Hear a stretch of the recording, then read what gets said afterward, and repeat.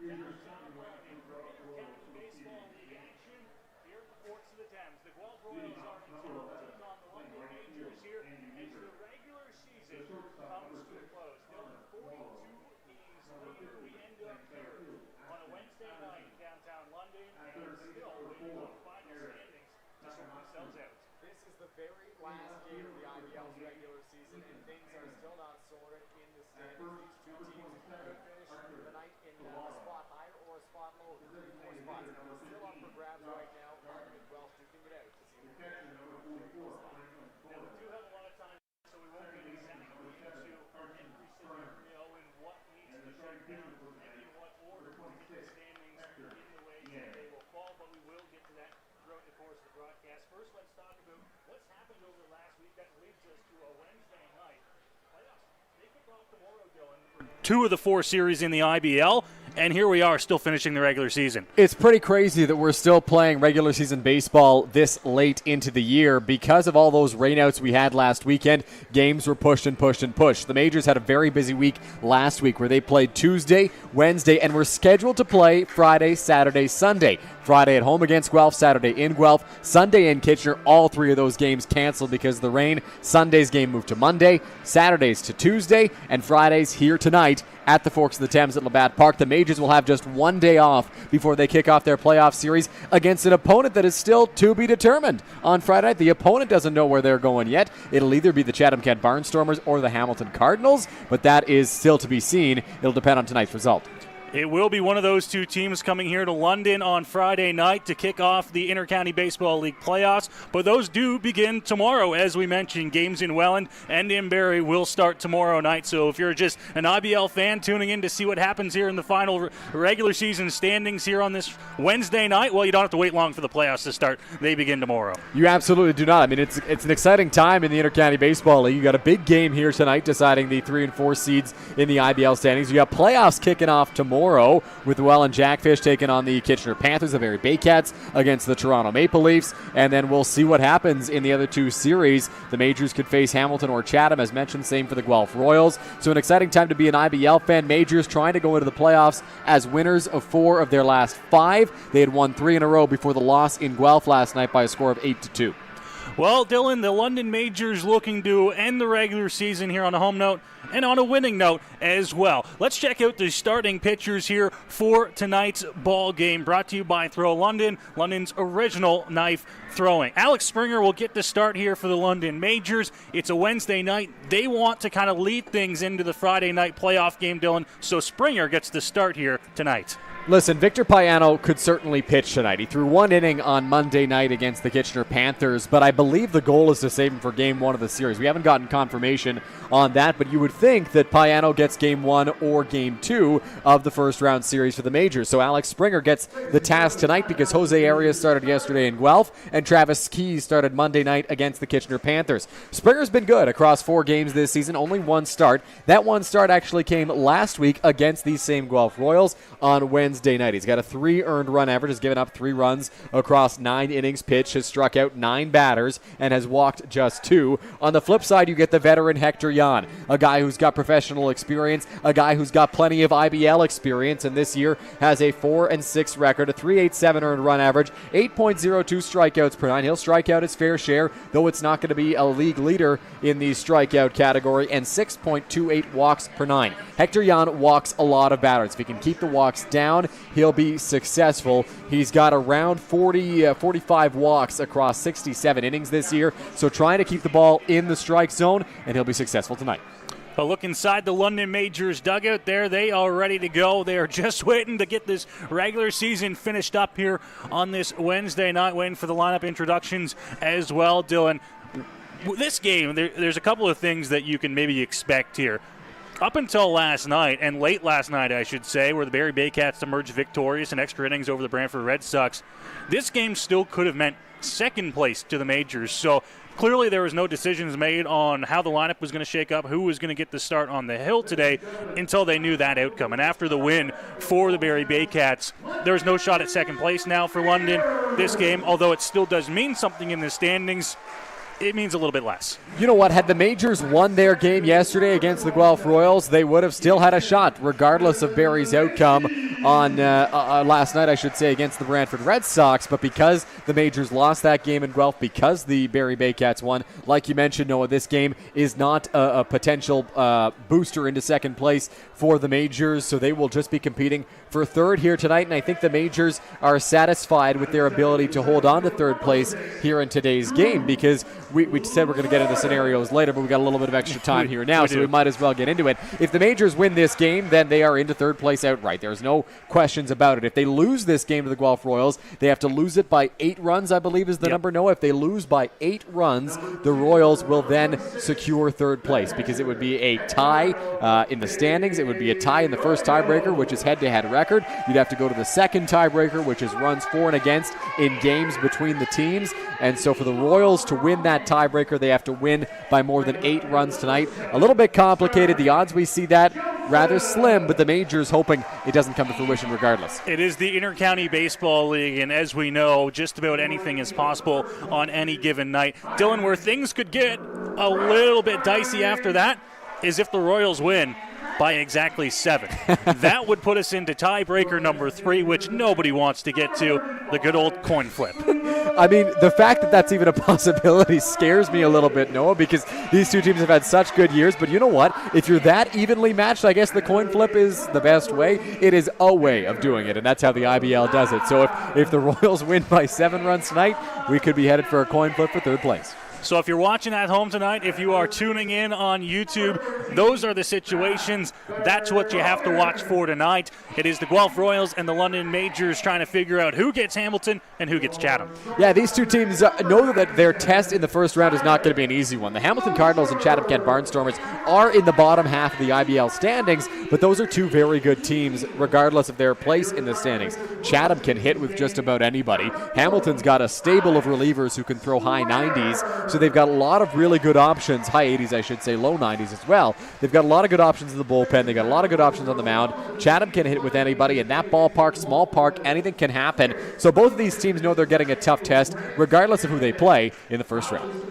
Well, it looks like the lineups are finished getting introduced on the field, so we will head to break here on Majors TV, wrapping up the pregame show. Brought to you by BPA Fitness, functional strength training for everybody.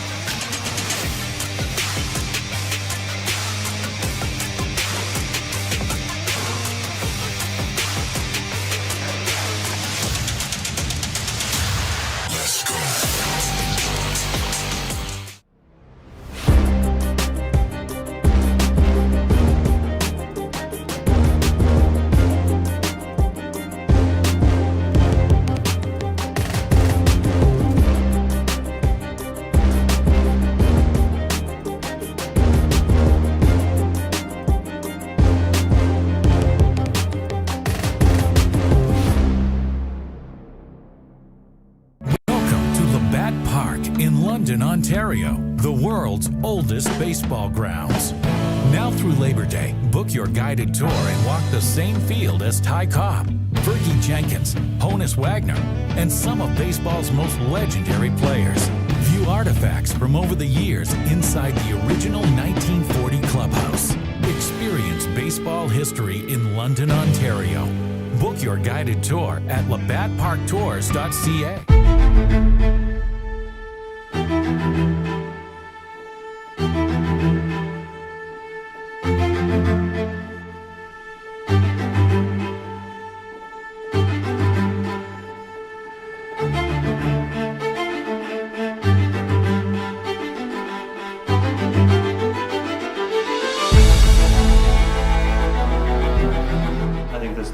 Has the potential to win another championship.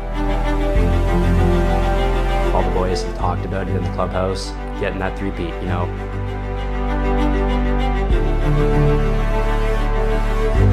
You guys can win. You guys can win.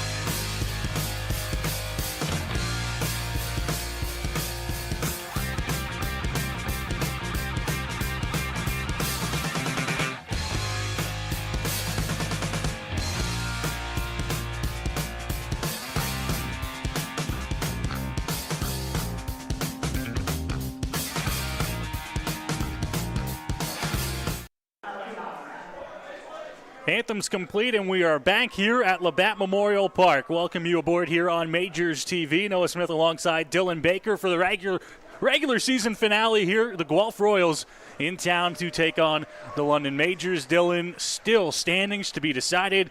We welcome those of you joining in, Royals fans, Majors fans, and fans of the IBL, waiting to see how the playoff picture will look here in 2024. Yeah, I've already seen some fans from different teams in our chat tonight. Everybody's tuning in to Majors TV. It's the only game on the IBL docket here tonight, and it's a big one because it will decide the final standings in the Intercounty Baseball League. There's a lot that's already been decided, but not all of it, and we get to see the final little machinations in the standings here tonight at Labatt Park. There is a good shot of Alex Springer, the Majors starting pitcher, on our Game Day London mobile camera. And let's check out, Dylan, the starting lineup that he will have to face here for the Guelph Royals on this Wednesday night. It all begins with Andy Leader leading things off and in right field. Andy Leader has been on a tear as of late. He's faced the Majors twice over the past week, and he has hit several extra base hits. He's got doubles, he's got triples to his name. Had a big double in last night's contest that helped propel the Royals over the Majors in that game. Elsewhere in the lineup, Connor Morrow batting second. Ashton Patterson in the 3 spot. Garrett Takamatsu is at third base tonight. He is batting cleanup. Ethan Hammond batting 5th. Arthur Kawara batting 6th. Josh Garton, the designated hitter, is batting 7th. Franklin Torres, the former Angels farmhand, is the catcher. And Carson Burns, the former Barrie Baycat, bats 9th. This Guelph lineup can flat out hit. They went through a bit of a lull in the middle of the season, but have since found their groove once again and are a force to be reckoned with at the plate. Well, as we talked about with our situations today, they are going to need the offense to come alive if they want to jump up a spot in the IBL standings. Of course, you can't do it without strong pitching and defense as well, but it's the offense that's really going to have to shine here so far to get this standings jump for the Royals on this final calendar day of the regular season. They're facing a guy they've seen before and that they've seen recently, and Alex Springer. Springer's last outing came on August 14th, a week ago today, against Guelph. Went 3 2/3, allowed 7 hits, 3 runs, 2 of them earned, struck out 3 and walked 1 in that outing. So Andy Leader strolls into that right-hand batter's box, and we are just about ready to get underway here in London. A little bit earlier of a start here. This rain-out date on Wednesday pushes us to what was scheduled as a 7:05 first pitch. 7:09 is when the first pitch flies across the plate. Offered at by Leader, and he falls behind 0-1.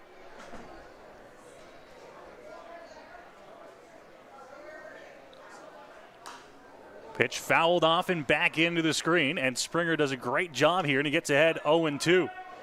Springer working quickly here against Andy Leader and getting ahead very quickly as well. A good pitch to get the swing and a miss, and then a foul straight back. Way up in the count here at 0-2, and that will miss. 1 ball and 2 strike here. It's a gorgeous night for baseball here in London, Dylan. It is going to cool off, though, as soon as that sun drops behind the grandstand. Here's the pitch. And called strike 3 on the outside corner. Leader is down on strikes, and Springer's got his first out of the ball game. Good start there for Alex Springer, quieting one of the Royals' hottest bats. Leader went 2 for 3 last night with a double and a triple against London. Good job by Springer getting a quick out. He was all around the strike zone there to Andy Leader. Didn't miss by much on his first ball, and then finds the corner for strike 3. So Springer gets the first out of the ball game on a strikeout. Took him just 4 pitches. And we're underway as that one misses upstairs. 1-0.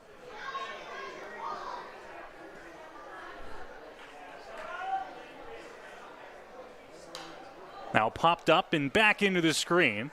Foul ball will even the count up at 1-1. Springer was a guy who became relied upon for the Majors last year down the stretch. He actually started the Majors' final regular season home game last year as well against the Barrie Baycats. Went 5 strong innings in that game. The Majors are going to be looking for something similar here tonight against Guelph. 1-1 delivery. This one hit in the air, center field. Back is Lawrence all the way towards the warning track, and he misread that one. Over his head, up against the wall, and into second base with a double is Morrow. Yeah, not sure what happened there for Drew Lawrence out in center field. A bit of an uncharacteristic bad route for him. He got turned around a couple of times, and then when he finally got back to where the ball was going to be landing, he just didn't come up with it. He missed it completely in center field, and that allows Morrow to get to second base. Well, if we do have time this inning, I would love to try and show the fans a shot of the flags out in center field. It is gusting, Dylan, it is, yeah. out to center field. And I don't know, that wind has kind of picked up over the last half hour. So when the Majors were shagging batting practice, I don't know if that ball was carrying as much as it did on that play. First pitch there for a strike. And Springer gets ahead 0-1 here. That and the fact that the sun is directly in Drew Lawrence's eyes right now out in center field with the way that it's setting. You can see him, or actually you can't see him, but we can see him shielding his eyes right now in center just because of how intense that sun is. So it's tough to see off the bat, and then once the ball gets into the air, you mentioned the wind, it's blowing it around. Quickly ahead 0-2 here on Ashton Patterson. Patterson slightly crouched in that left-hand batter's box. In a hole here against Springer. Lefty delivers, chopped on the ground, there to make the catches for Verhoeven, and he gets to one in time to record the second out. Brad Verhoeven getting the start over at first base tonight and gets tested in the first inning. A high chopper. He thought about going to third to try to get Morrow, but wasn't really going to have a shot, so he made the smart play and goes to the first base bag. Good job by Ashton Patterson hustling and making that close, because ordinarily that's not a close play whatsoever, but because of the hustle of Patterson and the hesitation from Verhoeven, the first baseman for the Majors had to hurry up.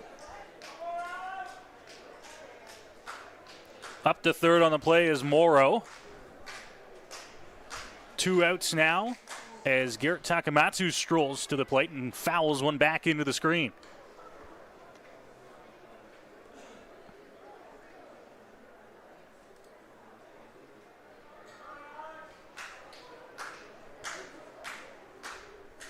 Springer ahead 0-1 here, trying to get out of this first inning with just the double.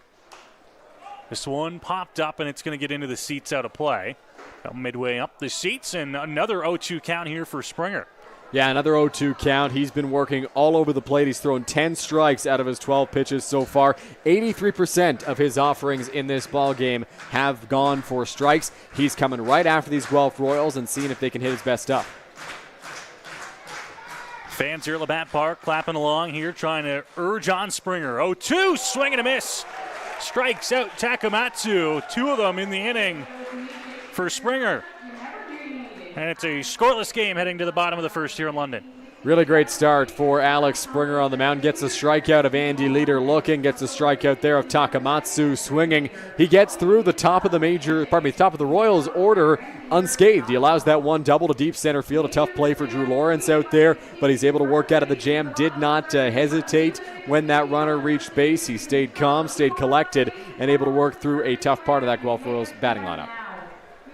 So nothing for the Royals in the top of one. Let's check out the starting lineup for the London Majors here as they get sent to face Hector Yan on the mound. Gibson Kurzminski is batting leadoff here, Dylan, and we did get word and saw out there in the first inning that it is Mosher at shortstop and Kurzminski at second base actually in the lineup today. Yeah, a late change to the Majors order. So Gibson Kurzminski is over at second base leading us off. Drew Lawrence is in center batting second. Eduardo Deolio batting third. Batting cleanup, Starling Joseph. Deolio and Joseph have been on it as of late. They've been very strong at the plate, trying to continue building off of that here in this final regular season game. Byron Reichstein is in right field. He had a home run on Monday night against the Kitchener Panthers.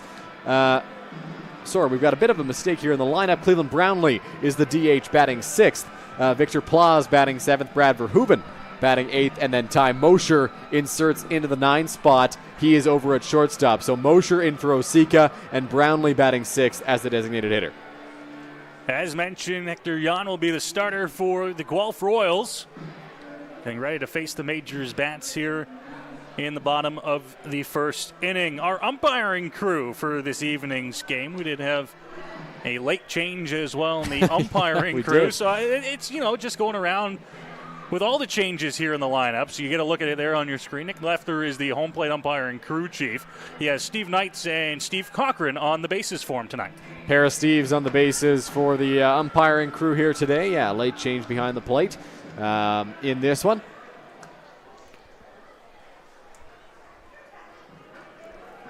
We get ready to go here in the bottom of the first inning. As Gibson Kurzminski will stroll to the plate and get things set here for the Majors.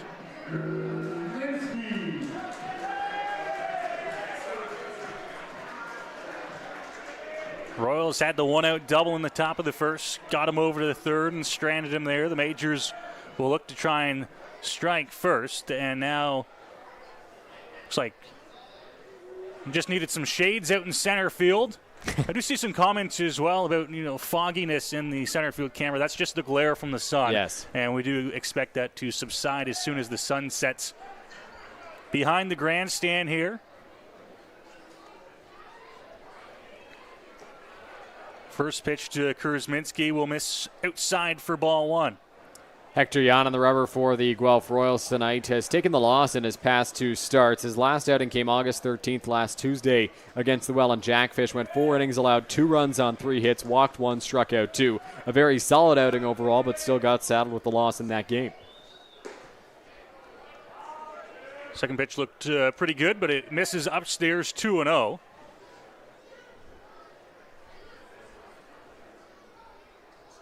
Jan delivers, and now this one's ripped into center field. Patterson had the same problem and broke in right away as Kurzminski rips one towards the fence. He's going to look towards third, and he's going to be on his way to third base. Here's the throw, not in time. It's a leadoff triple for Gibson Kurzminski.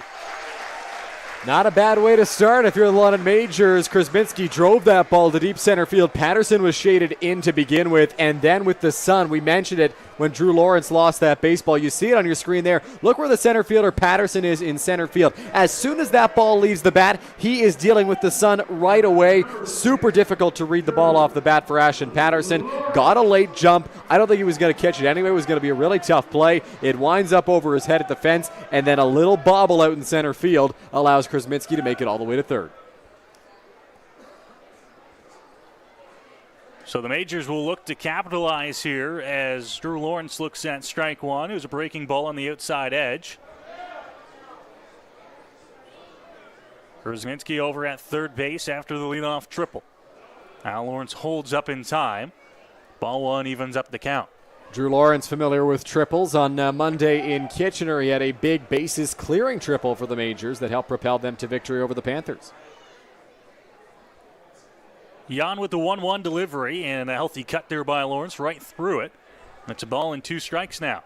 Hector Jan started Drew Lawrence off with a good breaking ball on the outside part of the plate and has come back with a pair of fastballs, one that missed and one pretty much in the same spot that he got the chase on from Lawrence. Back to it again, missed on the outside edge. An extra half second here with the step off the mound now for Jan as he gathers himself here for this 2-2 pitch. Breaking ball, fouled off and right down the alley out of play. Good job by Drew Lawrence just getting a piece of that one. Tough breaking ball from Hector Jan, but Lawrence able to get the bat out there and fight it off. Jan grabs his sign from Torres. Here's the delivery in the dirt, blocked by the catcher. And he'll move it to a full count here. Drew Lawrence is always going to work his at-bats. He's been very good this year, being very patient at the plate. Not a guy who strikes out a whole lot, and when he does, he's still working a good count. 3-2 is outside, and Lawrence will work the walk. And the first 2 men will reach here for the Majors in the bottom of the first. First 2 men reaching, first 2 guys with a little bit of speed as well. You've got Eduardo Deolio at the plate, who's a good bat, but I would expect Drew Lawrence to be running here early in the count. The Majors tried a couple of times last night with runners on first and third to steal a run. Maybe not necessary in this spot, but Lawrence has good speed over at first, so if you can get him into scoring position, put 2 guys there for Deolio, you're much better positioned if you're the Majors, so expect some small ball here. So Deolio a chance early here to drive in a run at least for the Majors. Fouls one straight back into the screen.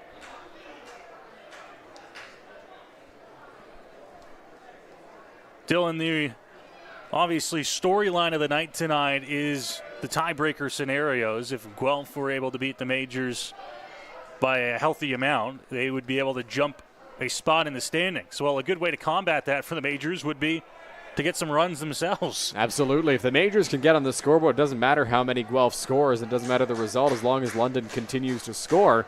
They've got third place in the bag. So if they can get some runs in the first inning here, that'd be off to a good start. 1-1. Swung through by DeOlio.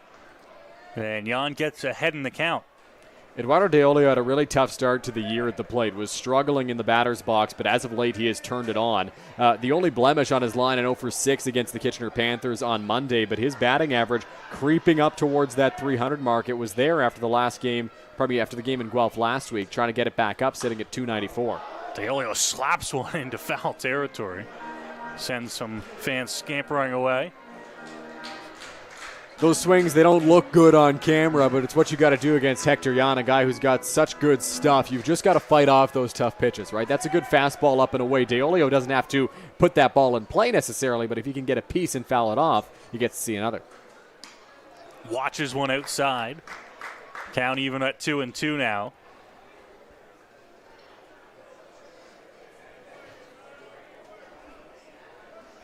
Jan already at 15 pitches here in the first inning.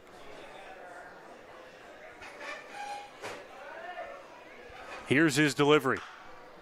Hit hard but fouled off down the line. DeOlio stays alive, battling at the plate. No, I'll be honest, I'm a little bit surprised we haven't seen Drew Lawrence take off over at first base. I think the rationale for the Majors is you've got your number 3 hitter at the plate. You don't want to run into an out here, but not a bad spot to put him in motion. Looked like he was going there, Dylan. Certainly got a good jump on the ball that was fouled off by DeOlio. Whenever you've got one of your better hitters at the plate, and especially a guy that can find gaps with power and with ease, you don't want to be, as you mentioned, running into outs. You would hate to see the first out come on a caught stealing, for example. 2-2. Upstairs, and another full count here, this time to DeOlio. DeOlio has not had a home run since June 30th of this year, but has been on a tear as of late with the doubles. He had a stretch where he went 5 straight games with the double, doubled in 6 of 7, including a couple of multi-double games. So he's hitting well gap to gap right now. There goes Lawrence. That one fouled off again by DeOlio. He's putting together a pretty good at-bat here. Good battle brewing right now between Hector Jan and Eduardo DeOlio. Drew Lawrence also put a pretty good battle together against Hector Jan. Like I mentioned, that's what you got to do against Jan, a guy who does walk his fair share of guys. If you can keep making him throw pitches, the idea is that you'll get one in the strike zone you can hit, or he'll miss off the plate and you can reach base. 10th pitch of the at-bat to DeOlio here. There goes Lawrence again. Swing and a miss. The throw down to 2. Here comes Kurzminski to the plate, the tag. And the ball comes loose. He's going to be safe at the plate. Royals just barely missed doubling him up. The Royals had Gibson Kurzminski over there at the plate if that ball did not come out of the glove of catcher Franklin Torres. Not sure if Kurzminski broke late or what happened there, but he was out by quite a bit at the plate if that ball was caught cleanly and held onto. But it was not, so the result is a double steal for the Majors, and they're able to get on the scoreboard first by way of a steal of home, and a runner still in scoring position here for London. Strikeout of DeOlio does get the first out on the board for the Royals. But Lawrence at second base now as Starling Joseph strolls to the plate. I had a chance to talk to Majors manager Roop Chanadat before the game, and one of the guys we talked about, as you'll see in our Roop's report later on, was Starling Joseph, because he's another guy who had a bit of a tough start to the year, but as of late has come on, had, I believe, a 4-for-5 night on Monday. There goes Lawrence trying to swipe third, and he's in there. He got a good jump at second base, caught Torres by surprise, and beat the throw to third. Yeah, Franklin Torres threw that throw into the dirt. I thought for a moment it might get into left field, and Lawrence had a shot to score, but Takamatsu did a good job keeping it in front of him. Lawrence never hesitated on that steal of third base. That's what you got to do. He felt he had something on Hector Jan, picked the right moment, got a great jump, and is able to pick up 90 feet.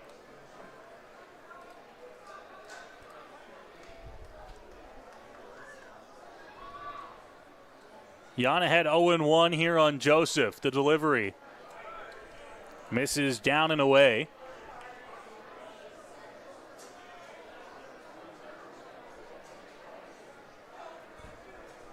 Joseph here with the second run of the inning, 90 feet away, trying to bring him in. Big cut there, and it's strike 2. Big swing from Starling. He went 4 for 4 on Monday night and then 2 for 4 yesterday. Drove home one of the 2 Majors runs in yesterday's contest at Hastings Stadium in Guelph.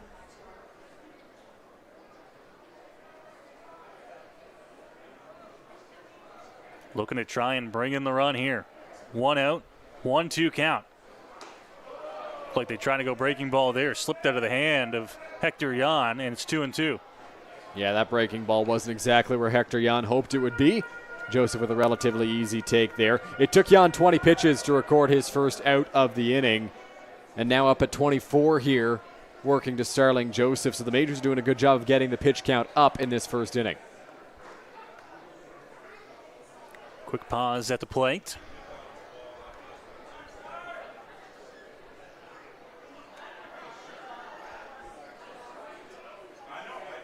Jan into the windup. Outside with the fastball. And another full count here in this bottom of the first inning for Majors hitters. I believe that's the third one, Dylan. Third consecutive full count as well. Lawrence worked a full count walk. DeOlio struck out on a full count, and now Joseph has a full count here against Jan. Jan delivers, and just missing low. He thought he had the bottom of the zone. It's a walk to Joseph.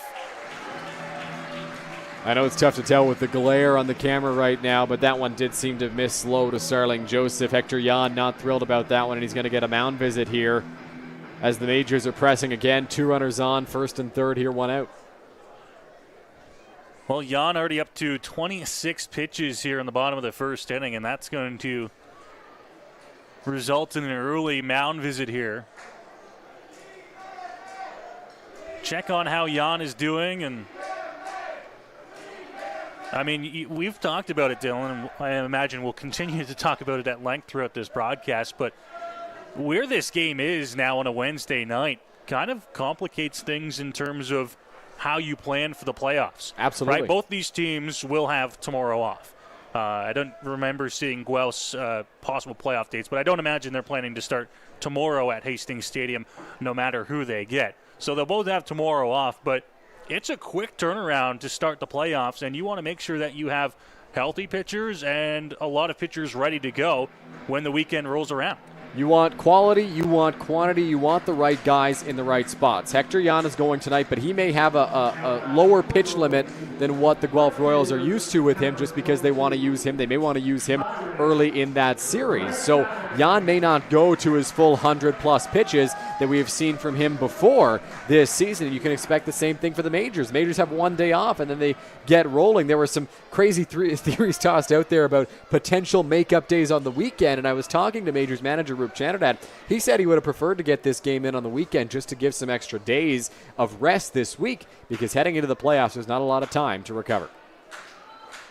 First pitch to Byron Reichstein is there for a strike. Now, of course, the silver lining to this whole thing for both of these clubs is they both will have home field advantage in round one. Nice pick move over to one as Starling Joseph diving back. Right, so both these teams know they will start with game one at home. It's just really a matter of matchups now. Find out who they will face on Friday night. Curveball, Reichstein fouls it off, and he's in an 0-2 hole. Yeah, and I've seen some Chatham fans in the chat already saying they're tuning in to see if they've got a long drive or a short drive to watch their team's first IBL playoff game ever. It'll be against either the Guelph Royals or the London Majors. We'll see who it is. Majors out to an early lead here, though. Swing and a miss. Reichstein down on 3 pitches. And there's 2 gone here in the inning. That's exactly the at-bat that Hector Jan needed out there on the mound. 3 pitches was very quick against Byron Reichstein. Not a full count again after 3 straight full counts. The pitch count's elevated. There's no going back from that, but getting a 3-pitch out is really big for Hector Jan. We'll see what he's able to do here as he tries to escape the inning. And I think that might have been part of the visit out to the mound there. Let's go right at guys. All right, if they hit it and they beat us, so be it. Here is the pitch to the plate to Brownlee, outside edge. He thought it was out. It was there for a strike, and he's in an 0-1 hole. Cleveland may just want to go with that pitch if Hector Jan throws it again, because there is a pretty drastic shift on right now for the Guelph Royals. 3 infielders on the left side of second base. Upstairs to Brownlee. 1 ball and 1 strike. And with the first baseman holding the runner on, I mean, that hole is 90 feet, 90 plus feet, because the second baseman, Carson Burns, is shaded a little more towards shortstop. There is a ton of room for a hit here. Brownlee was reaching on a pitch outside, fouled it off. Good breaking ball by Hector Jan there. If he gets a fastball on the outside part of the plate, Brownlee's just got to try to do what he can to put it the other way, because they are giving him a free base hit to the right side if he can put a ball there. Now, that's easier said than done against Hector Jan with the stuff that he's got, but it's a good way to score a run if you're the Majors. 1-2. They set up outside. Fastball is outside. Now a throw down to 2 to get Joseph. Here comes the throw back to the plate. This one is on the money, and they get Andrew Lawrence trying to come home. So the Royals get out of the bottom of the first inning with just a run coming across here for London. A 1-0 lead for the Majors after 1 here at Labatt Park.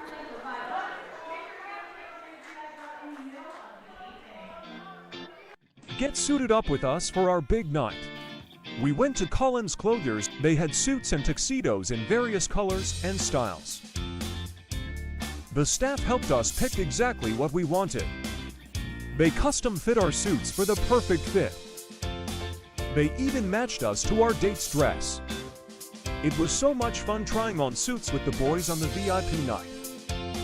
They even got us pizza while we tried clothes on. For prom kids, of course, are going to be the best dressed. We felt so confident and looked amazing.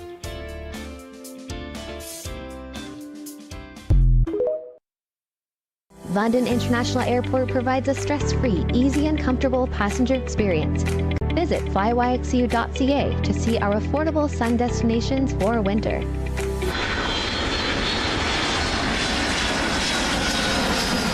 Travel is easy when you fly YXU.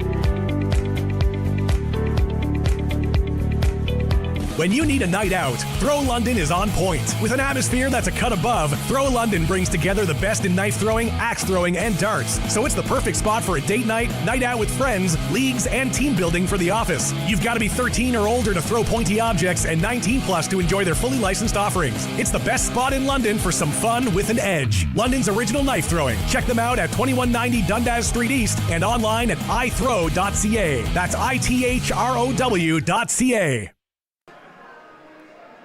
Back here on Majors TV as we move along to the second inning. London picked up a run on 1 hit in the bottom of the first inning, but lots of traffic on the bases, Dylan, made Hector Jan throw 33 pitches. 33 pitches for Hector Jan in that first inning. Certainly not the way he was hoping to have it go. If it's any consolation for Hector Jan, it's that he only allowed 1 run because he allowed a lot of base runners. Krzminski got on with the leadoff triple. Lawrence walked. Joseph walked. So the Majors were able to put guys on the base paths, just only able to capitalize for the 1 run. Majors with 2 double steals in that inning of runners at first and third. They go 1 for 2 on him. Final out comes at home plate. And they get just the 1 run in the inning here as Ethan Hammond leads off the top of the second inning for the Royals.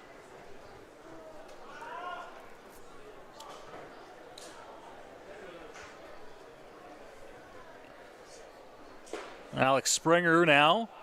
2 balls and a strike as that one missed out of the bottom of the zone.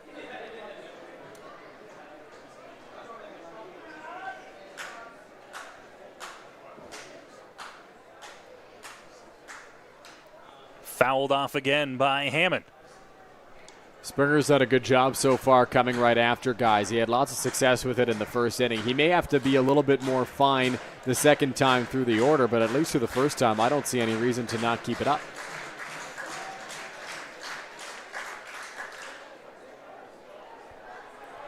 Foul territory. Maybe a play on it there for Victor Plaz, but he ran out of room, getting ever close to that wall.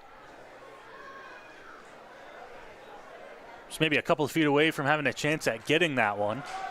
Yeah, not sure if there's any communication from the bench there on how close he was to the fence. That's a catchable ball for Victor Plaz if he never lets up stride, but Plaz didn't really know where the fence was, so he slowed up just to make sure he didn't get himself injured, because that's priority number one here in the last game before the playoffs. Just outside for Springer, and that'll move the count to full. Good pitch and a good spot there for Alex Springer. Nearly caught the outside part of the plate there against Hammond.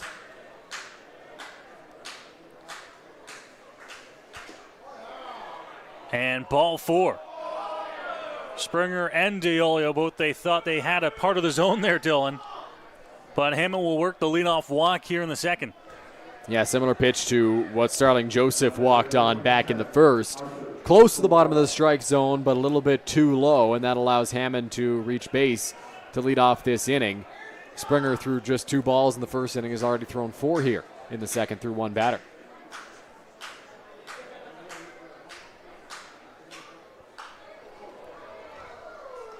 Fouled off there on the first pitch. Springer up 0-1 here. Just now getting to the point here at 7:37. Our regular scheduled start time for Labatt Park games as this one hit high in the air to left field. Back towards the wall is Joseph at the warning track, and he's there to make the catch. No, on that swing from Arthur Kawara, I thought we had liftoff. I thought that ball was going into the Thames River in left field. There was lots and lots of height to it, but it didn't quite have the distance. Starling Joseph did a good job tracking it all the way to the warning track, and he hauls it in for the first out.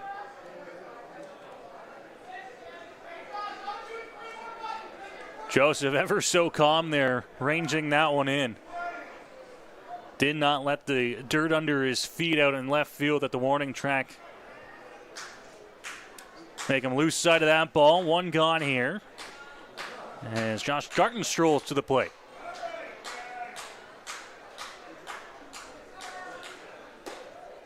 First pitch from Springer will miss, up and out.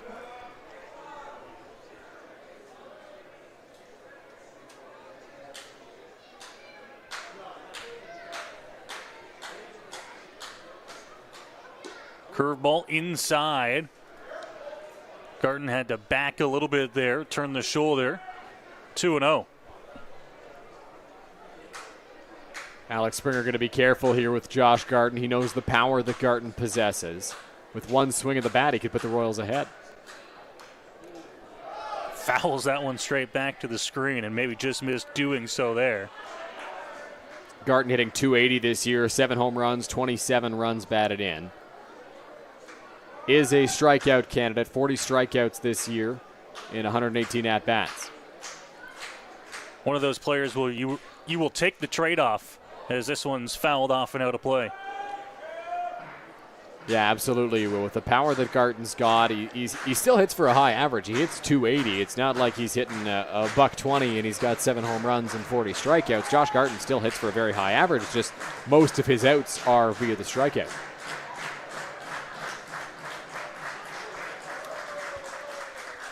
Springer ready here. To the plate and fouled off. In and out of the glove of DeOlio. Good job by Garton spoiling that pitch. It was a good sweeping breaking ball from Alex Springer. And Garton got just enough of it to stay alive in this at-bat.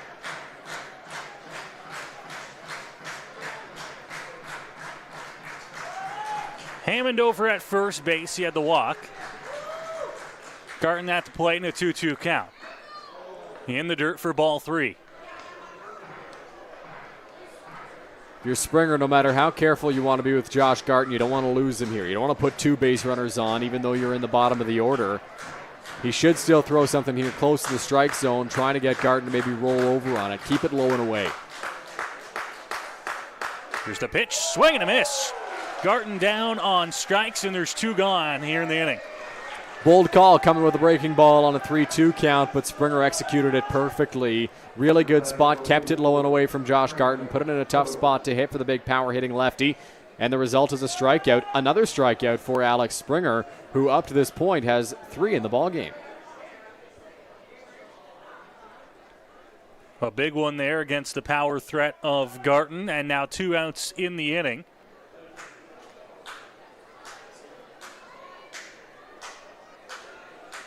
And that'll bring up Franklin Torres,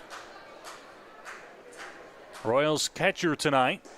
First pitch for a strike from Springer. Franklin Torres spent 7 seasons in the minor leagues, reaching as high as AAA with the Los Angeles Angels organization. Acquired mid-season by Guelph this year. Hard hit ball off the glove of a diving Mosher and into shallow center field. Everybody is going to be safe on the 2-out base hit. Torres, since coming over to the Royals in 16 games, batting .344 and showing why. He makes a very solid contact. That one scorched off the bat right back up the middle.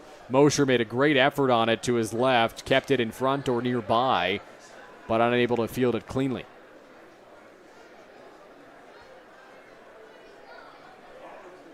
So a 2-out base hit keeps the inning alive here for Guelph.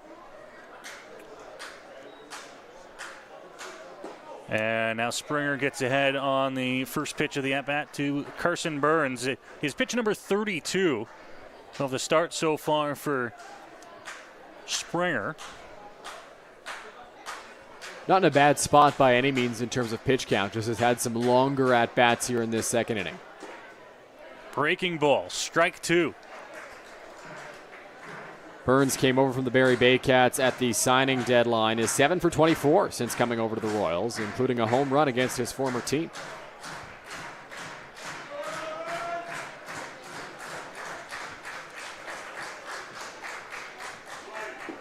And missing down and away. I like that spot for that pitch, Noah, from Alex Springer. You're up 0-2 in the count. You're keeping it low and away. You know Burns has some pop. You're not letting him do anything with that offering. It just happened to miss the strike zone. Tried to work away from him here. And strike 3 called. 4th strikeout for Springer. And he strands a couple of runners aboard here in the top of the second inning. Noah, Alex Springer has that breaking ball working tonight. He's been able to place it anywhere he wants to the plate. He's gotten a sharper breaking curve. He's gotten a loopier curve ball. That was the loopy one that we just saw to end the frame against Carson Burns. 4 punch-outs through 2 innings for Alex Springer. An impressive start. Certainly hoping that can continue on here as he looks to help the Majors finish off the regular season on a winning note here as they move along to the bottom of the second inning. Sun now, Dylan, we had a look there on the wide shot. It looked like it's finally out of the eyes of all the outfielders, which is a good sign. It's probably one of the the disadvantages to the game start today, specifically late in the season. Sun setting at the time it does, about 8:15 right now.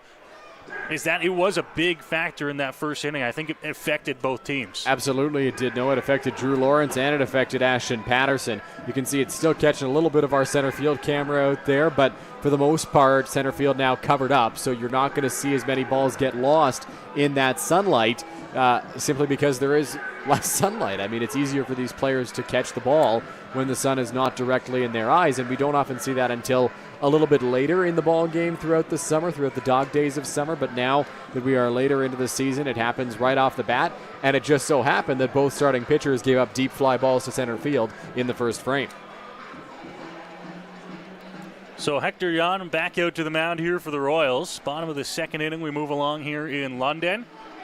See a lot of sweaters out here tonight, though. We mentioned about 19 degrees Celsius at first pitch today.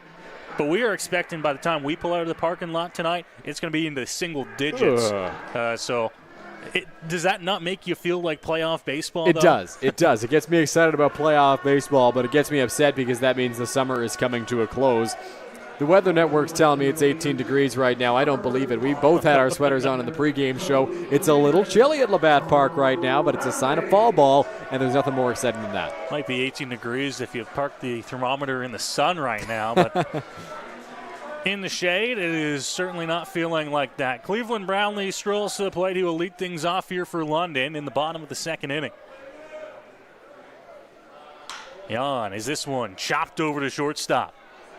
Throw across the diamond in time to get Brownlee, and that's a much better start to the inning for Hector Jan. 1 pitch, 1 out. Can't ask for a better start than that for Hector Jan, especially after how many pitches he threw in the first inning. He threw 33 in the first. A 1 pitch out to start the second is exactly what the doctor ordered for Hector Jan and the Guelph Royals. We talked about the need for efficiency with the playoffs starting so soon. Jan is going to try to get as deep in this ball game as he can, no matter what his pitch limit is. If he keeps getting quick outs, he'll be just fine. Victor Plaz will stroll into that right-hand batter's box now for London.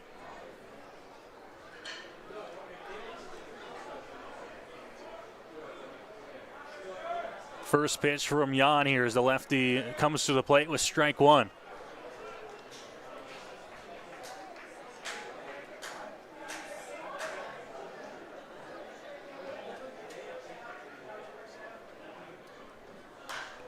Popped up, sky high, shallow right field. This is a long run for Andy Leader. He's over towards the line. Almost overran that one.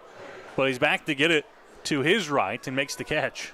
Andy Leader, a natural center fielder, played a lot of center field for the Kitchener Panthers in his time there. Had a long run to get to that one, like you mentioned, Noah. Long runs, Andy Leader is used to those, but almost had a little bit of trouble with it. Nearly fell in there for a base hit, but able to corral it nonetheless and make a nice play. So 3 pitches, 2 outs for Hector Jan here in the bottom of the second inning.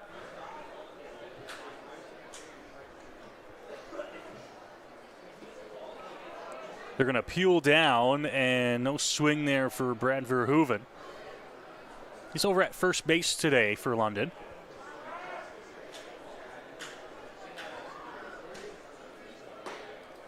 Strike 1.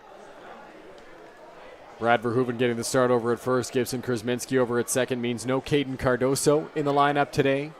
A guy who's been in all season long for the Majors, having a great year, just trying to rest up before the playoffs. Sky high out to left field. In comes Hammond, but it's going to be the shortstop Morrow who's on the outfield grass to make the catch. And a quick bottom of the second inning for Hector Jan on the hill. It's a 1-0 Majors lead after 2 here on Majors TV.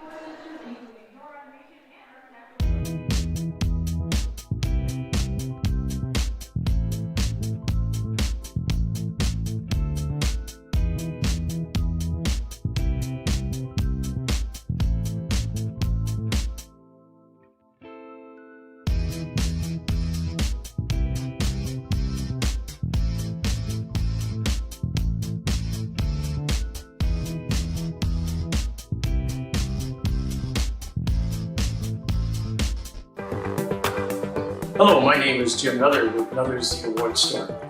Come along with me on a virtual tour to take a look at our amazing products and services that we're able to provide you to help you with your recreation needs.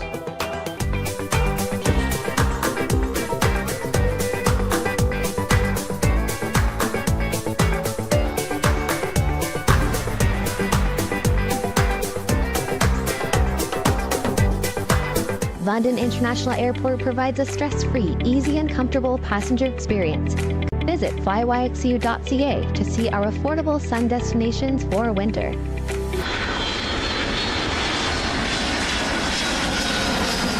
Travel is easy when you fly YXU.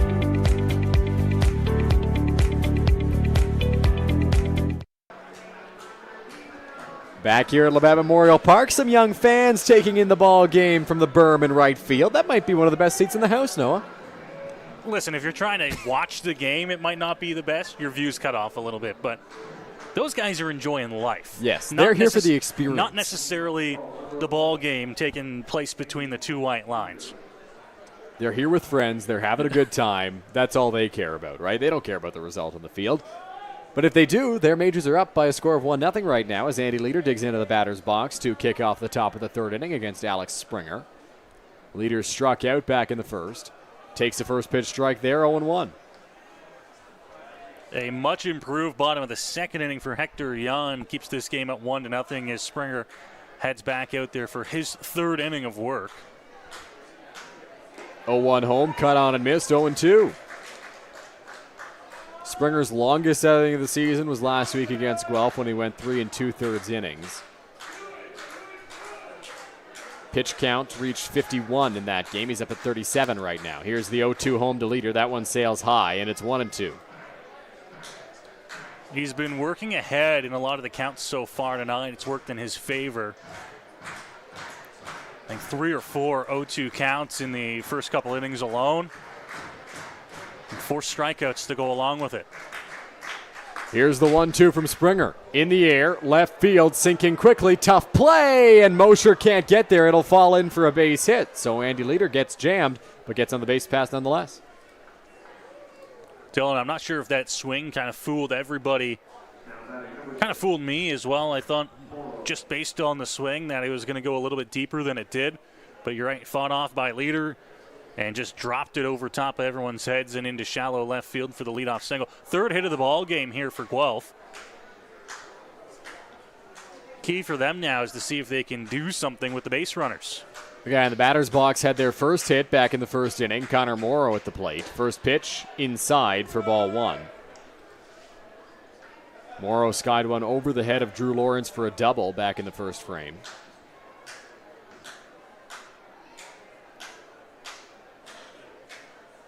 Here's the 1-0. That's there for a strike. It's 1-1. He was able to get up as far as third base in that inning, but could not come in to score.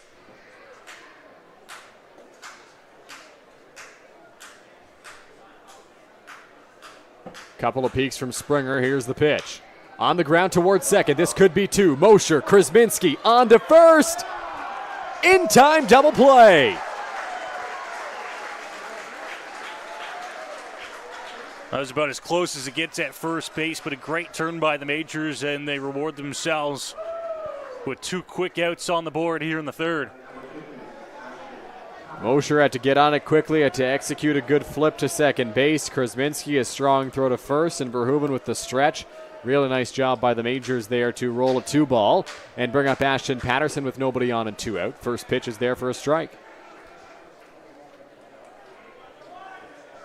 If you're Springer, that's a pitch designed and works exactly as you want it to. Rolls the ground ball double play.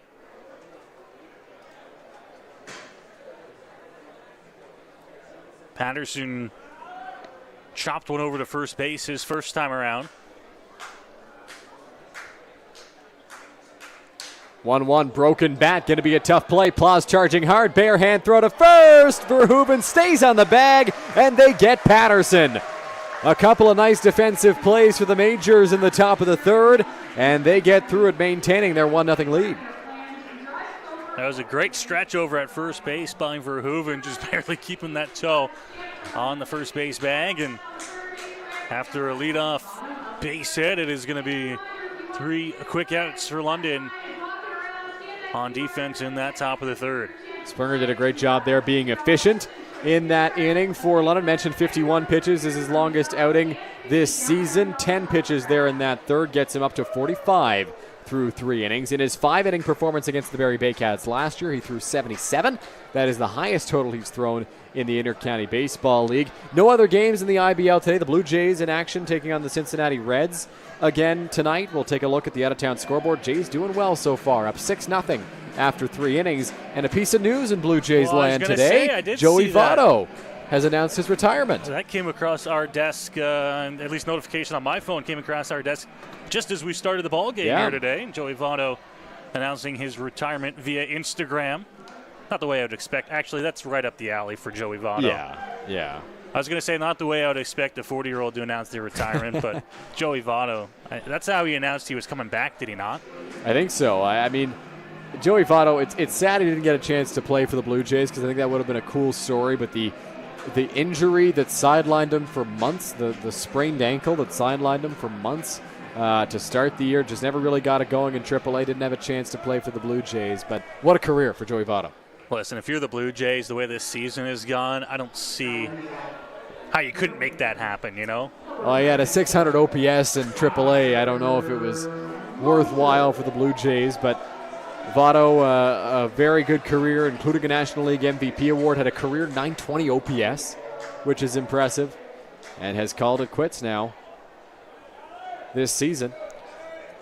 Misses out on a ring during his career, but You know, you can't really judge a career based on World Series rings or not. He had a fantastic run and will go down as one of the greatest Canadians to ever play the game. 2-0 count here to Ty Mosher. Getting his first swings in this ball game. A late addition to the lineup. Pretty good crowd on hand for a Wednesday night at Labatt Park. The folks know what's up. It's the last game of the regular season. That one on the ground, back up the middle. Carson Burns to his right. Plays out on the backhand, throw to first in plenty of time, and there's one gone now in the bottom of the third. Just rolled over on that one, and the Royals will take it. A nice, easy grounder up the middle for out number one here in the third inning. And you mentioned, Dylan, we're like 2 weeks away from school getting back in session here for some of the kids. So one of the final chances for a midweek game to catch here at Labatt Park before school gets back in session. Gibson Krasminski will dig into the batter's box for London. Into the windup goes Jan. Here's the pitch. Swing and a miss, 0-1. Krasminski tripled to lead off the ball game and came around to score on a steal of home back in the first. Yeah, eventful first inning. Yeah, he ripped one to center field, deep center field as well. 0-1. Krasminski off the end of the bat to second base. Another play for Carson Burns, this time to his left, and he makes it cleanly. 2 gone. Well, got a good piece of it, but it was on the ground and right towards Carson Burns, so we'll make that play majority of the time. And just like that, Hector Yanu, after throwing 33 pitches in the first inning, Dylan, has worked through the next 5 outs in 11 pitches. So 33 in the first, 6 in the second, 5 so far here in the third. He'll now deal with Drew Lawrence, who worked a walk off him back in the first inning. First pitch off the plate outside for ball 1. Started Lawrence with the breaking ball away in his first at bat as well. They followed that up with 2 straight fastballs. We'll see what they come with here. 1-0. Lawrence squared around the bunt, takes a strike. He doesn't like it. It's 1-1. It's kind of a late decision to square around there. Didn't leave Drew a whole lot of time to pull back. He did, but he was there for a strike. 1-1. That's there for strike 2. Lawrence doesn't like it. Bottom of the zone again, but Drew looked like he was almost taken all the way on that one. Here's the 1-2 home from Hector Jan. Oh, that fastball ran inside and hit him. Jan reached back for something extra, and it just catches Lawrence in the shoulder area. And then did something hit Franklin Torres as well? I think the ball did. Was it the ball who hit it after Lawrence there? Yeah. He gave a thumbs up towards the Guelph bench, but looks like he is A-OK.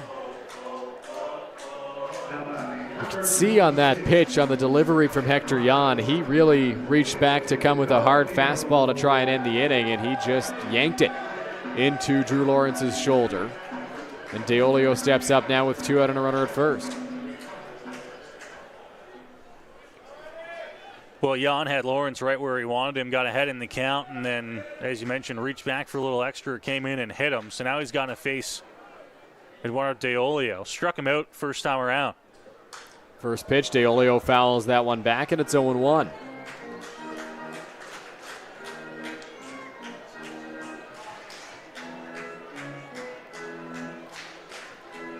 DeOlio much better with the power to all fields aspect of the game, and the Royals not playing nearly as much of a shift on him as they did to some of the other righty hitters, specifically Cleveland Brownlee for the Majors. 2 outs, of course, playing a little bit more straight up as well. Lawrence running. DeOlio slaps this one to right field. Andy Leader a few steps in. He's got it, and that will end the bottom of the third inning. So another quick inning for Hector Jan and the Guelph Royals. They trail 1-0 after 3 on Majors TV. When you need a night out, Throw London is on point. With an atmosphere that's a cut above, Throw London brings together the best in knife throwing, axe throwing, and darts. So it's the perfect spot for a date night, night out with friends, leagues, and team building for the office. You've got to be 13 or older to throw pointy objects and 19 plus to enjoy their fully licensed offerings. It's the best spot in London for some fun with an edge. London's original knife throwing. Check them out at 2190 Dundas Street East and online at ithrow.ca. That's ITHROW.ca.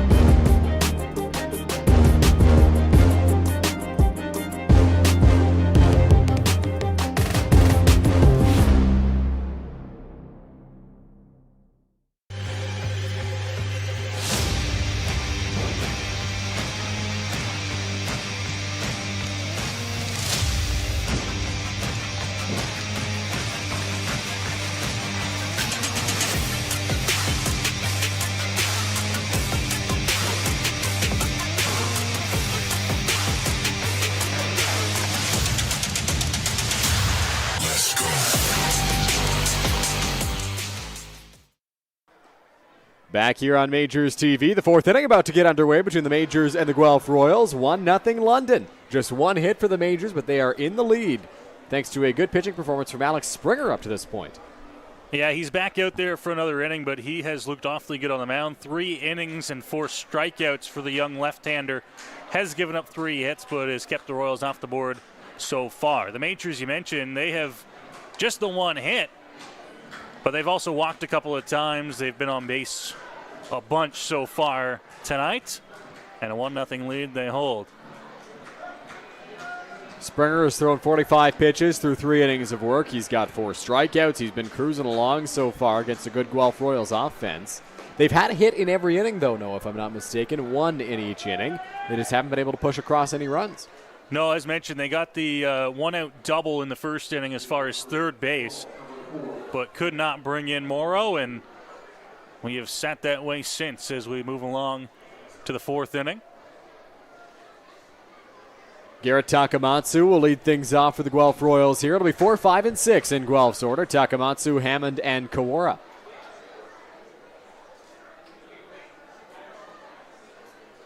Takamatsu struck out swinging to end the first inning.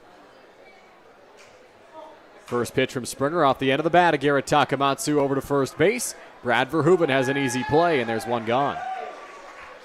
Well, Takamatsu was well out in front of that pitch, actually cued it off the end of the bat, and it stayed fair, so there wasn't much he could do there.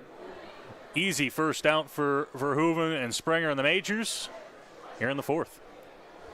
One gone for Ethan Hammond now. Hammond worked a walk to kick off the 2nd inning.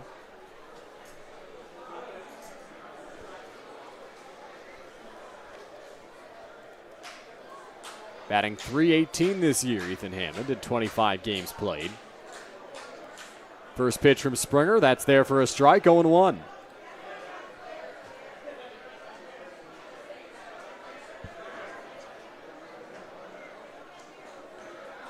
Oh, 0-1 home. Breaking ball, 0-2. Well, a great job to get ahead. Man, he's really impressed me so far tonight, Dylan, with his ability to just throw strikes and get ahead of Guelph batters. 0-2 home. Hammond skies this one. Shallow center field. Lawrence coming in. Mosher going out. And it's the shortstop Ty Mosher calling for it and making the play for the 2nd out. Yeah, that one did not get nearly as far out as I thought it was going to. But a great job by Mosher to get out there, corral it, and I think the 2nd out of the inning. So 2 gone for Arthur Kawara. Kawara hit one to the warning track and left, but it was a fly out in his first trip. That first pitch is there for a strike, 0-1. 0-1 home. Swing and a miss, 0-2. Well, you mentioned a week ago Springer's longest outing of the season, 3 2/3 in Guelph, and now a chance to try and make it his longest outing of the season. 0-2. That one misses up and away for ball 1. Springer burst out of the scene for the majors last year. Threw 7 scoreless to start his IBL career. A 3-inning outing and a 4-inning outing. Longest outing of 5 innings last summer. 1-2. Kawara gives this one a ride to right field, but it's not overly deep. Byron Reitstein a couple of steps to his left. He hauls it in, and that will end the top of the 4th inning. So Alex Springer, threw 4 scoreless on 53 pitches, continues to be impressive. Well, and he's doing exactly what the majors need him to do tonight, and that is eat up some innings for them, and he's doing it in really good fashion as well. He's getting outs, and he's keeping the Royals off the scoreboard. So Majors bats, we'll see if they can get some offense going here. Just a lone run back in the bottom of the 1st inning. All up on that scoreboard out in right center field here at Labatt Park so far. Yeah, the Majors really haven't had much going for them since that 1st inning. If you look at the scorebook, they haven't had a hit since the 1st inning. They have had 1 base runner since the 1st inning, and that was a Drew Lawrence hit by pitch on 2 strikes. So Hector Jan's done a good job after a rough 1st inning in terms of pitch count, in terms of base runners, of really quieting things down and getting the Royals back on track. Well, and he's going to need to continue that here. The Royals in the same boat. I imagine they're going to want Hector Jan to eat as many innings as he can tonight as well, and just take them into the weekend for the playoffs. We do know as well, and for any London Majors fans who aren't out to the ballpark tonight and watching at home, the playoffs will begin on Friday, 7:35 first pitch here at Labatt Memorial Park, and Game 3, regardless of opponent, will be on Sunday, 4:05 first pitch here at Labatt Park. We will see if that is Chatham or if that is Hamilton coming to town. We're going to have it on Majors TV, Noah? We will. We always always do. do. We're going to have it on Majors TV. No, we're going on vacation. Yeah, this is the time of year to be going on vacation, eh? Matt Hiscox, our boss, would flip a lid if we decided to take vacay this weekend. Yeah, I think you would. It's a busy time of the year, but we cannot be taking vacations right now. Starling Joseph into the batter's box to kick off the bottom of the 4th inning. Work to walk back in the 1st against Hector Jan. Should mention as well before we move on that tickets for the playoffs are on sale now as well. You do not have to wait to see who we play to grab your tickets for Friday or Sunday. First pitch cut on and missed there by Joseph, 0-1. Outside edge of the plate there for Hector Jan, and Starling reached for it. Pretty good swing. Just ahead of it a little bit. 0-1 home. Joseph, right center field, tracking back his leader. Still going back on the warning track. He's got it, and there's one gone. Pretty good ride there by Joseph. Let the ball kind of died a little bit as it got up in the air. And Andy Leader able to track that one in out towards the warning track and up against the wall. So Byron Reitstein into the batter's box now for the Majors. Reitstein 0 for 1 today, struck out swinging.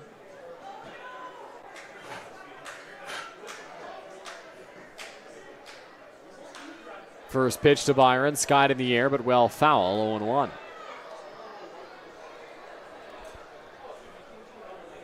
One thing to watch as we move along here and work our way into postseason baseball as well is if we do get these kind of chillier nights still, and baseballs don't tend to fly as far as the temperature drops. And we've seen already a couple of them tonight that we thought off the bat had chances to sneak over the wall. Now they were close, warning track shots, but hung up there eventually. But that chillier weather could make the difference. Here's the 0-2 to Reitstein. Did he go? No, says the third base umpire, Steve Knights.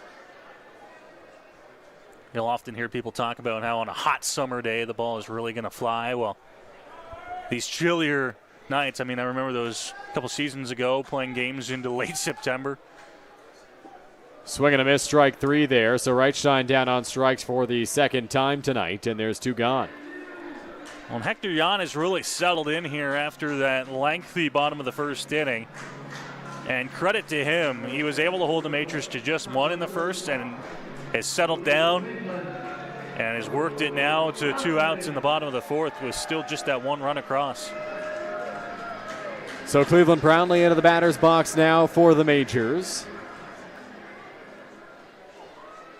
0 for 1 on the day.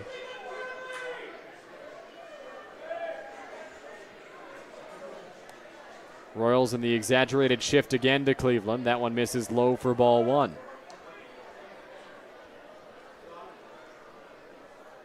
Three infielders on that left side. You get a good shot at it there on that high wide camera.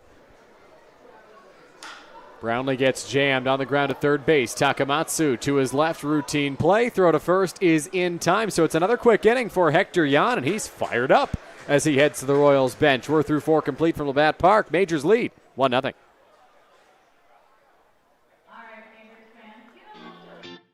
Get suited up with us for our big night. We went to Collins Clothiers. They had suits and tuxedos in various colors and styles. The staff helped us pick exactly what we wanted.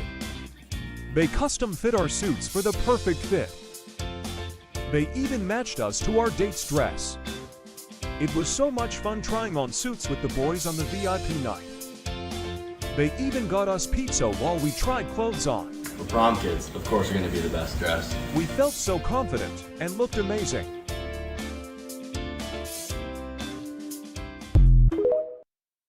London International Airport provides a stress-free, easy and comfortable passenger experience. Visit flyYXU.ca to see our affordable sun destinations for winter.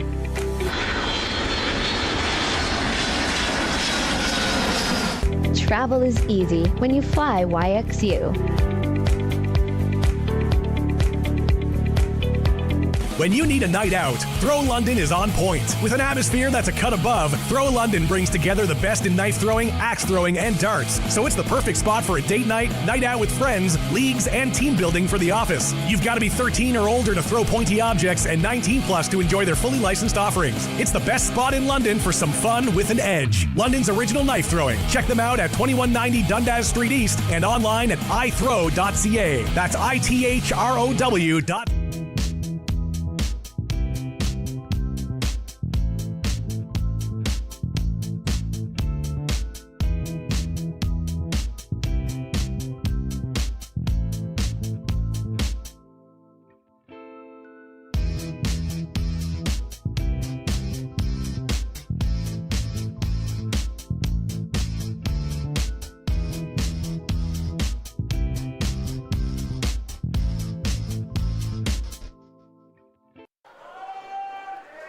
Back here at Labatt Memorial Park here as we move along to the top of the 5th inning.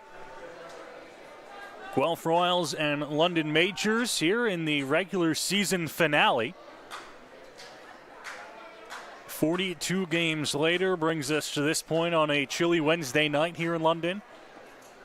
Offered at that one, and missing it is Josh Garton.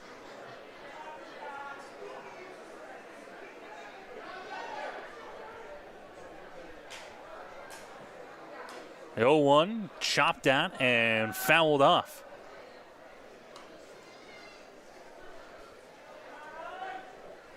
Alex Springer still out on the hill for London. He has done a fantastic job in this start so far. 4 scoreless innings. He is up 0-2 here on Garton. Outside for ball 1. Josh Garton, Franklin Torres, and Carson Burns will be the first 3 for Guelph here in this top of the 5th inning. 1-2, swing and a miss. Garton down on strikes. And Alex Springer's got another one here tonight. 1 gone here in the 5th inning.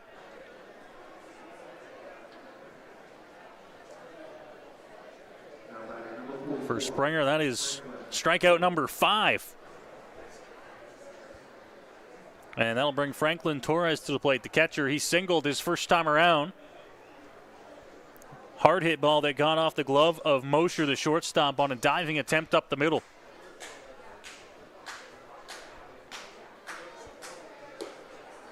Upstairs for ball one from Springer. Pitch count at 58 now for the young lefty. No action down in the Majors bullpen. Upstairs for ball two.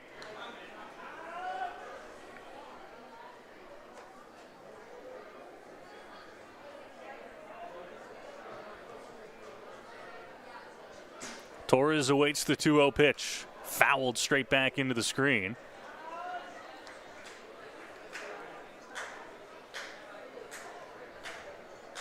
Springer came right to the plate with that one. Had no choice after falling behind 2-0.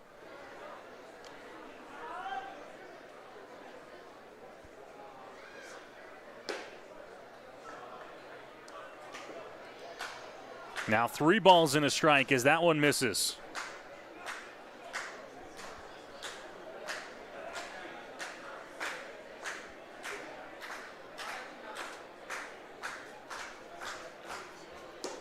Strike 2. And that'll put it to a full count here. 3 balls and 2 strikes. Springer has walked just 1 batter so far this evening. Struck out 5 Guelph Royal batters and has allowed 3 hits through 4 1/3 now. Has worked this one from 3-1, now back to a full count. Here's his delivery. And this one's sliced foul out of play.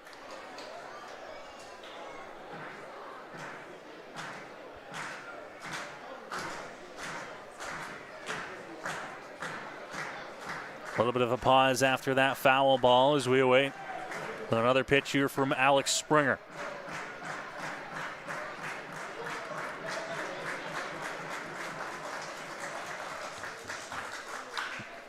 On the ground, right back up the middle. Torres has his second hit of the ball game. Both of them hard hit balls right back up the middle and into center field.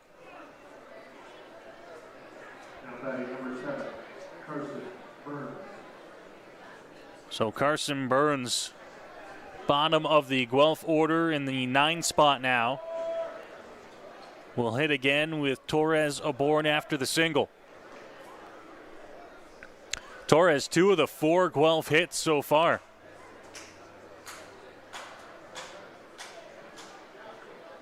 Swing and a miss. Burns right through that first pitch fastball.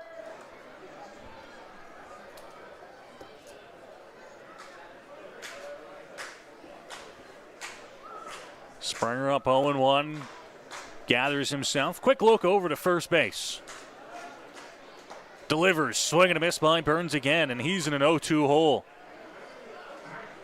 Great job by Springer after the base hit by Torres to not let it rattle him.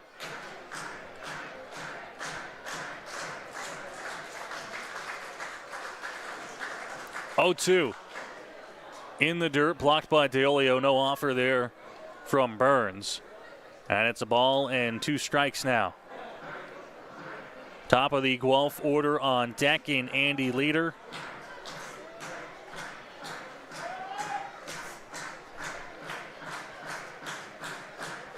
Springer trying to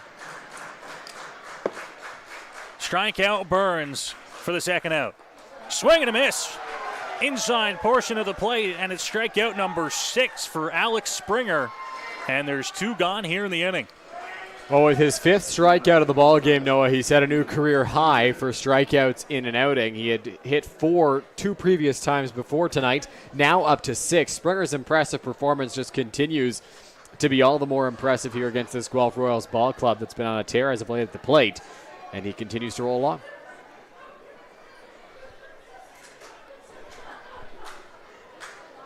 Springer checks on the runner Torres over at first base and now misses the bottom of the zone to Andy Leader. Back to the top of the Guelph order with 2 outs here in the 5th.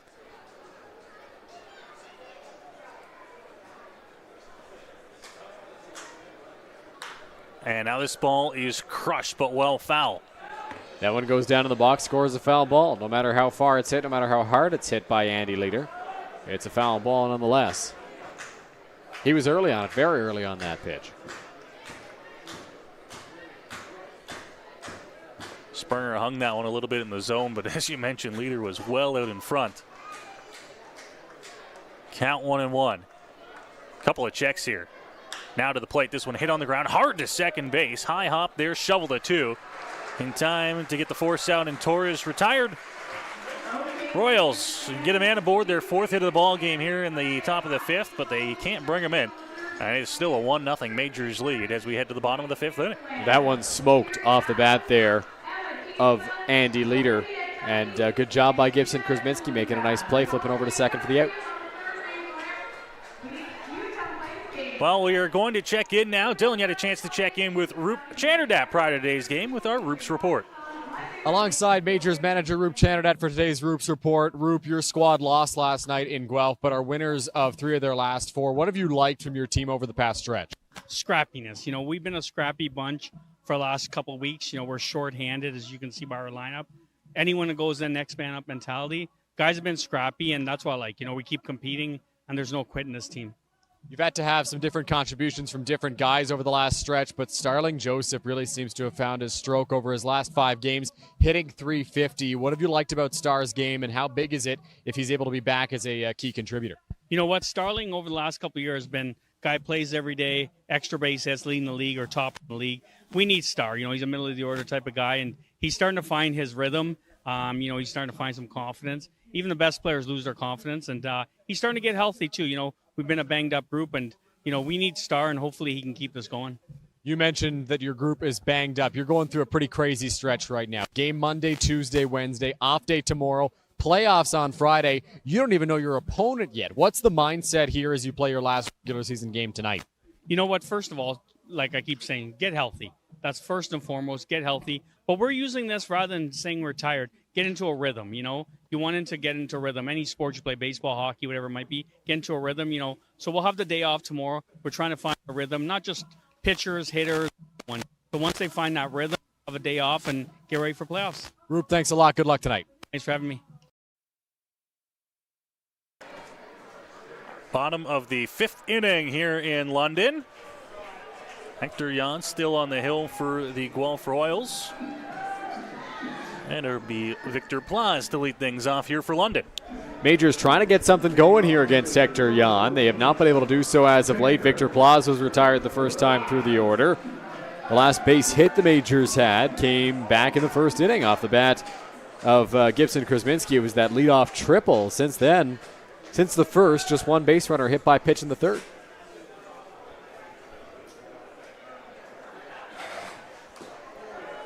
Squaring around a bunt, but this one fouled back. I don't mind the idea there for Victor Plaz. Good idea. Yeah, just 1 hit for London. It was their first batter of the ballgame. Since then, Jan, a little bit of issues in that 1st inning. 1 run did come across to score. But that mostly because the Majors were putting some double steals on with runners at 1st and 3rd. Still looking to find some bat on ball. Curveball, strike 2. Good breaking ball there from Hector Jan. Victor Plaz had a 12-game hitting streak snapped against the Guelph Royals last night. He went 0 for 4 in Guelph with a strikeout, but prior to that, he had been on a roll. Jan delivers this one into center field. Over to his right is Patterson, and he's there to make the catch for out number 1. That one hit pretty hard off the bat of Victor Plaz, but it hung up just a little bit too long there, and Patterson able to get there relatively easily to make the catch. Had that ball sunk a little quicker, Plaz has himself a base hit, but Patterson able to get over there in plenty of time to make the catch. So Brad Verhoeven will bat next for London.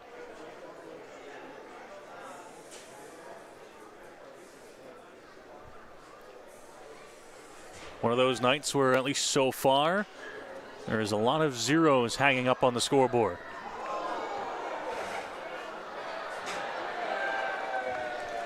Fan made a nice catch up there. I missed it. Normally I'm on top of those things. No, when I missed that one, I'm upset about You it. check the phone for 1 second. Well, I score the games on my phone. Yes, I know. Verhoeven looks at that pitch upstairs, 1-1.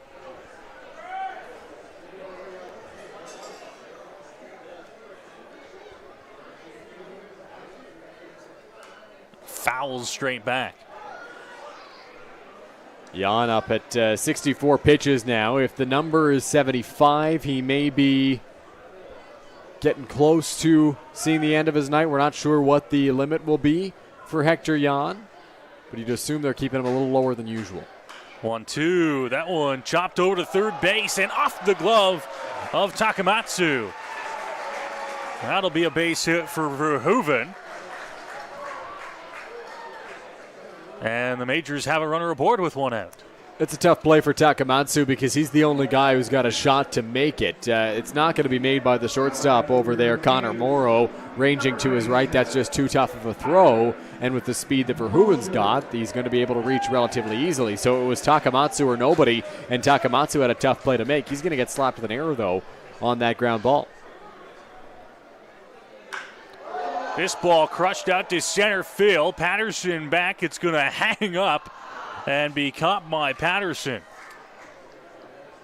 Allowed out number 2 for the Majors. Yeah, Ty Mosher hit that baseball very hard out to pretty deep center field.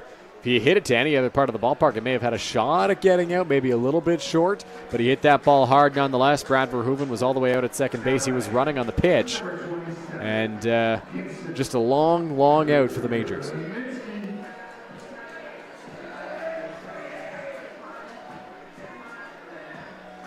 Gibson Kurzminski back to the top of the Majors order here, but they're going to do so with 2 outs in the inning.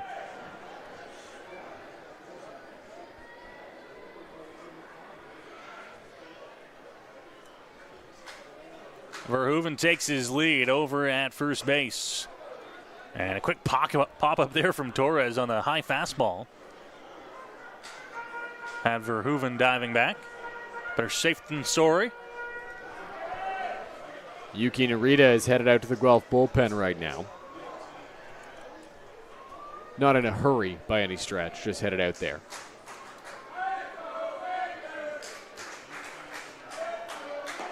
Jan delivers outside and quickly falls behind 2-0. Good hitters count here for Kuzminski, who's made the most solid contact out of any Major so far tonight with that triple back in the first inning. Still their lone hit on the scoreboard. We'll see what he's able to do. It'd be nice if Verhoeven can get into scoring position for him. Another ball hit hard to center field, right on a line. To Patterson. And he makes the catch for the 3rd out. Majors go quietly here in the 5th. And it is a 1-0 lead here for London.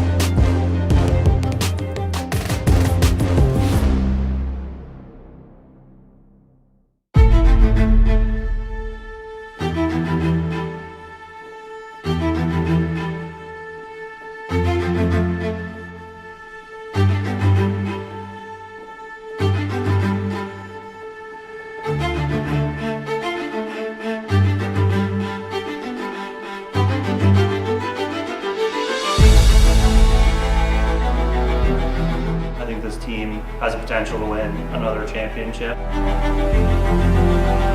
All the boys have talked about it in the clubhouse, getting that three-peat, you know.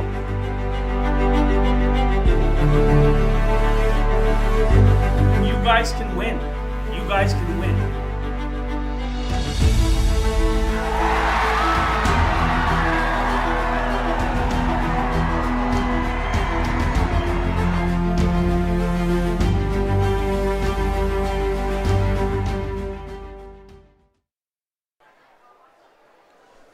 We move along to the top of the 6th inning here in London. Alex Springer back out onto the hill for the Majors. Having a fantastic start so far for the young lefty. Looking to continue it here into his 6th inning of work. And we're just missing a little bit from Springer, and Springer is putting on a show right now for the Majors. You love to see it if your Majors manager Rup Chanadad. Let Springer ride as long as he can. Save some of the arms. Hit the other way, down the line. Reichstein a look, but it's going to be one hop on the warning track and out of play in foul territory.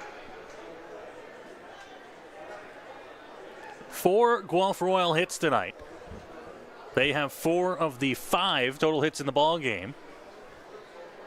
And Connor Morrow has one of them. He's 1 for 2.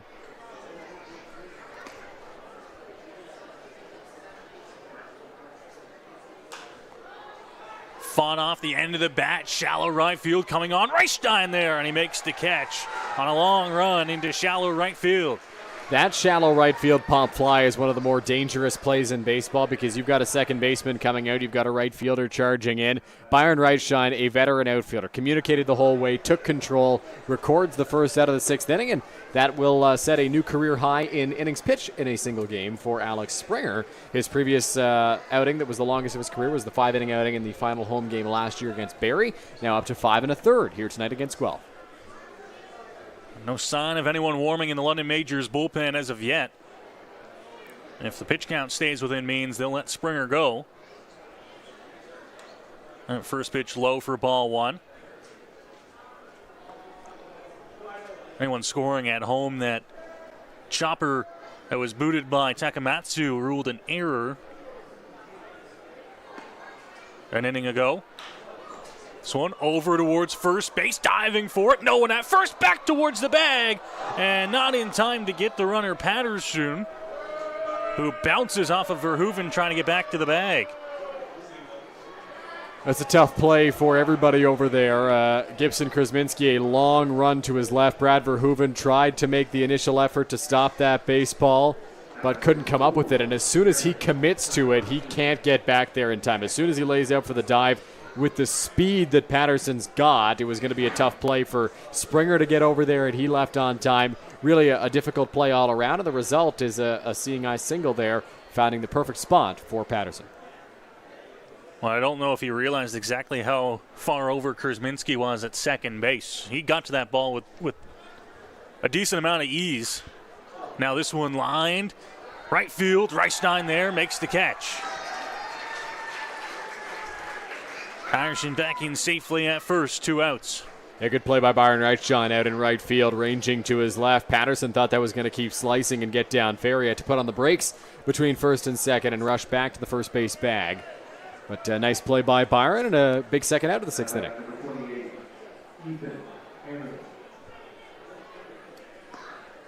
Ethan Hammond, the batter now for Guelph. 75 pitches now for Alex Springer.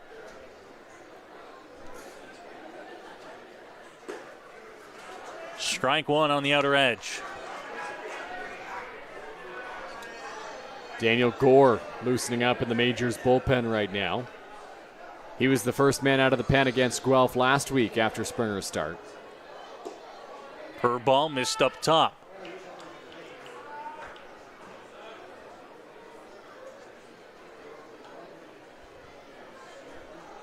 There's a look on our Game Day London mobile camera. Strike 2.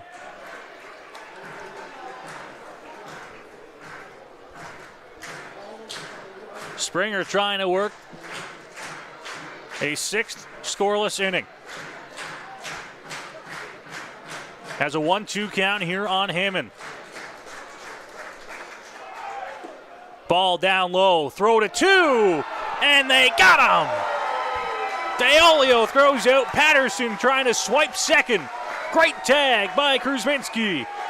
And it's a 6th scoreless inning for Alex Springer in the Majors.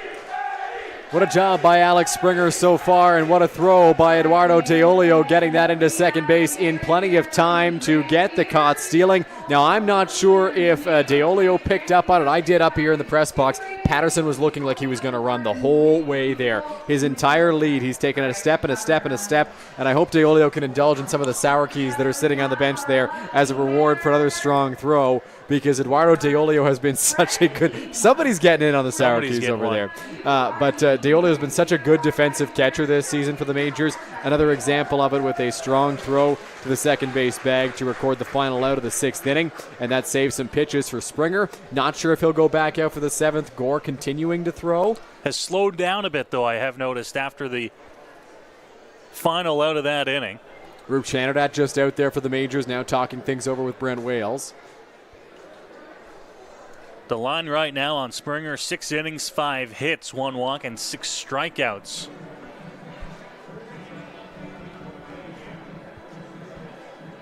And it appears we will have our first pitching change of the ball game.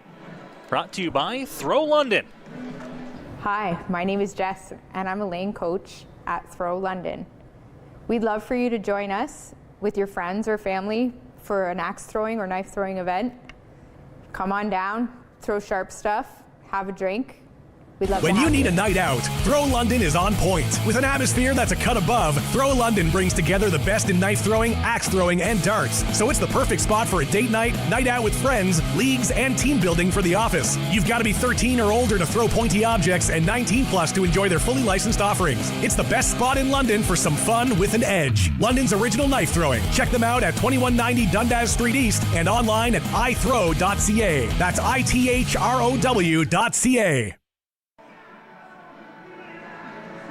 Back here at Labatt Memorial Park, our first pitching change of the evening, brought to you by Throw London, London's original knife throwing. It is going to be Yuki Narita into the ball game here for the Royals. That closes the book on Hector Yan. 5 innings of work, gave up just 1 hit. That was to the first batter he faced in Gibson Kurzminski. Allowed just 1 earned run, walked 2, and struck out 3. Gives way to the Guelph Royals bullpen. What a job by Hector Yan in this ball game. If it was not the last game of the regular season with playoffs coming this weekend, he'd still be out there right now. A fantastic performance, giving way to Yuki Narita, who has had one of the best years in the Intercounty Baseball League.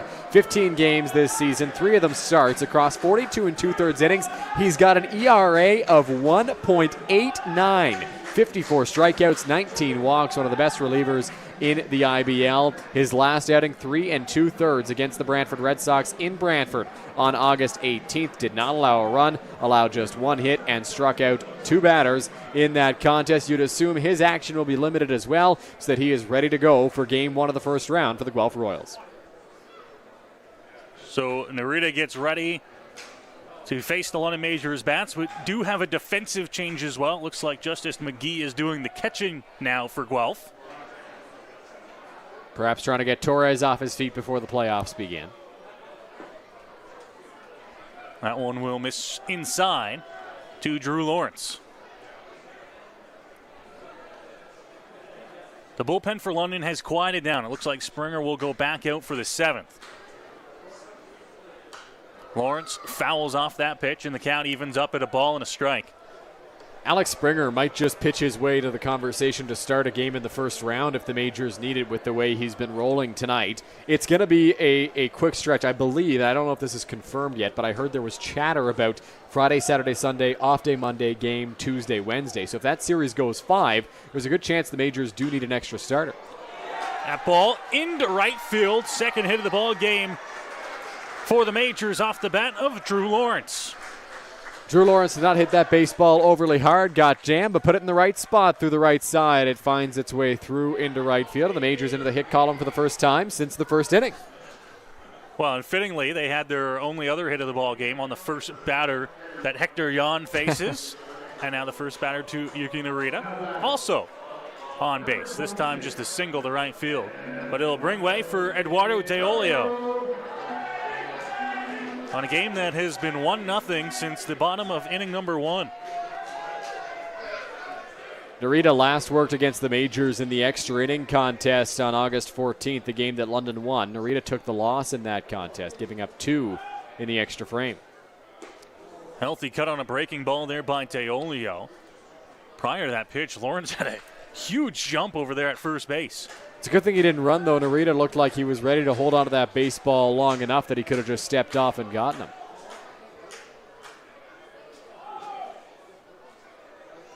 See if he goes here. Not running. This ball crushed in the air to left field. DeOlio looks up, and it is off the wall and left. Lawrence got a good jump, but he's going to be held at third base on a long single for Eduardo DeOlio. DeOlio thought he had tagged that one out of here. Noah thought he had tagged that one out of I'm here. in the same bus, buddy.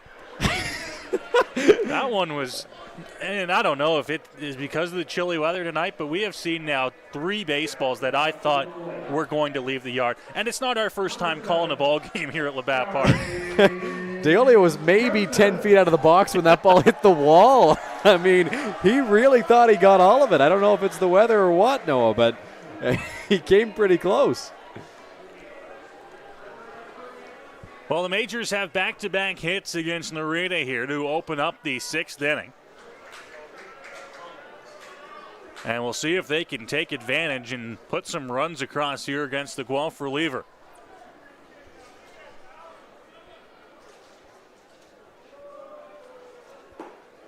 Strike one at the bottom of the zone to Joseph. Starling and the crowd don't like that call, but I think it's been pretty consistent all night, that bottom part of the strike zone for the home plate umpire, Nick Leffler.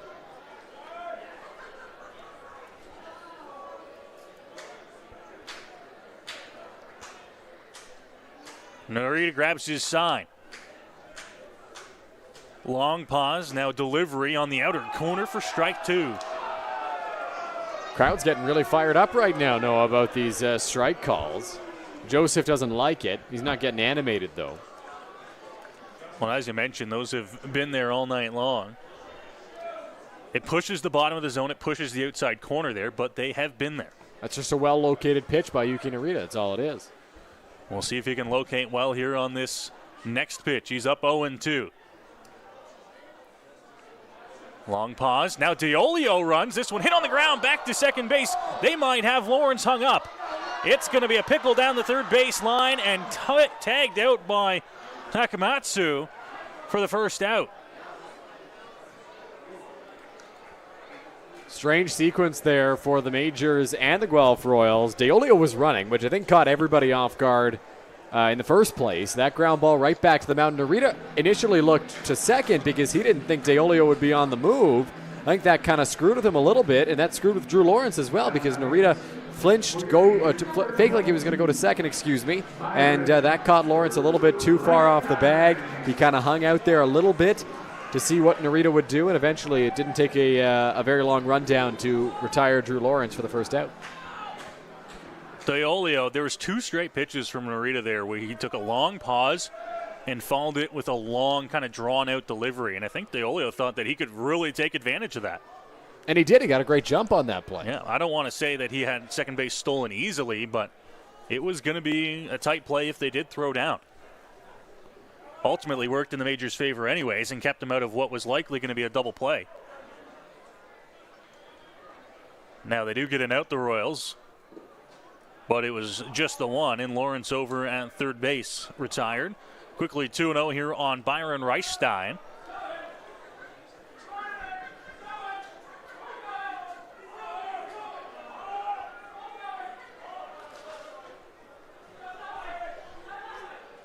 Narita looks back at DeOlio. Strike one on the outside edge. That one looked a little bit far out there to Byron Reichstein, but strike called nonetheless. Eduardo DeOlio is getting a really big secondary lead out at second base right now.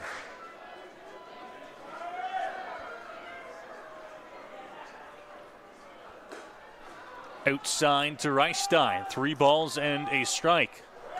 DeOlio challenging the Guelph Royals catcher at the moment to try to throw him out over at second base, because he has taken a big lead almost past the umpire on the secondary. Fans trying to urge on a walk here.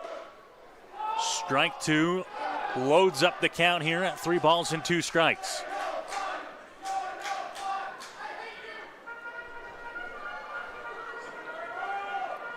Just the 1 out so far here in the inning. Majors 2 hits already here. Looking for more off the bat of Reichstein. 3-2.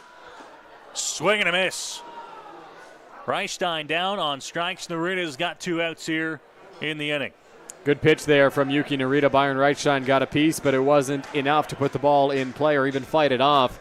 Reichstein down on strikes yet again here tonight, and that's a big out for Yuki Narita. He's done a good job after an initial jam, starting to pitch his way out of it. We'll see what he can do.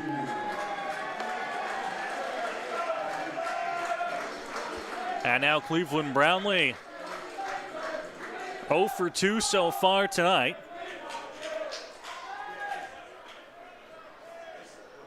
And we'll bat with 2 outs and 2 runners aboard. Curveball on the ground, picked up, strong throw from Morrow, and they got Brownlee at first. Narita works out of a jam in the 6th inning, but he gets out of it unscathed, and it's a 1-0 Majors lead after 6 innings here in London. London International Airport provides a stress-free, easy and comfortable passenger experience. Visit flyYXU.ca to see our affordable sun destinations for winter.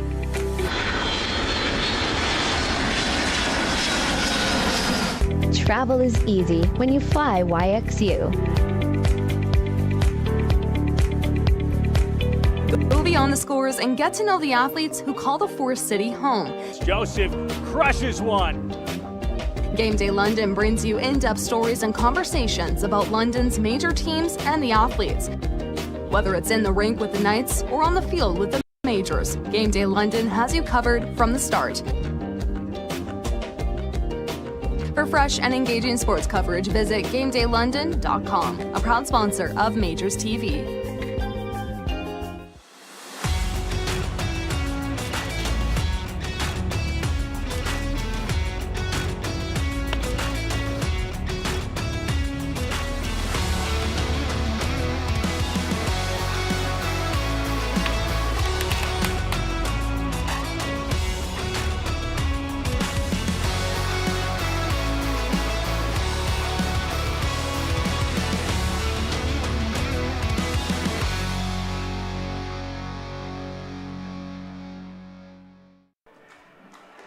Back on Majors TV is the 7th inning about to get underway from Labatt Memorial Park. Glad you're with us, watching from wherever you are tuned in from. I know we've got fans from across the IBL here tonight in the final regular season contest of the Intercounty Baseball League this season. It has been another great year for the IBL, a very close standings this year. The top 4 very close. The bottom 4 very close as well. Even the Brantford Red Sox in 9th place, not too far behind, but they will miss out on the playoffs this season.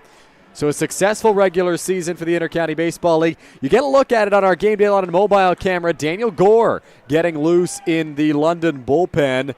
Alex Springer back out there for the 7th inning, but should he run into any trouble, Gore will certainly be ready to go out of the pen.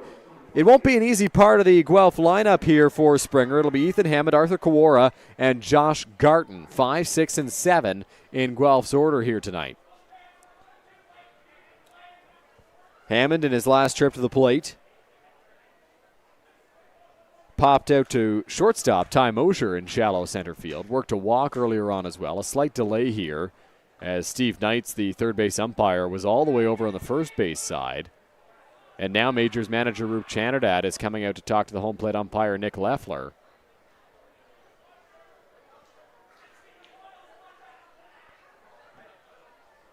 Knights is back at his position over at third, and we are ready to go.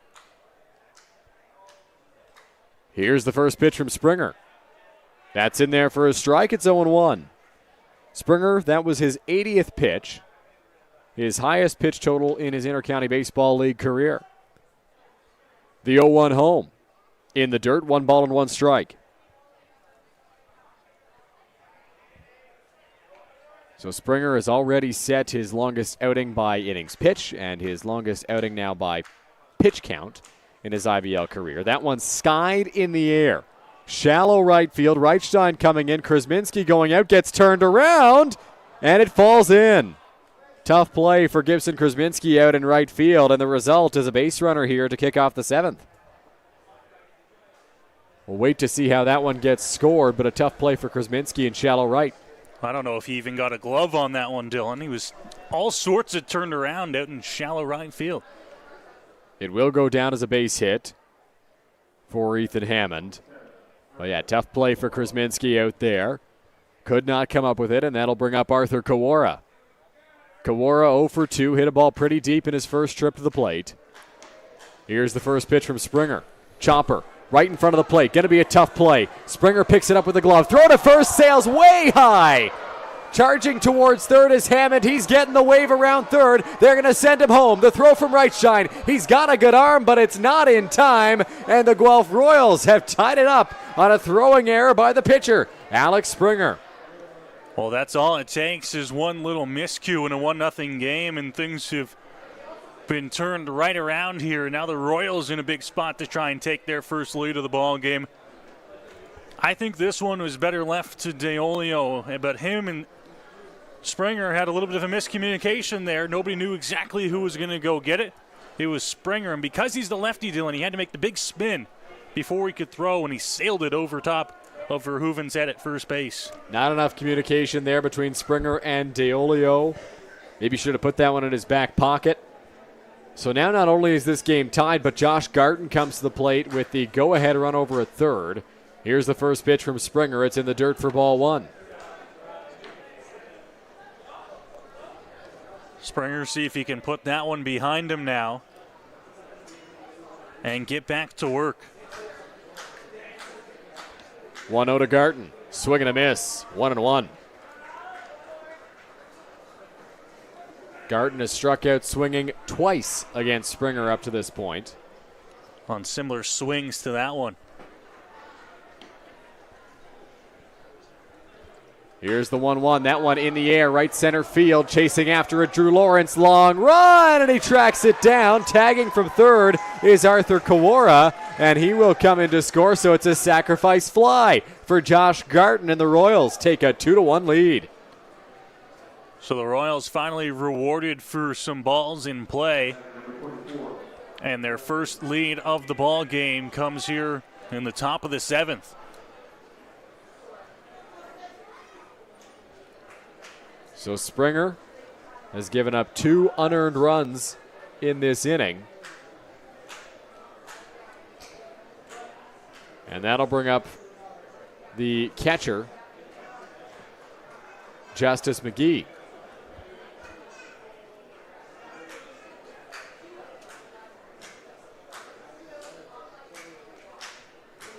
Oh, 1 to McGee, fouled straight back.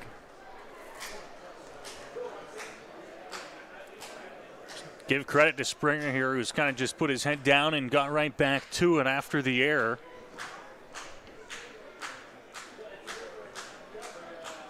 Oh, 2 home. Called strike 3. Another strikeout for Alex Springer in this ball game, his 7th tonight, and there's 2 gone now. Well, I mentioned right back to it, and he does a great job there pounding the zone and switching things up. Had McGee kind of on his heels that entire at-bat. Makes quick work of him there for the second out of the inning. So Carson Burns into the batter's box to face Springer here. Springer had 89 pitches through 6 2/3. That one chopped on the ground foul. 0-1. This will certainly be the last inning for him here. They're going to let him try and get through this 7th, but Daniel Gore, who is warming up down in the bullpen, looks like he is ready to go. Swing and a miss, 0-2 now. 0-2 count, 2 out. See if he can finish off his night here with another strikeout. Here's the pitch to Burns. Swing and a miss, strike 3. Alex Springer, what a night. 7 innings, 2 runs, 8 strikeouts, 1 walk, 6 hits. He's been terrific. I would assume that's the end of his night, Noah. And if it is, what a performance by the young lefty. You saw the handshake there from Roop Chanerdad on his way off the field. I think Daniel Gore will be coming into the ball game. But Alex Springer turns in the start of the season for himself there. 7 innings of work, striking out 8 Guelph Royal batters. And just 2 unearned runs on the board there. But the Majors bats have some work to do as we get towards stretch time here at the ballpark in London. Royals leading 2-1. Not going to be an easy task against Yuki Narita. Worth mentioning a change that we missed back in the 6th inning, the bottom of the 6th inning defensively. J.D. Williams comes in Andy Leader's spot and goes to center field. Ashton Patterson goes from center field to right field. Big thank you to the folks in the chat for pointing that one out to us. So another change for Guelph as they try to work some of their guys into the lineup here tonight. And the Majors just trying to generate offense any way they can. They came pretty close back in the 6th, but could not push another run on the scoreboard, and now they face a deficit for the first time tonight. Dylan, when that ball off the bat of Deolio did not make it out, I think it caught a lot of people by surprise, and you thought the Majors were off to what was looking like it was going to be a pretty good inning, but Narita turns it around and gets out of it. And now his Royals reward him with 2 runs, albeit unearned in the 7th inning. Doesn't matter, they'll take them. And a 2-1 lead. Yeah, Deolio put a pretty good charge into that one, but did not get into scoring position because he thought he'd hit a home run. And in fairness, so did we up here in the Game Day London broadcast booth, but no dice. Thrilled you're with us on this chilly Wednesday night at Labatt Memorial Park. Not often we are here on a Wednesday. In the out-of-town scoreboard, only game in the Inter-County Baseball League tonight. The Toronto Blue Jays in action. I think the last time we brought you an update, it was 6-0 Blue Jays. Uh-oh. You gave me a face palm before you brought us this update. It is not a 6-0 Blue Jays lead anymore. It is a 7-6 Cincinnati Reds lead. Wow. That is the story of the Blue Jays season this year. 2 runs in the 4th, 5 runs in the 5th. That'll do it. Yeah, that'll do it, all right. Victor Plaz into the batter's box here for the London Majors to kick off the bottom of the 7th inning. Trying to regain the lead that they had going into the top half. Plaz 0 for 2 on the day. Here's the pitch from Narita. Hesitation in the leg kick, the offering inside and low for ball 1.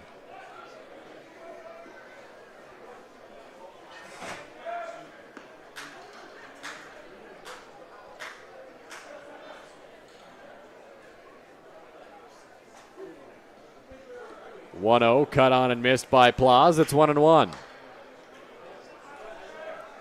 And Narita is awfully crafty on the hill, and when he kind of starts getting dialed in out there, he can become an awfully tough pitcher to hit against. 1-1 count. The right-hander kicks, pauses, and deals. Misses. 2 balls and 1 strike.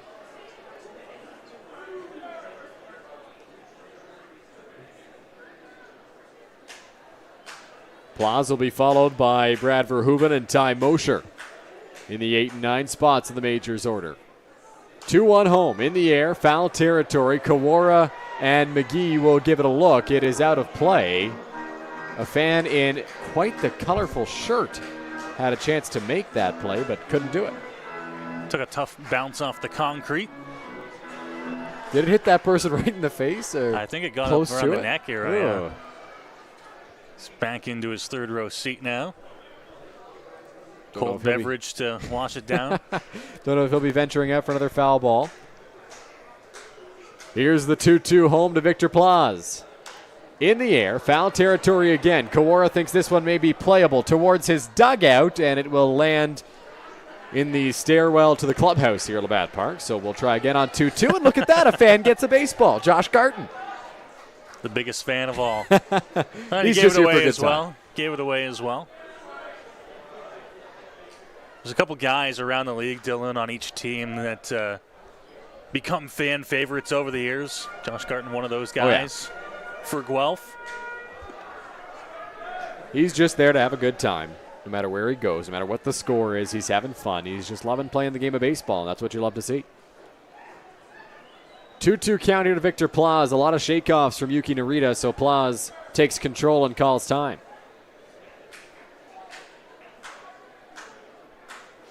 Plaz in his 2nd season in the IBL, the Montreal, Quebec native.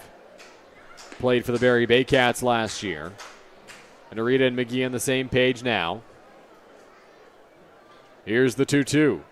Fouled off by Plaz. Got a piece. Did a good job there, and we'll try again on 2-2. Good battle of the plate here by Victor Plaz. He's really worked himself around, and just trying to fight off pitches until he can get one that he can put the bat on and really square up here.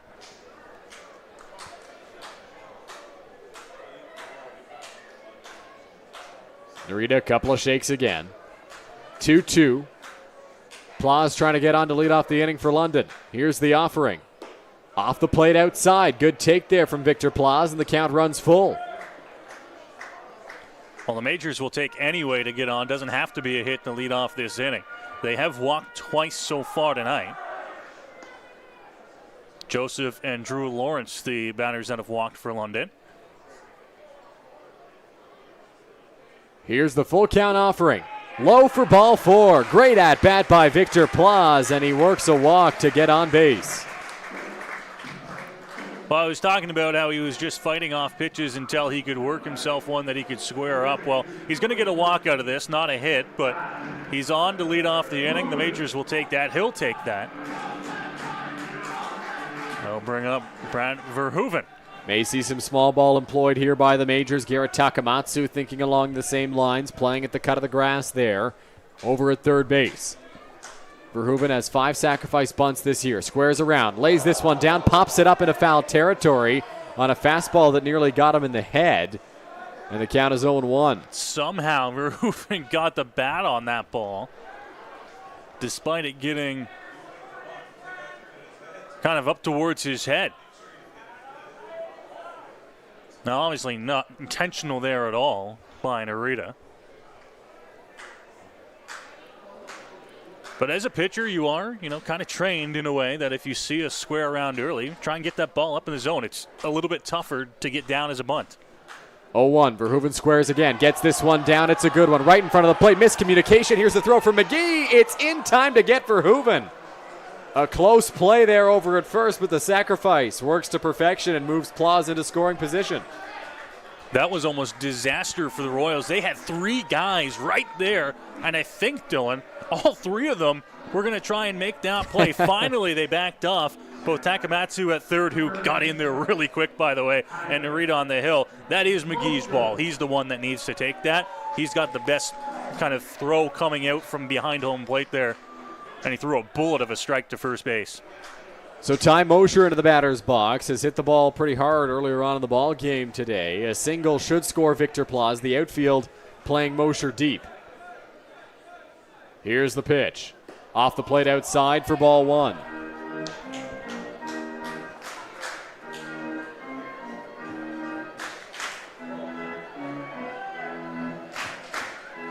One-0 count, 1 out. Plaus in scoring position over at second base as Narita looks in for the sign and comes set out on the rubber. Peeks back, kicks and deals. That misses. It's 2-0 to Mosher. Mosher in the bottom of the 5th inning hit a ball to center field, and I thought he just blasted out there. He got a lot of that baseball, but it died, and he lined out to the center fielder, Patterson, at the time, and he's looking to try and square one up again here with a runner in scoring position. 2-0. 3-0 to Mosher. Narita thought he should have had that call.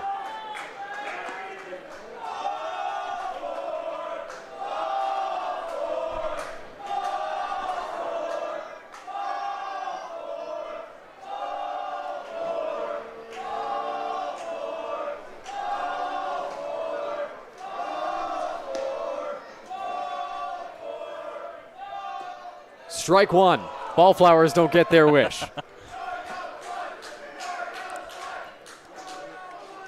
If I know the Ballflowers, they might try again here on 3-1, though.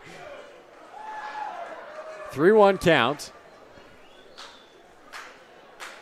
Mosher at the plate, Plaus out at second.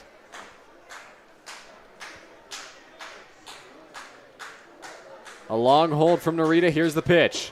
That's there for strike 2. Fell behind 3-0, but then worked it back. Same spot both times. Strike 1, then strike 2. And now it's anyone's at bat again here. We'll see if Narita switches it up. 3-2 count. See if he's confident to throw that 3-2 breaking ball. A long look in for the signs from McGee. Narita peeks back at Plaus. Here's the pitch. Ball 4 to Ty Mosher. He works the walk, and 2 runners are on with 1 out for London. Didn't go to a curveball, came back to the fastball and missed off the outer edge. Great job to work the walk there for Ty Mosher, and it's back to, again, the top of the order, Gibson Krusminski for London. He's 1 for 3. That one being a triple. Back in the first inning to lead off this ball game. There is action in the Guelph bullpen. We believe it is Drew Durst getting ready to come in for the Royals. Krusminski trying to push a run across here for London. Here's the pitch. Inside, nice block by McGee. And it's 1-0. And now here comes Dino Rumel. Dino Rumel. After that first pitch, he came out as well. I'm not sure if this is to buy some more time for the Guelph bullpen, who is now up and throwing, as you mentioned there, or if he saw something on that last pitch that he wanted to stop immediately. Rumel talking to Narita and the infield here. It is Durst loosening up, the two-way player for Guelph, standing 6'7", 245. Right around the same height and weight as my broadcast partner, Noah Smith. Maybe a decade ago. You were 6'7" a decade ago? I've shrunk a little bit at my old age. All right. Confidently 6'7", yes. We'll take off the 7. 1-0 count here, 1 out to Gibson Krusminski. Plaza in scoring position at second. Mosher standing over at first base after he worked the walk. Narita looks in for the sign.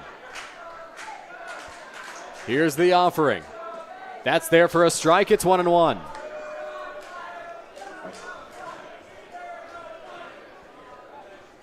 Narita 32 pitches, now 33 pitches after that strike. He's a guy that I would imagine the Royals don't want throwing too much. They want him on the weekend. 1-1 count, 1 out. Here's the pitch to Krusminski. Breaking ball, floats in there nicely. It's 1-2. That curveball from Narita, it's such a big change in speed from his fastball. And he's so effective when he keeps it, kind of away on these left-hand bats. 1-2 count, 1 out. Narita ready on the rubber. Plaza dancing at second. Here's the pitch. Off the plate outside, just missing with that offering. It's 2-2. They were aiming for the same spot as the curveball, just with the fastball this time on the outside edge. And that one kind of got away a little bit from Narita, but it was awfully close. 2-2, 1 out. Narita up at 35 pitches now through an inning in the third.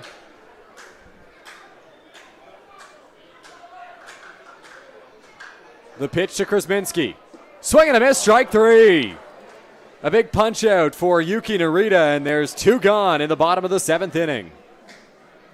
Well, big is an understatement there. His second strikeout, and there's now 2 outs here in the inning, setting down a dangerous hitter in Gibson Krusminski. Now it'll be up to Drew Lawrence, who officially on the night is 1 for 1. He's been hit, he's walked as well. Lawrence had a big hit on Monday night against the Kitchener Panthers with the bases loaded. Here he's got 2 on, he's got 2 out. A single scores Plaza. Here's the first pitch to Lawrence. Swing and a miss, strike 1. Ready to reach back a little bit on that one. Opens up the at-bat to Lawrence.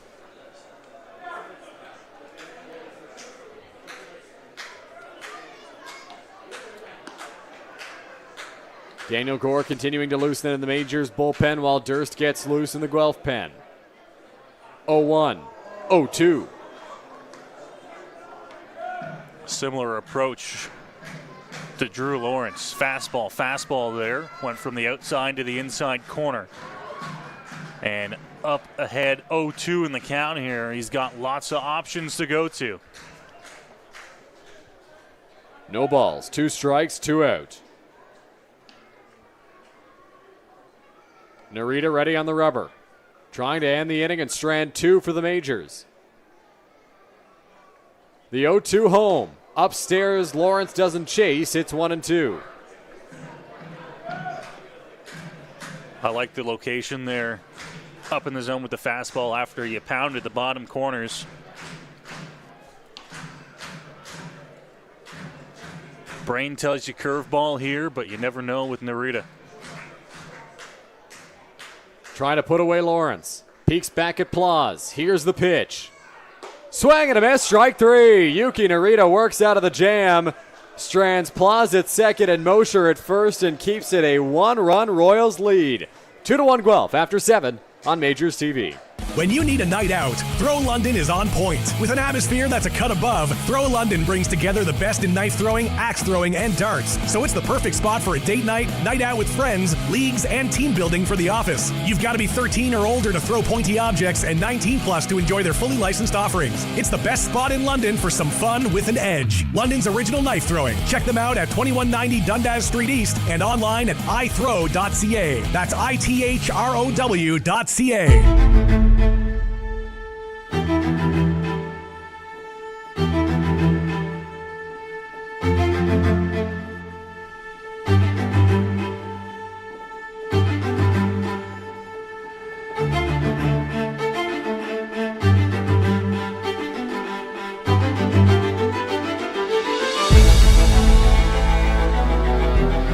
I think this team has the potential to win another championship. All the boys have talked about it in the clubhouse, getting that three-peat, you know.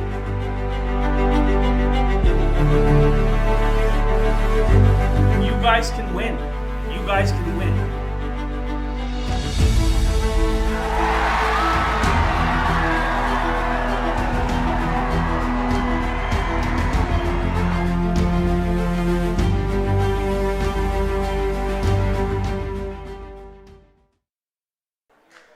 Back here on Majors TV, we've got a pitching change. It's brought to you by Throw London, London's original knife throwing. Daniel Gore taking over on the hill and closing the book on Alex Springer, who was just terrific tonight. 7 innings through 92 pitches, allowed 6 hits, 2 runs. Neither of them earned, 1 walk and 8 strikeouts in the ball game for Springer, who gives way to Gore. Daniel Gore so far this season has appeared in 15 games, 24 innings for the Majors, struck out 25 batters over that time, but has given up 30 hits, so he does get hit a little bit here this season. ERA elevated for him. Last game he was in Guelph on August the 14th, 3 1/3 innings in that ball game. Gore had a pretty successful outing against Guelph the last time he faced them. It'll be J.D. Williams stepping in for his first swings. And now the change has been announced into the ball game. It was not when he came in. Yeah, so just for those watching at home and maybe a behind the scenes at the Intercounty Baseball Leagues and some things that could use some work is that change happened, what, an inning? Two innings ago now, out in the defensive position of center field. This is the first swings for J.D. Williams, and it is the first time that us up here in the broadcast booth, and not just us broadcasting the live stream, but the people doing the official score and the scoreboard are hearing about this change. 0-1 to Williams, hit hard towards shortstop. Ty Mosher, a step back into his left, throw to first in plenty of time. There's one gone. Great work there by Gore. He knows he's just got to throw strikes here. The Royals have been swinging all night long. 6 hits for Guelph, but if he can just let them put it in play. He's got the defense behind him here. Quick out here to open up the top of the 8th. Connor Morrow will step into the batter's box for the Guelph Royals. The first people to catch on to that change out in center field were the people in the chat, our YouTube chat. Credit to them. Do not ever feel shy if you're watching at home to let us know if we've missed something.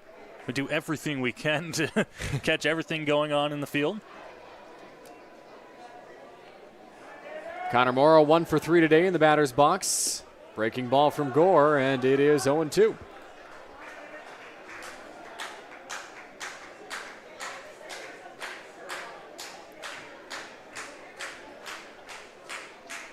(0-2) count, 1 out.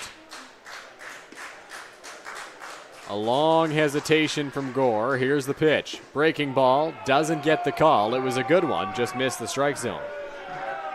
He really changed up his delivery to the plate on that one and threw a pretty good curveball, but the break, I think, took it just a little bit out and off the plate. Broke a little bit too soon. Here's the 1-2 on its way to Morrow. Chop towards third. That's going to be a foul ball, and so we'll try it again on 1-2.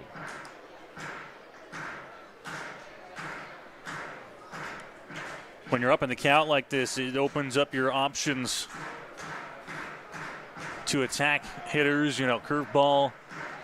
That time they went back inside on Morrow. Here's the 1-2 home. Hit hard towards Victor Plaza at third. He has some trouble with it, and that will allow Morrow to reach with one out. Well, that ball was hit hard, but I think it's one that Victor Plaza is going to want back as he commits the error, and there is another runner aboard here for the Royals, this time with one out in the 8th inning. So an error for Plaza, and that will bring up Ashton Patterson, the number 3 hitter.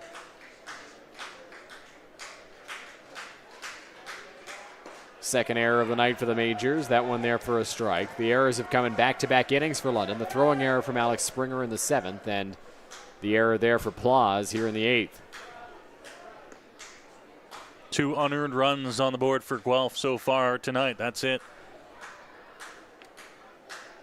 A breath, and Gore delivers. That one hit hard towards first base. Verhoeven throws to Mosher for one. Back to first to Gore. Covering the throw, gets past him. Patterson charging hard for second base. And time called here by the first base umpire, Steve Cochran. I believe they're going to say that one was out of play.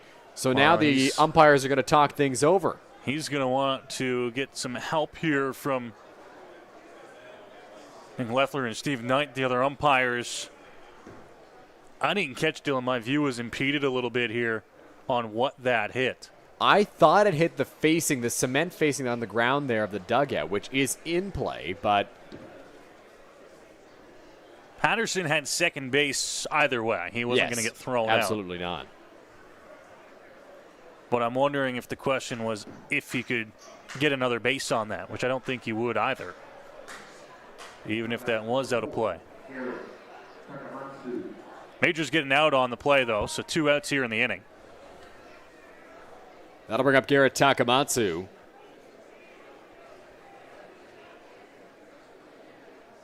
Right-hander Gore sets and delivers. Breaking ball. Takamatsu waves at it. The pitch will come all the way back to Gore, but no movement.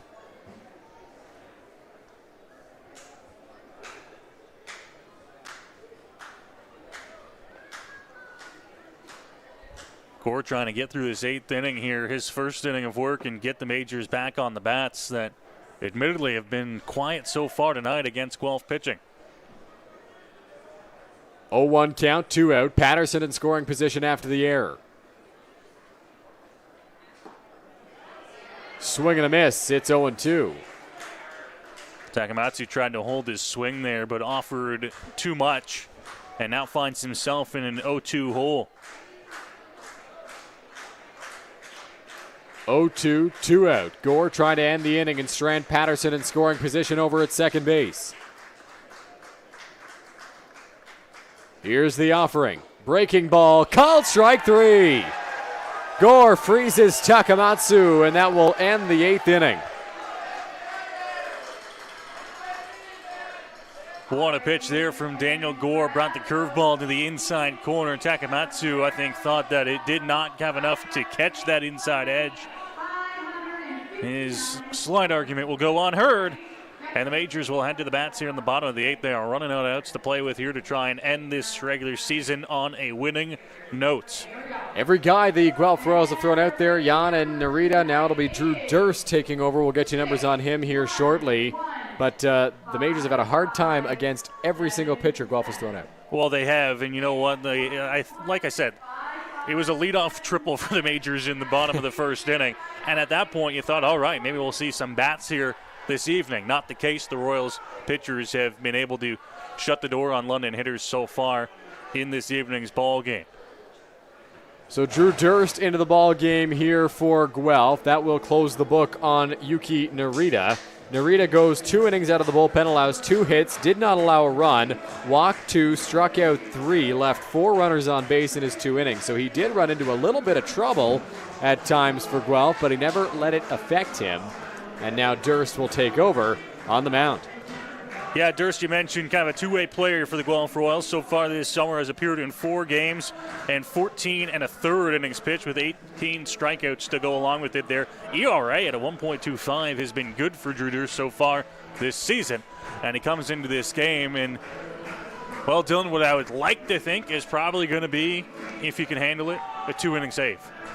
Yeah, more than likely Drew Durst will be coming in for 2 innings. We may see a different arm, as looks like some action about to get underway in the Guelph bullpen. I talked to Dino Rumel before the game, Noah, and Dino said that Durst was coming in for 1 inning because that's all he needed to qualify for the postseason. Gotcha, yeah. So we'll see if that stays true, but we'll see if Drew Durst finishes this game off or if Brandon Deans, who is going out there now, may get the call for the Guelph Royals. But they just need 3 outs to qualify Durst. Of course, all inter-county baseball league hitters, pitchers have to qualify for the postseason. You have to have a certain amount of at-bats over a certain amount of games for a hitter and a certain amount of innings pitched over a certain amount of games for pitchers. So you've seen it over the years, guys maybe throwing a little bit longer than they have in the past because they need to qualify. We see that again here today, as you mentioned, as Durst needs 1 more inning to qualify. So Eduardo Deolio will step into the batter's box here for the London Majors. Now, I don't know if it's an innings thing that Durst needs to qualify or if it's just an outing that Durst needs, because Dino said to me 3 batters. And I think the qualifier is 10 innings. Is that what it is? It's 10 innings, but it's 5 games. This is his 5th game, so essentially I would think all he needs to do is throw a pitch. The IBL does have the 3-batter minimum, but if whatever reason, could not finish that. First pitch is in there for a strike to Eduardo Deolio. 1 for 3. Launched a ball to the fence in his last at-bat for a single. Fooled us all. Here's the 0-1 from Durst. Line straight back at the backstop, 0-2.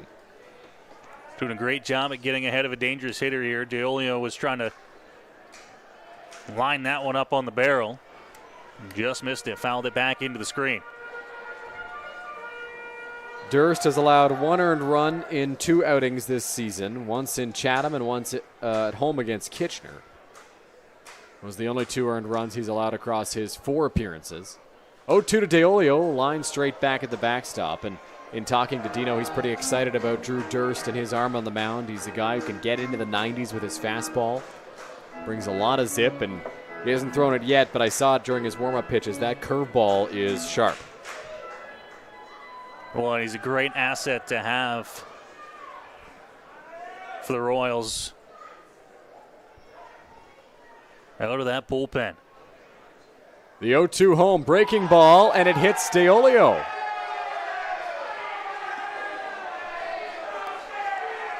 So Eduardo Deolio, hit by an errant breaking ball, will put a leadoff base runner on here for the Majors. We'll see if they run for Deolio or if they don't want to risk his spot coming back up in the order. Well, they could be a little creative here if they did want to run for Deolio. Verhoeven is in the game. He's over at first base right now. Be ideally who I think you would put in replace of Deolio defensively. But it looks like he is A-OK over at first base, and they're going to want to keep him in this ball game. He, of course, does bring a lot to the game more than just his bat. Fantastic defensive catcher. Starling Joseph into the batter's box here for London. First pitch, breaking ball, misses the strike zone. It's 1-0.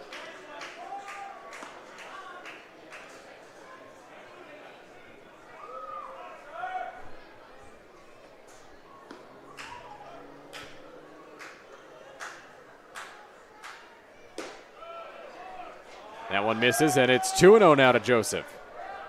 Well, he's fallen behind here after hitting DeOlio.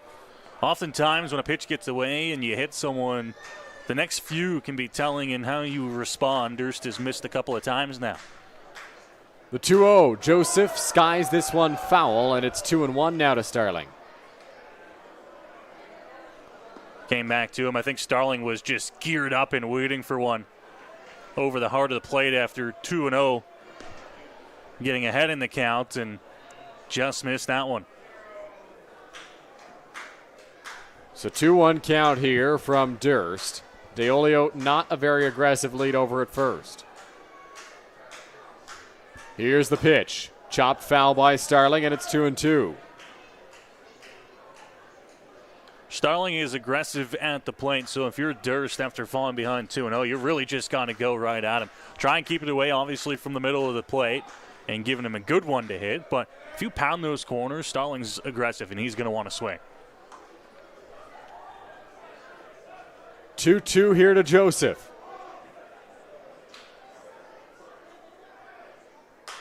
Skies it in the air. Foul territory. Giving it a look, Takamatsu. It's going to be about a couple of rows deep there. And so we'll try again on 2-2.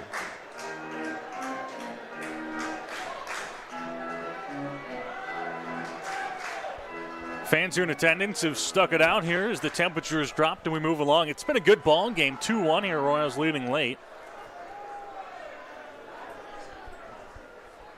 2-2 the count to Joseph. DeOlio the tying run standing over at first base. Here's the offering from Durst. In the air. On the infield. Carson Burns coming in. And it will fall in. He'll go to second for one. Joseph not running. They've turned two. Worst case scenario comes to fruition for the Majors. And now DeOlio is erased. Joseph is retired. Well, hold on. What is the call here from the umpiring crew? DeOlio has not left first base. Now, there is what you can call an intentionally dropped ball. But I don't know how you can call that in that situation with how high that was and up into the lights here. Dino Rumel talking to Steve Cochran, the first base umpire. Royals pleading their case right now, the infielders and Dino. And that's tough if they don't get this call because, I call that a high IQ play. You got a guy who's not running out of the box, a guy who's planted over at first base, and now DeOlio is going to be told that he's out. And here comes Roop Chanderdat. I'll be honest with you here, fans. This is us trying to figure it out up here in the booth as well. I believe that's what the ruling on the field would have been, the intentionally dropped ball. And it was intentionally dropped. You don't often see it called. No. Because it's such a tough ruling to make. Yeah, absolutely it is. And I do think that Burns dropped it on purpose, but that's just a smart play. And you can't necessarily say with full 100% certainty they didn't lose that ball in the lights, right? He could make the argument, no, I lost it in the lights. The ball fell in. Now, if that's the case, and not to, get on Burns here, he probably could have sold it a little bit better. Yeah. Right? He didn't look at all like he lost it in the lights. He didn't have the palms up or anything like that. But I think that's partially because he didn't decide to make that play almost until the very end when that ball was on its way down. Yeah. But it was a great high IQ play. I don't think Roop Chanderdat's argument's going to go anywhere here, and it will go down as a double play for the Royals. Somebody communicated to Burns that Joseph was not moving at all from the batter's box, and the result is going to be a double play. And listen, you won't get any arguments from us up here in the broadcast booth. They took advantage of two guys that were not hustling for the majors, and they turned it into 2 outs. Erases a runner aboard, and the Royals, and Carson Burns specifically, using some IQ to pick up a couple of outs. Smart play by Guelph, and that'll bring up Byron Reichstein here with 2 away. Here's the pitch. Misses for ball 1. Reichstein here trying to restart the rally for London. Off the plate outside, 2-0.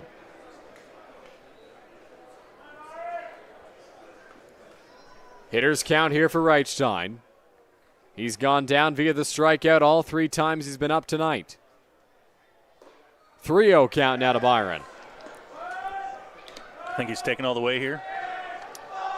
Trying to find his way aboard. I don't know. Listen, I've been in that boat when you've had a tough night at the plate. You don't want the free pass to kind of bail you out of it, but you'll take it. Byron's got the green light, I would think, if he wants it. 3-0. That's there for a strike, 3-1. And now he'll get ready to hit on 3 balls and a strike.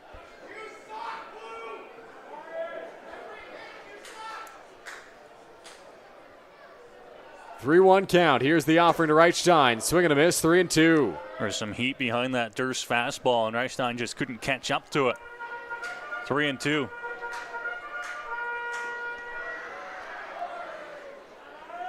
(3-2), 2 out. Here's the offering. Line straight back at the backstop, and we'll try it again on 3-2.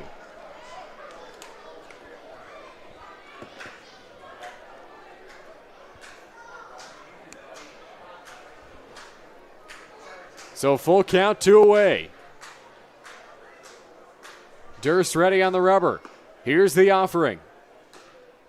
Reichstein stays alive, fouls it back. We'll try again on 3-2. Good fight off there by Reichstein. We'll get to see another pitch here.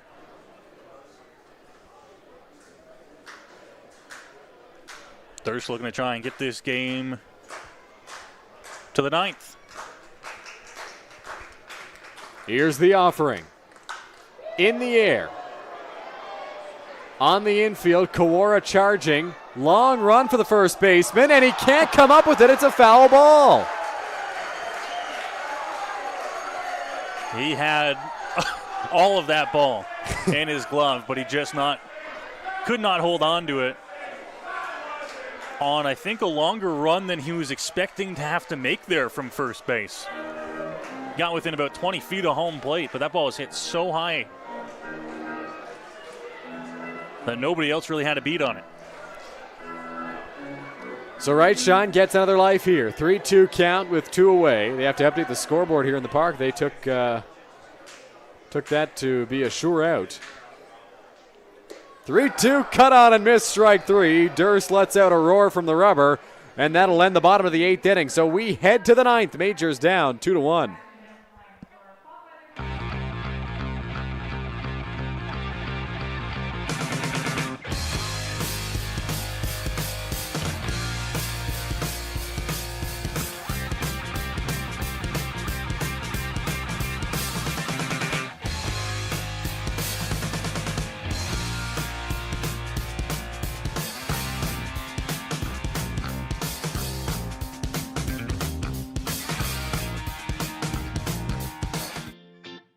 Get suited up with us for our big night. We went to Collins Clothiers. They had suits and tuxedos in various colors and styles. The staff helped us pick exactly what we wanted. They custom fit our suits for the perfect fit. They even matched us to our date's dress. It was so much fun trying on suits with the boys on the VIP night. They even got us pizza while we tried clothes on. For prom kids, of course, are going to be the best dressed. We felt so confident and looked amazing.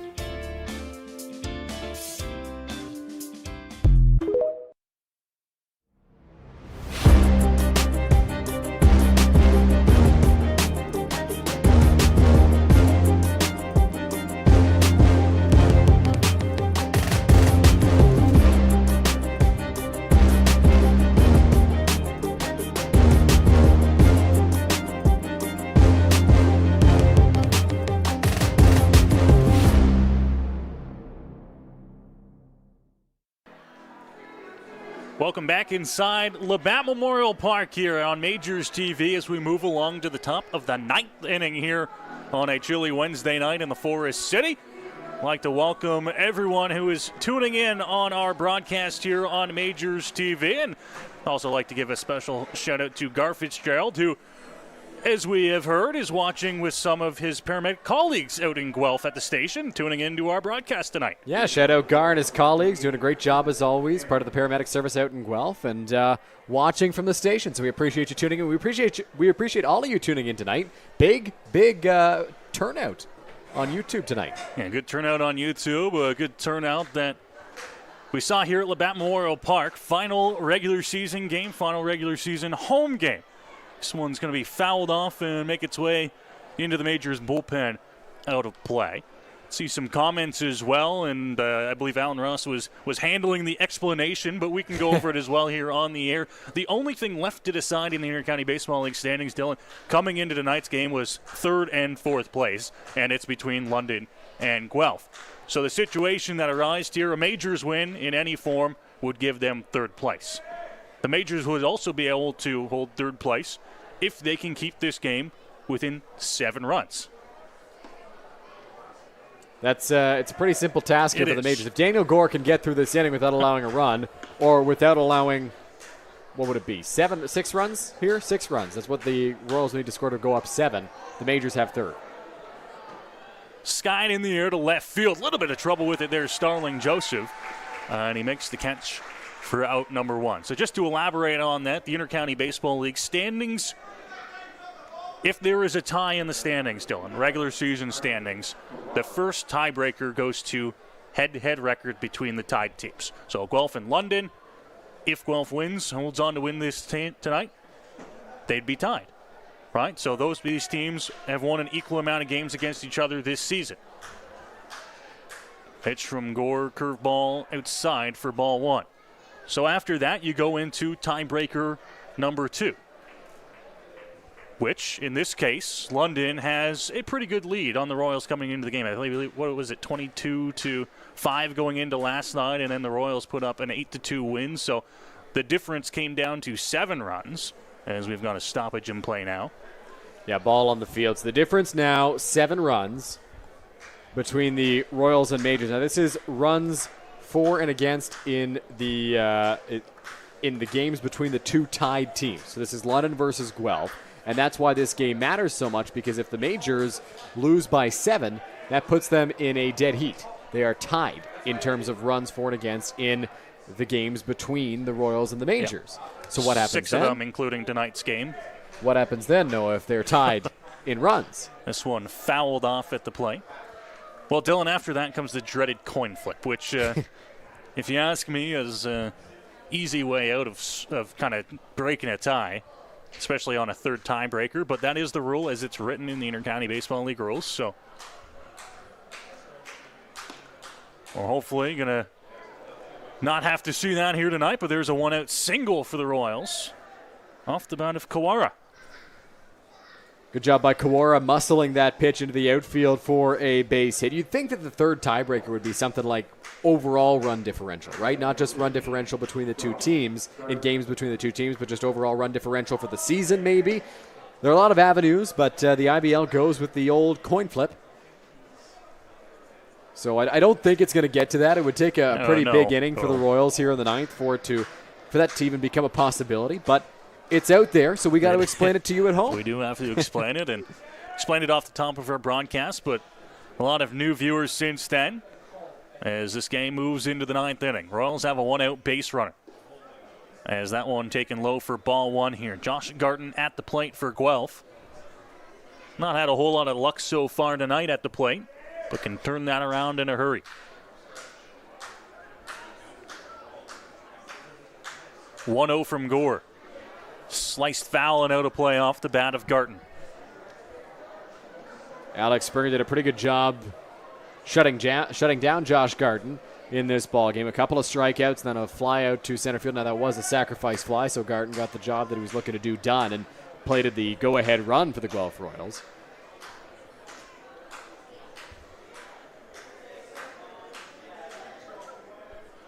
Pitch is fouled again, this time down that 3rd base line. But if you can hold Josh Garton to just a sacrifice fly in a ball game and no more damage, that's a pretty successful outing, I think. 1-2 count here for Gore, looking to do just that.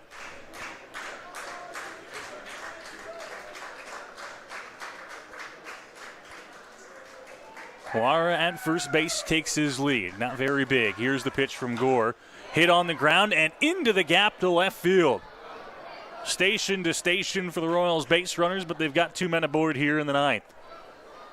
2 balls that weren't hit overly hard. Kawara just got jammed on his base hit, and then right there, Josh Garton has it go off the end of the bat into left field between Plaz and Mosher. But all of a sudden, the Guelph Royals are pressing here in the top of the 9th inning.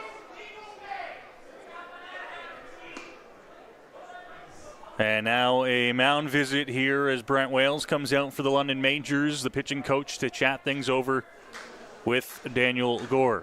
This, I think, is just trying to buy time for Tyler Gillies to get loose in the Majors bullpen a little bit. Gillies was sitting down up until that base hit from Garton, and so too was Brent Wales. And then he got up in a hurry to try to get Gillies some pitches in before they may need him in this ball game. Wales delivering a message, just trying to calm Gore down and get him to set down the 8 and the 9 hitters in this Guelph lineup. A ground ball could get him out of the inning here on the infield if they're able to turn 2. And if they're not, well, you've got the number 9 hitter on deck in Carson Burns. That is Gillies warming up, as you mentioned, down in the Majors bullpen. He's a guy over the last couple of weeks that really had to hustle to qualify himself for playoffs, but did so. I believe he's sitting at just over 12 innings of work on the hill. 5 games qualifies him for the postseason. Big curveball is offered at by McGee. Swings through it for strike 1. Daniel Gore has one of the dirtiest curveballs I've seen in the Intercounty Baseball League. The amount of movement on that pitch, as you get a look at Gillies on our Game Day London mobile camera, the amount of movement on that pitch is ridiculous. An 0-1 count here for Gore. There it is again. Dropped it into the bottom of the zone, and he's up 0-2.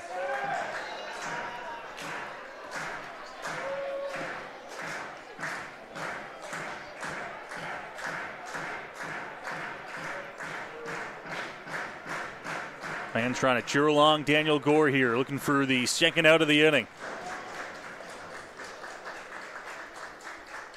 Curveball and misses low. Another good curveball there from Daniel Gore, but just didn't get the chase from McGee. If he was able to put that on the outside part of the plate, maybe McGee offers at it and elects not to and takes the ball.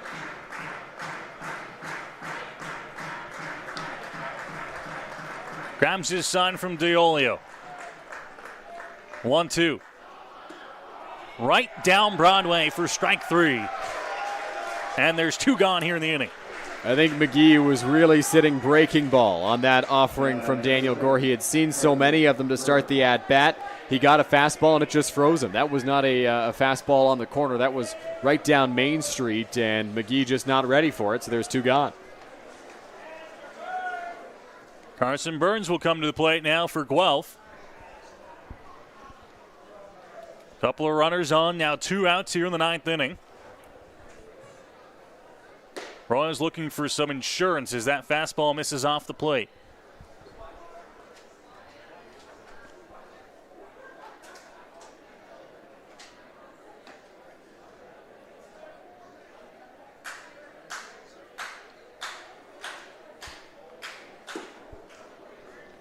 Misses again. Bottom of the zone this time, 2-0.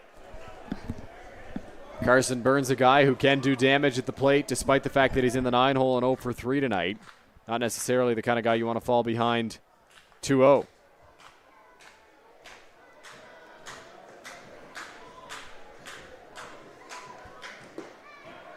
Bottom of the zone for strike 1. Gore gets in there and makes it 2-1.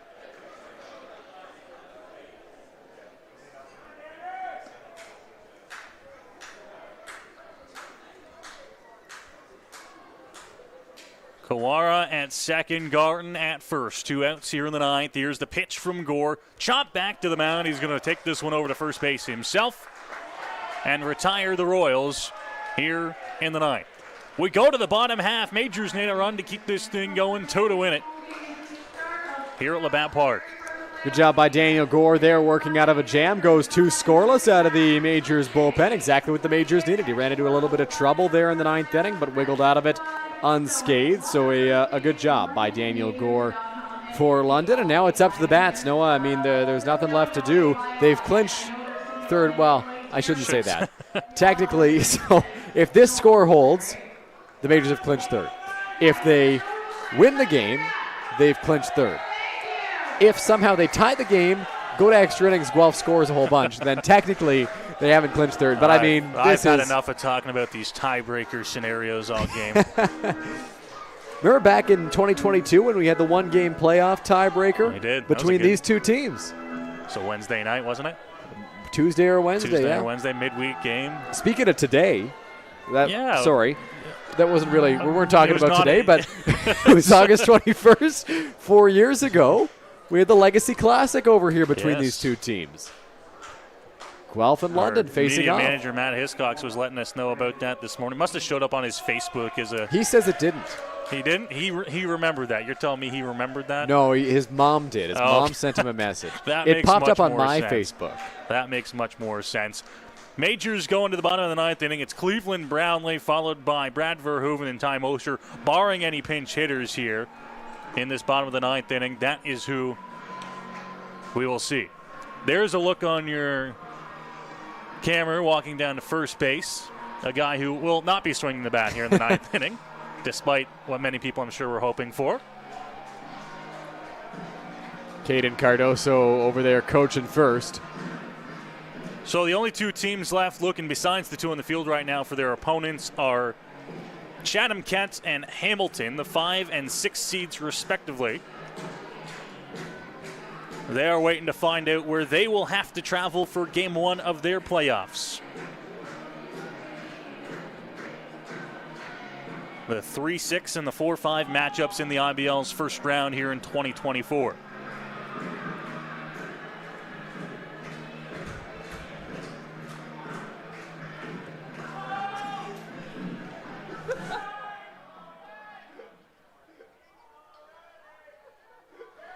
So we move along, bottom of the ninth inning, and here comes Cleveland Brownlee to lead things off for London.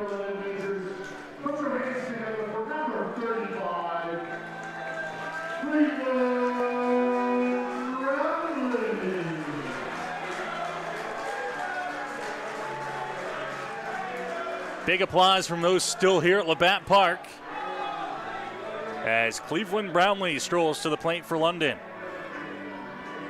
Brownlee trying to make something happen here for the Majors. 0 for 3. All they need is a base runner. Cleveland, a guy who could tie with one swing of the bat, but London not looking for that right now. They just need guys to get on base. Inside to Cleve with a fastball.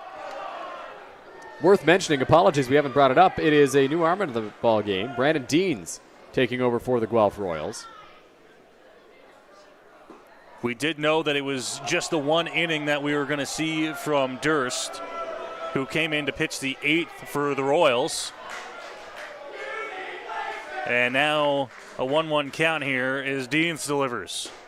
Strike two to Brownlee, bottom of the zone. He thought it was low. I mean, that looked pretty low to me, no. I don't know about you. Cleve is 6'5".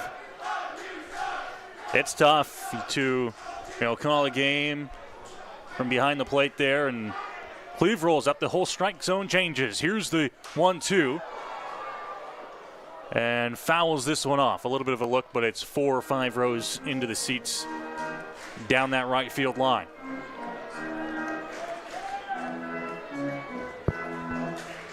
Completely changes the complexion of this at-bat because now Cleve has to protect.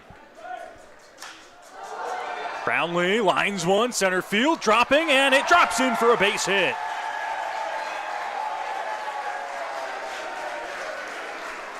Leadoff man aboard here, and quickly out of the dugout comes a pinch runner. Caden Cardoso was on it over at first base. Everybody was on in the Majors dugout as well. Charlie Bowman will take over as a pinch runner here for the Majors. He represents the tying run. Charlie Bowman comes in to take over at first base, and Cleveland Brownlee gives handshakes and high fives on his way back into the Majors dugout.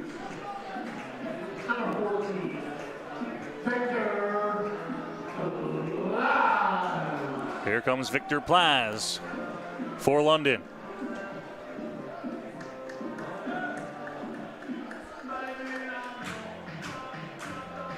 Plaz in the ball game today is 0 for 2. Flown out twice and walked.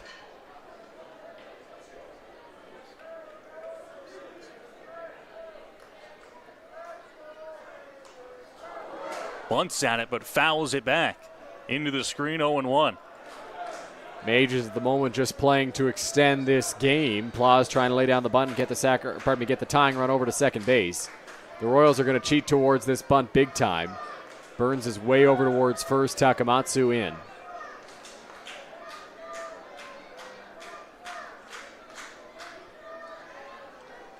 Here's the offer.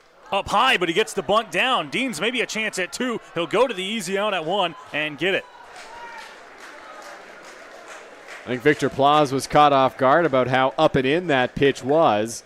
Somehow managed to get the bunt down. Deans nearly had a play over at second, but will take the sure out at first. The sacrifice works and puts a runner in scoring position here for London. And here's a chance for Verhoeven to try and drive in the tying run, now standing at second base. Verhoeven's come up with some big hits so far this season for the Majors.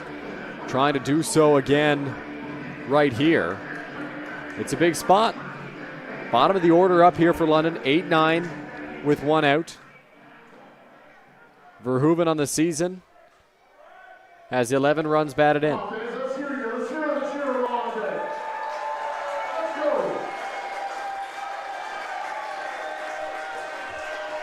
Fans here at Labatt Park trying to cheer along. Takamatsu at third is in on the edge of the grass, Dylan. I don't know if they think Verhoeven might try to lay one down. And that one's going to get through the legs of McGee and to the backstop. He doesn't need to move him over. Bowman moves into third base, and the tying run 90 feet away. That changes the complexion of the inning, Noah. That one right through the legs of McGee. It allows Bowman to move up. Now a fly ball to the outfield would score Charlie Bowman here. Verhoeven, worth mentioning, batting .364 with runners in scoring position this season. Infield draws in for the Royals. Going to try and cut down this run if it's hit on the ground. Ball 2. It's been ruled a passed ball that will allow Bowman to reach third. Pitch was low by Deans, but I don't know if it was bad enough that it shouldn't have been blocked at least by McGee. That one fouled off and out of play. I think what happened was McGee set up high and the pitch came down low. Didn't have time to adjust. Wasn't where he was expecting that to be at all. You're right.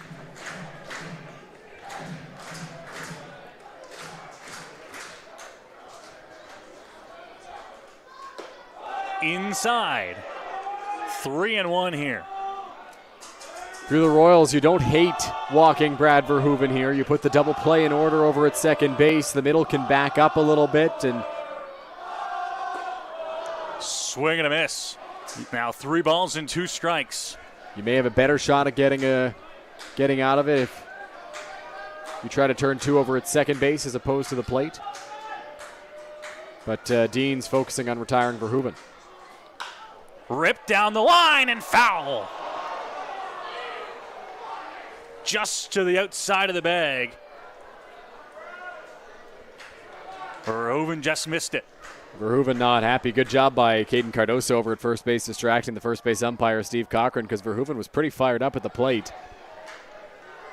But that one was called a foul ball. We don't have the best view from here, but it looked like the right call as well. Here's a 3-2. Chopped. Runners coming home. The throw. Off the glove. Bowman's safe. Verhoeven's going to head for 2, and he's in there. This game is tied.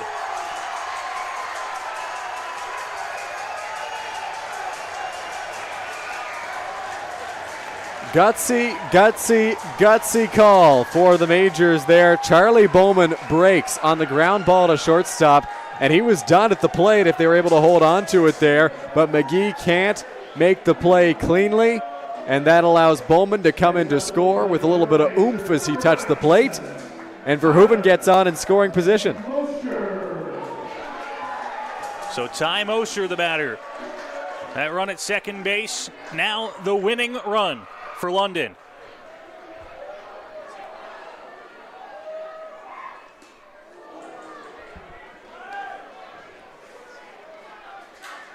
Dean's trying to extend this game here for Guelph.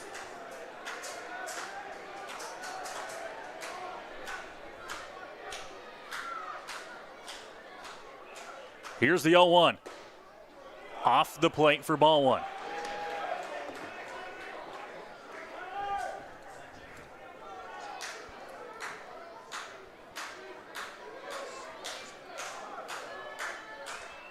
Deans grabs his sign.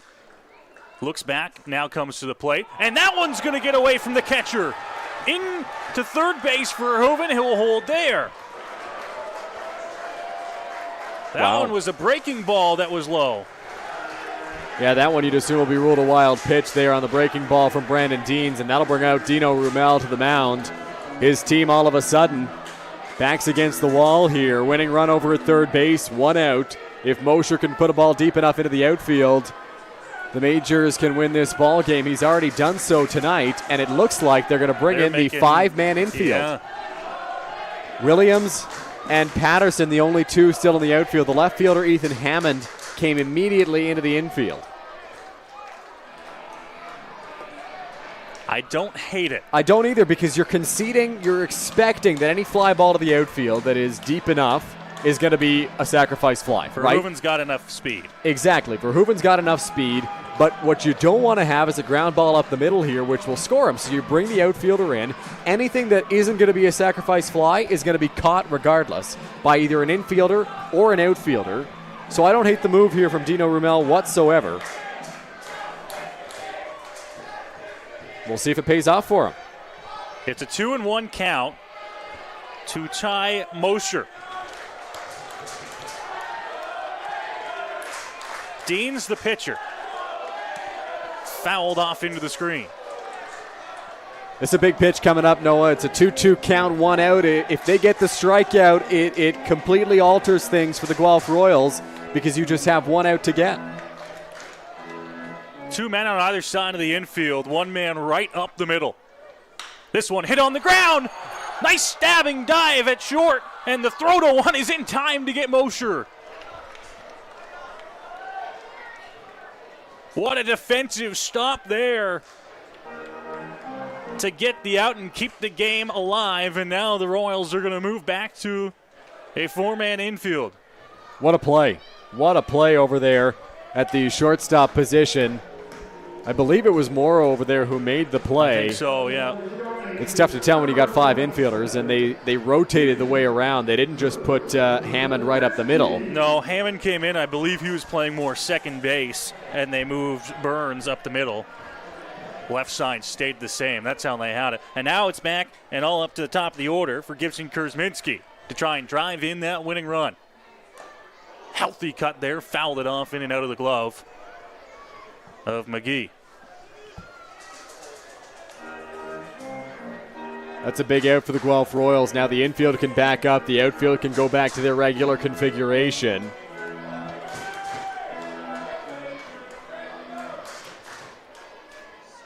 Deans ahead 0-1. Outside. 1 ball and 1 strike to Kurzminski.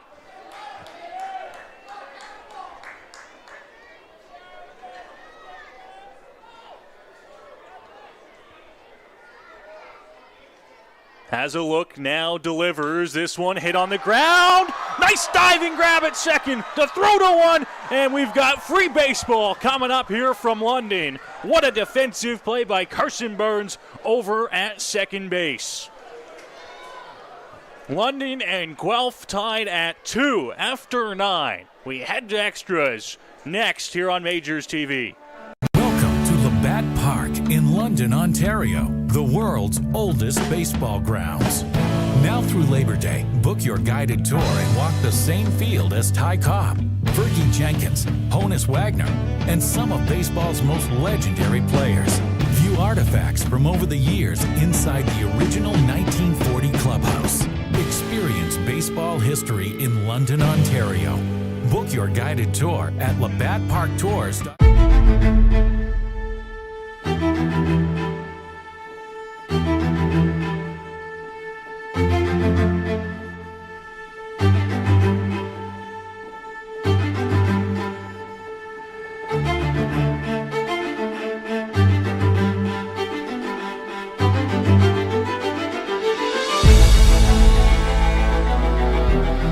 I think this team has a potential potential to win another championship.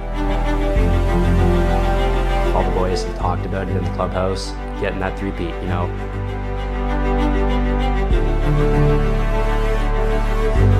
You guys can win. You guys can win.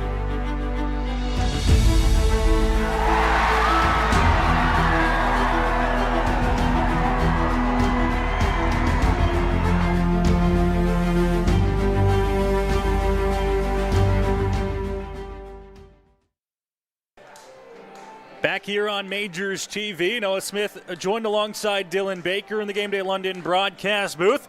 The IBL regular season lives another inning, Dylan. We're off to extras here on Wednesday night. We didn't get enough baseball across 42 games for all 9 teams, so we wanted more baseball. Free baseball in the regular season finale. It's exciting. It's Carson Burns standing over at second base for the Guelph Royals as the extra inning runner, the last game that'll have the extra inning runner this season, because in the playoffs, that rule is not in effect.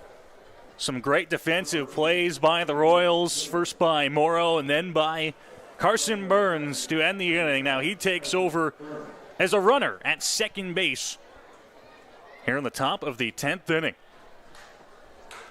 Daniel Gore back on the mound for London. This one pulled back on the bunt attempt. Ball 1. Majors corners both crashed hard there. If Burns wanted it, he could have picked up third base. Plaus was nearly at home plate. Nobody went to cover third.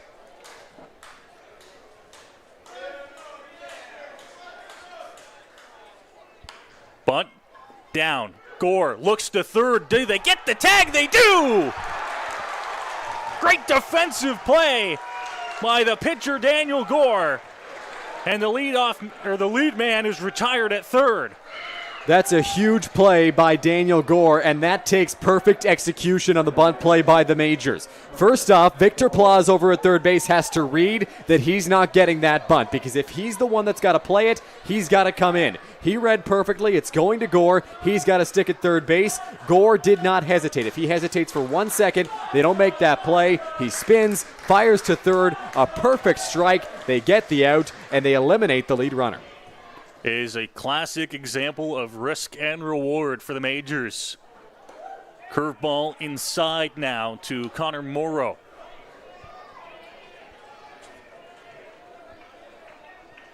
Regardless of the outcome of this one, now you know there's Dylan, there's 2 teams at least that are happy this game is going to extra innings. With Hamilton and Chatham-Kent. They say, yeah, we don't mind if you guys want to play a little bit of extra innings on Wednesday night. Get more tired for us in the series, right? You guys can tire yourselves out. That's fine with us. 2-0 here on Morrow as Gore has fallen behind. Williams at first base, the runner. Gore looks, delivers inside for ball 3. Gore trying to find the strike zone right now to Connor Morrow. The first pitch came pretty close. The other 2 have been pretty clear balls. Worth mentioning, there is lots of speed out there over at first base, and J.D. Williams definitely a threat to run. And if he can get into second base, you never know what could happen on the base paths.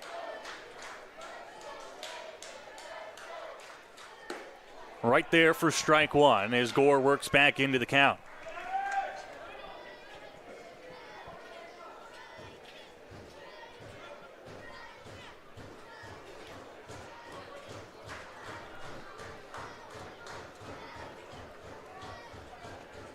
Williams not a super aggressive lead over at first base. Not going. This one swung through by Morrow. And from 3-0, Gore has worked it back to 3-2. Good job by Daniel Gore. Comes with a good pitch there. Gets the swing and miss from Morrow. Big pitch coming up. I feel like I've said that a lot over the last 2 innings, Noah. Doesn't take anything away. Gore taking his time on the hill to grab his sign, though. And now comes set.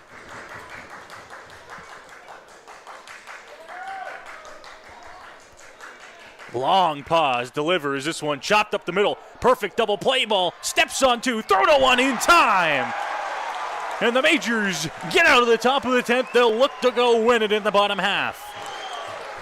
Daniel Gore is fired up, and he's got every right to be. What a performance for him out of the Majors bullpen. 3 scoreless innings, makes the great play on the sacrifice bunt attempt to throw out the lead runner in extras, and then rolls a perfect 2-ball. Gibson Krasminski shaded perfectly up the middle, just has to step on the bag himself, execute a good throw to first, and we are off to the bottom of the 10th. Majors with a chance to win it. They will look to try and send the fans home happy here on the regular season finale from Labatt Memorial Park. The lead runner will start at second base, and the Majors will have 3 cracks really to try and bring them home here. This is almost as perfect of a configuration as it can get for the Majors, because Gibson Krasminski is going to be the runner that starts over at second base, and Krasminski's got pretty good speed.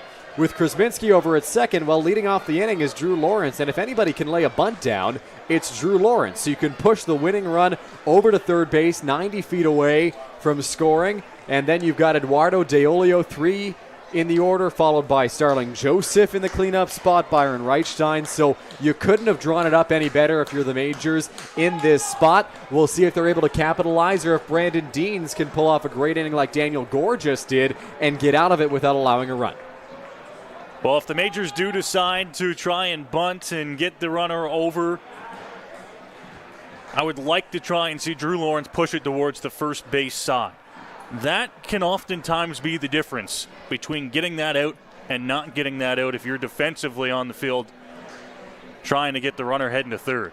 It's that extra 25, 30 feet that can make the difference on a throw from first base side versus the third base side. Absolutely. Daniel Gore there, he was in a perfect spot to get that that out at third base. Didn't have a super long throw. Drew Lawrence, we've seen him execute lots of bunts this season, but in particular the push bunt down the first base side like you're touching on. We've seen that from Drew Lawrence time and time again. He often does it to lefties when they're falling off the rubber to the third base side. Obviously not going to be the case here, but it can be the difference, like you say, in getting that runner over at third base or not getting him, because you know the Royals are expecting bunt here. Right through the heart of the order here for the Majors in the bottom of the 10th inning. Winning run stands at second base to lead off the inning.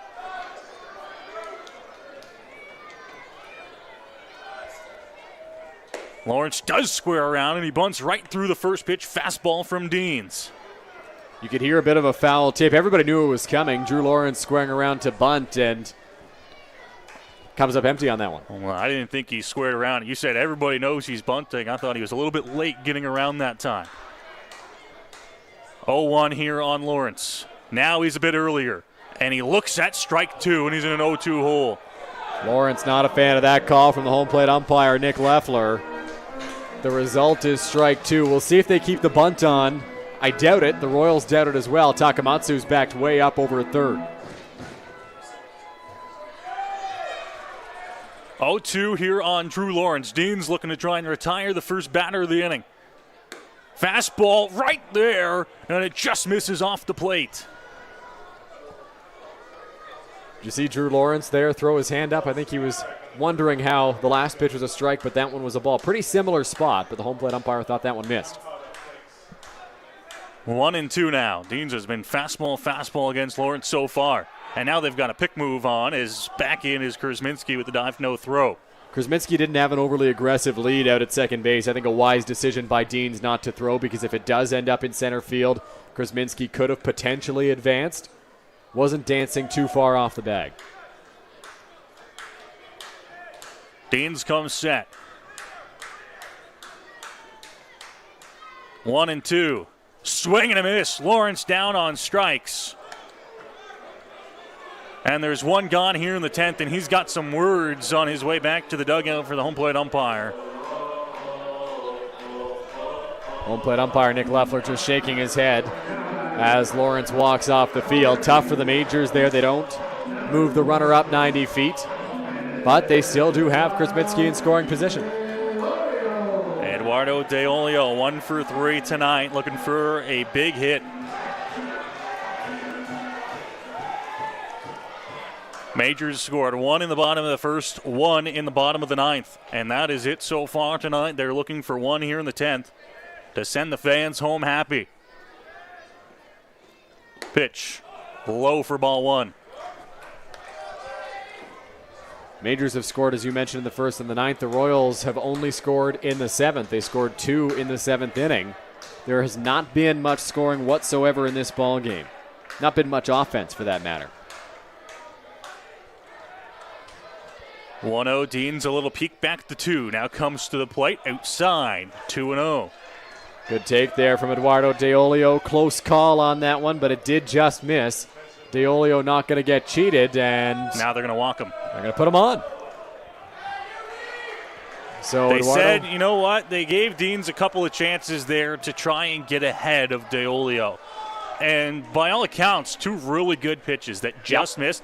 And when you're facing a batter like Eduardo Deolio, that's where I want you pitching to him. Yep. He didn't chase, didn't offer at it, so they're just going to put him on. Puts a force in play here to double play to get him out of the inning, and Starling Joseph will come to the plate. That's why they do it. They want the force to be in effect, and like you mentioned, 2-0 on Deolio. Might as well just walk him, because otherwise you kind of have to groove him a pitch in the strike zone.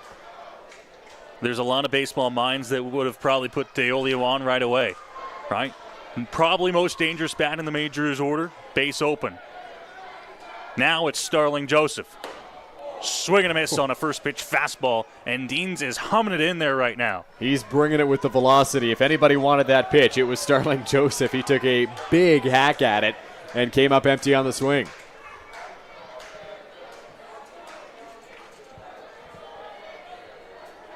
(0-1) on Joseph.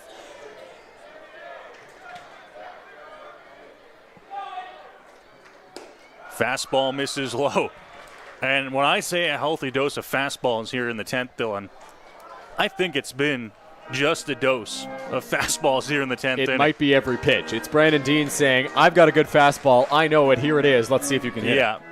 You need to beat me. It's like a scene out of Major League. Here's the 1-1. Blows it by Joseph, and it's 1-2. Fastball up and in. Joseph can't get his bat around to it. And now behind in the count. We'll see if he comes to the fastball again. I don't see why not. It has been the pitch. 1-2 on Joseph. Reached for that one, did the catcher, who's outside. Ball 2. Good patience from Starling Joseph, because you know the only thing going through his mind right now is walk-off. He wants it, especially after the intentional walk. They wanted to face him instead of Deolio. He takes that personally. He wants it bad right now. A good job laying off that pitch. 2-2 to Starling Joseph. Deans delivers. This one on the ground, up the middle, chance for 2. And the throw back to 1, no throw. Didn't develop as quickly as the Royals wanted, and the inning continues.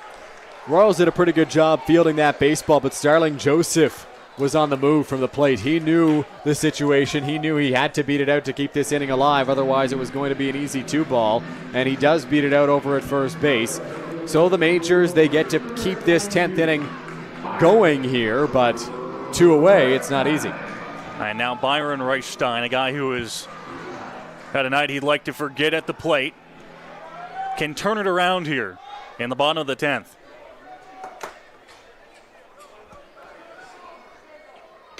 First pitch there for strike 1. Joseph takes 2 without a throw. They just let him have it. And it's a battle between Deans and Reichstein.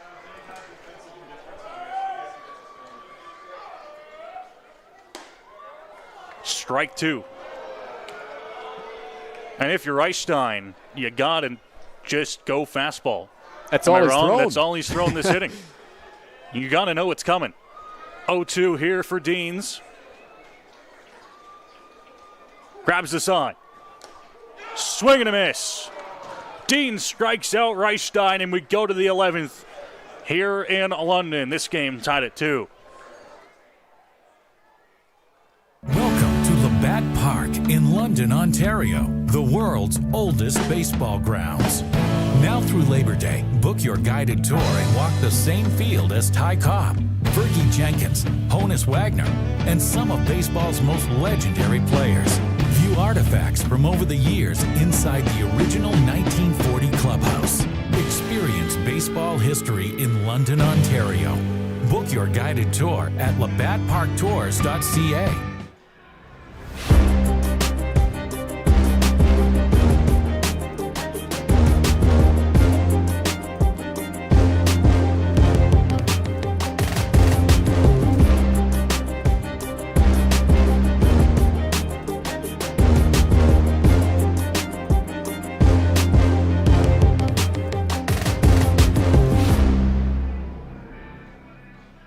When you need a night out, Throw London is on point. With an atmosphere that's a cut above, Throw London brings together the best in knife throwing, axe throwing, and darts. So it's the perfect spot for a date night, night out with friends, leagues, and team building for the office. You've got to be 13 or older to throw pointy objects and 19 plus to enjoy their fully licensed offerings. It's the best spot in London for some fun with an edge. London's original knife throwing. Check them out at 2190 Dundas Street East and online at ithrow.ca. That's ithrow.ca. Memorial Park on Majors TV as we move along to the 11th inning.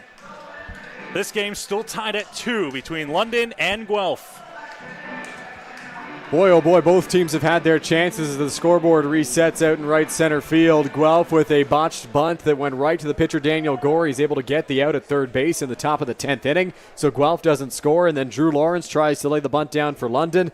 Strikes out in that at-bat, so he's unable to get it down. Majors can't push one across, and so here we are.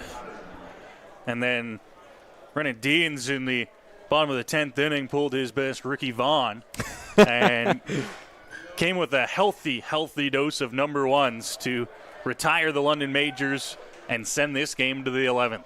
It was all fastballs from It was Deans. all fastballs. Quite literally all fastballs. Square around that first pitch there, pulled back, and it's there for a strike. Mentioned how the Majors kind of had ideal configuration last inning for this extra inning situation. The Royals kind of do here. You've got Patterson at the plate, and then the heart of your order coming up next, 3, 4, 5. 4, 5, 6 after Patterson. Patterson squares and fouls that one off back to the screen, and now he's in an 0-2 hole. So he finds himself in an 0-2 hole, just like Drew Lawrence did, trying to lay the bunt down. We'll see if the Royals keep it on. I doubt that they do, but we've seen it before. Yeah, when you're in the top half, it kind of does change that mindset a little bit.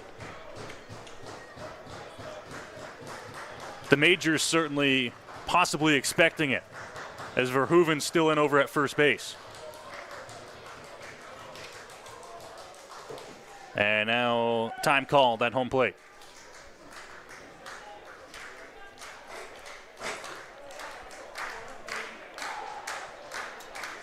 Takamatsu on deck for the Royals.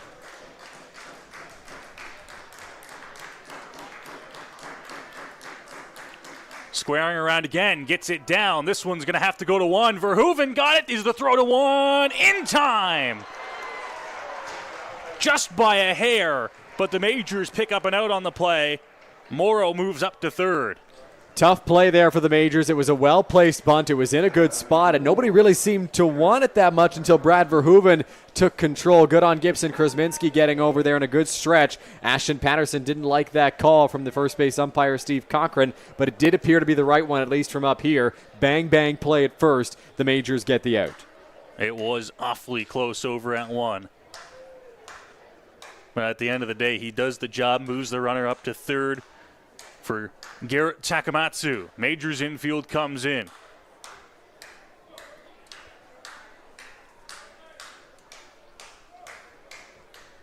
Gore grabs his sign, now ready. On the ground, they'll look back the runner, the throw to one in time to get Takamatsu. Great execution by the Majors. They bring the infield in to do exactly that, to keep the runner over at third base and get a ground ball out. Daniel Gore executes his pitch. Ty Mosher executes the ground ball, keeps Morrow at third, and gets a big second out for the Majors. And now Ethan Hammond, the batter for Guelph, has one hit and has walked today. We'll look to try and bring in Morrow from third.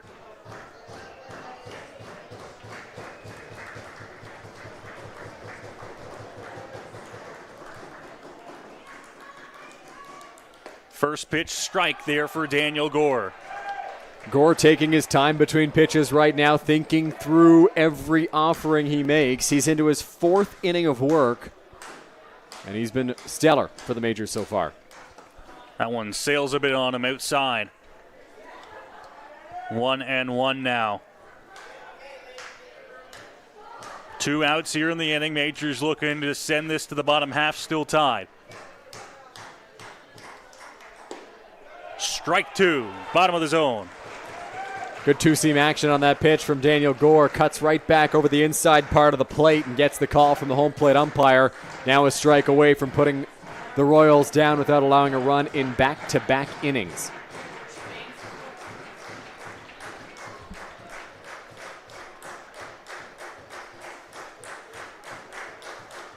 Fans clapping along. Here's the 1-2 from Gore. Curveball, strike 3. To the bottom of the 11th we go, tied at 2. Wow.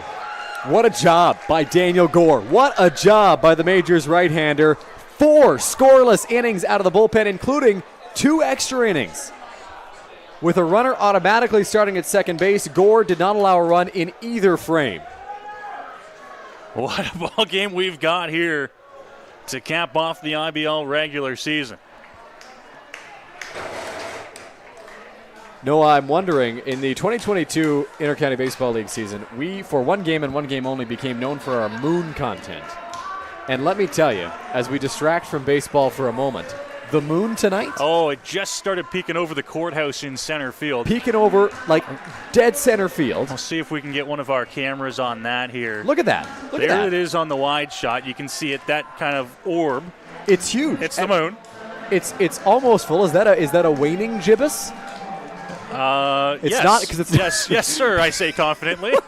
It's not quite full. Oh, but there it's it close. is. Look at that. Look at that. Trying to get the focus on it. I can see some craters up top Yeah. right there. Top right. Yeah. Listen, That's we awesome. tried to focus as best we can. That thing is bright tonight. It And is. it has been the last couple nights actually as well. Yeah. I believe full moon on Monday night, if I'm not mistaken. But is it a waning not that gibbous, I a was paying waxing attention. gibbous? Look at that. You can It's see on all its, the crevices. It's on its way back. It's on its way back. Well, what does that mean? That doesn't tell doesn't tell me anything. It's waning. Waning It's is waning? not the Okay. same. Waxing, think of waxing like you're adding wax to the moon. It's getting bigger, right? That's Waxing. not how it works. Yeah. That's not the moon, logic they it's use when adding, they adding develop wax that. to the moon. And the Okay. waning is like, it's the opposite of that. The amount of wax is waning on the moon. It's- Is that what you're telling me? Yeah. Okay. All right. Well, now I got it. Now Think I about get the waning moves. like whining. Sad.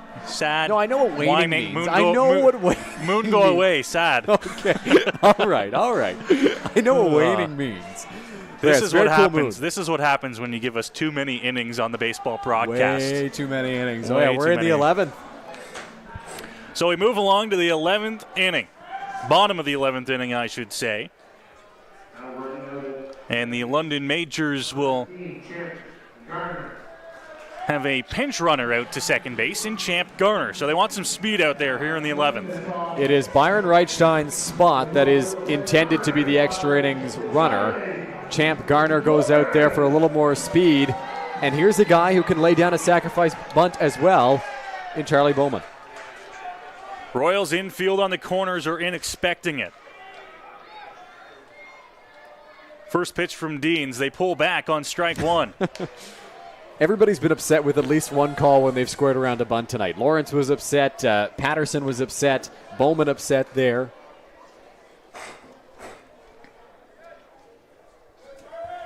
Deans ready on the hill. Quick check back at Garner. Now he comes ready. Squaring around to bunt. This one popped up and back into the screen. And it's 0-2. And this is where, not to just pick on Bowman, it's been the bunters so far here in extra innings. We know you're bunting. The ballpark knows you're bunting. Yep. Get around a little earlier. And give yourself a fighting chance. It's not a secret. It's not a secret at all. 0-2 here on Bowman. Infield still in on the corners here. We'll see if he squares around on 2 strikes. He does. Pulls back on strike 3. At the knees, and it's a strikeout for Deans. Bowman looking to get one down. Didn't like the pitch he saw. Has some words for the home plate umpire as he heads back to the dugout. But that's 2 innings in a row that have started the exact same way for the Majors. They've tried to get a bunt down. They haven't been able to. And they wind up striking out. Great job by Brandon Deans. Full credit to him because he's found the way around these bunts for the Majors. He's been going high with the pitches early in the count. And then he just comes with that heater that's been working so well for him for every pitch after that. So now Deans on the hill will face Victor Plaz with a runner at second base represented by Champ Garner.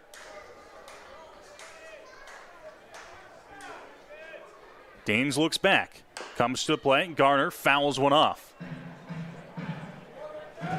Victor Plaz tonight is 0 for 2.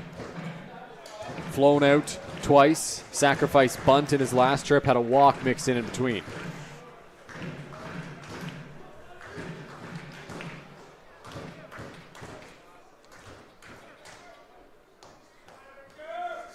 The sign here from catcher McGee.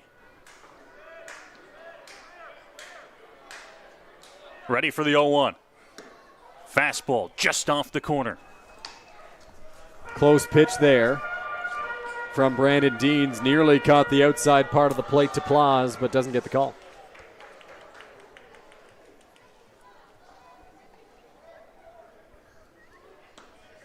A hush over the crowd here at Labatt Park.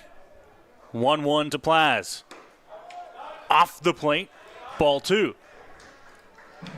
That one also very, very close on the outside corner. Victor Plaz laying off. Didn't miss by much.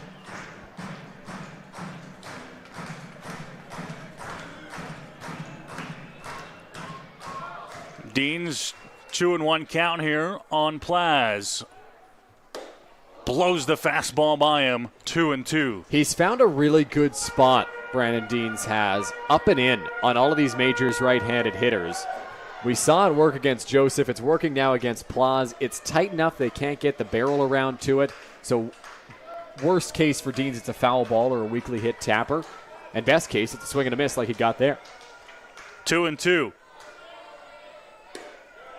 Just missed. He walked off the mound like he thought he had it, but the count moves to full, and it was close. He has missed for all 3 balls in that exact same spot. Every single pitch that's been called for a ball in this plate appearance has been right there. Not getting the call on the outside part of the plate. Plaz has been taking wisely.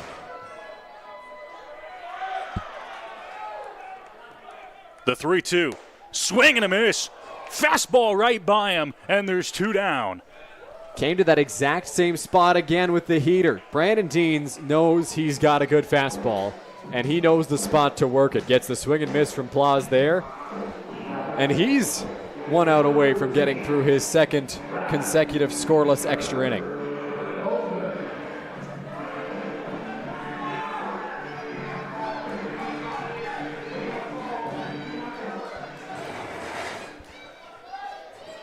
This battle continues here in the bottom of the 11th inning.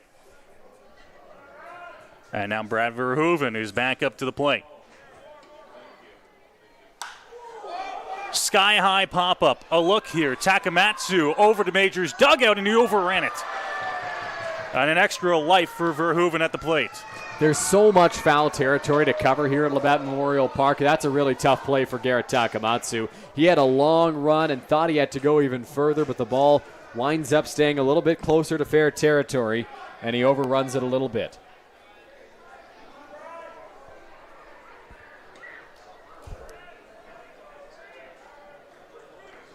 So everybody an extra breath there. There's a look at the London Majors bullpen. Emphasis on the Lund and Majors bullpen. Jared Lund loosening up. It's the 11th inning. Please forgive me. He's getting tired, folks. It's an 0-1 count here for Deans. Delivers. Verhoeven into left field and caught. This game moves along to the 12th here in London.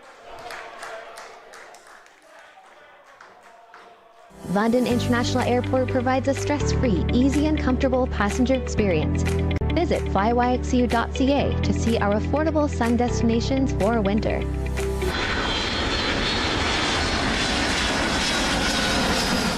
Travel is easy when you fly YXU.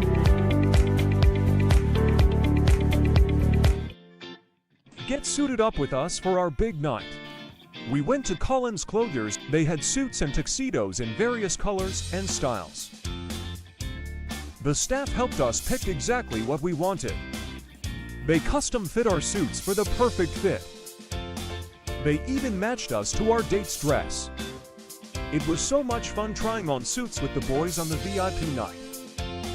They even got us pizza while we tried clothes on. The prom kids, of course, are going to be the best dressed. We felt so confident and looked amazing.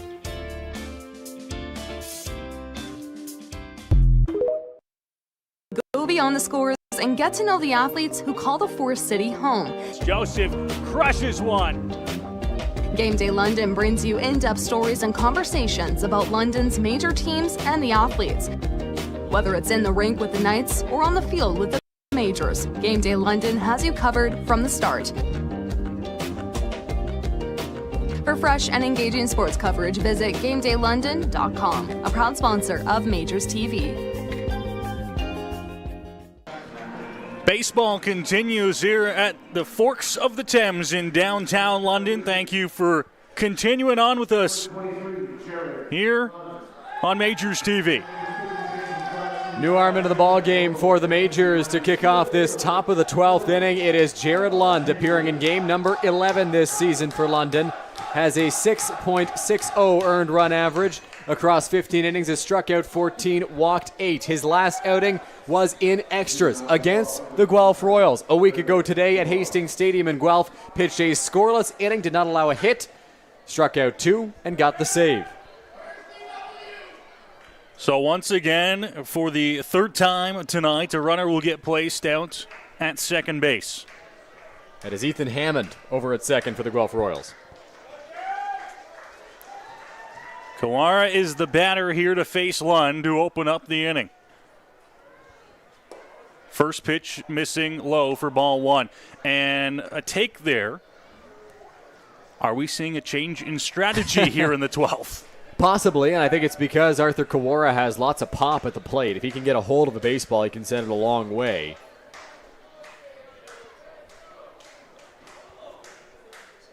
(1-0). Lund, curveball, top of the zone, but misses high. 2-0. Didn't miss by much there on that offering from Jared Lund. Thought he might have had strike 1, but instead it's a hitter's count here for Kawara.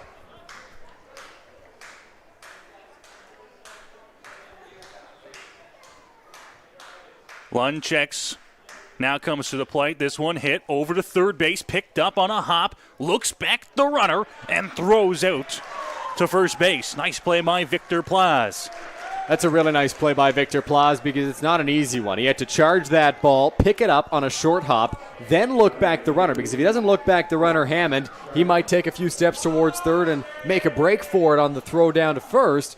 Plaz looks him back, executes a strong throw right to the glove of Brad Verhoeven to get the out, and now with a big bat coming up, Roop Chanada wants to talk things over with Jared Lund.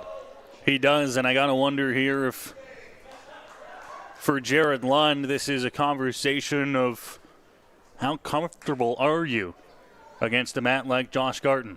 First base open, of course. It is lefty on lefty. I would think this maybe leans more into the comfort zone for Jared Lund. Lund works from such a unique release point as well. After Garton is Torres, the righty, who has 2 hits tonight.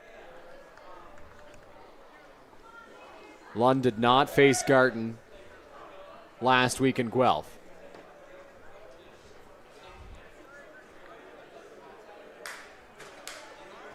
So the visit on the hill is over. Lund ready to face Josh Garton here with 1 out in the top of the 12th inning.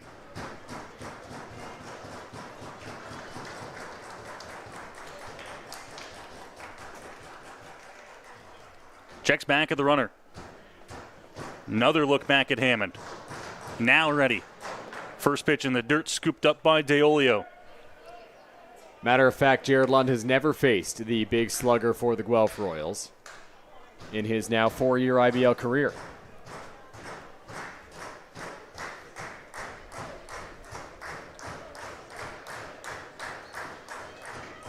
Fans still left here trying to cheer on the Majors. The 1-0. And that one looked pretty good. Misses for ball 2. Yeah, that one didn't miss by much there from Jared Lund. Nearly found the outside corner, but doesn't get the call. And I think Eduardo Deolio just called for an intentional walk there. So too did Roop Chanderdat, because similar to what we saw with Deolio at the plate, yep. They gave him a couple of chances. They fall behind 2-0. All right, let's not give him one he can hit. Let's put him on and take our chances here with McGee. So Garton aboard. Runners at first and second.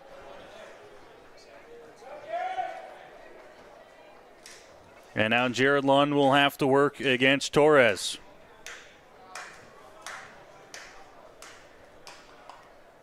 Two of the Guelph hits tonight have come off his bat, and he's probably hit them about as hard as anyone has.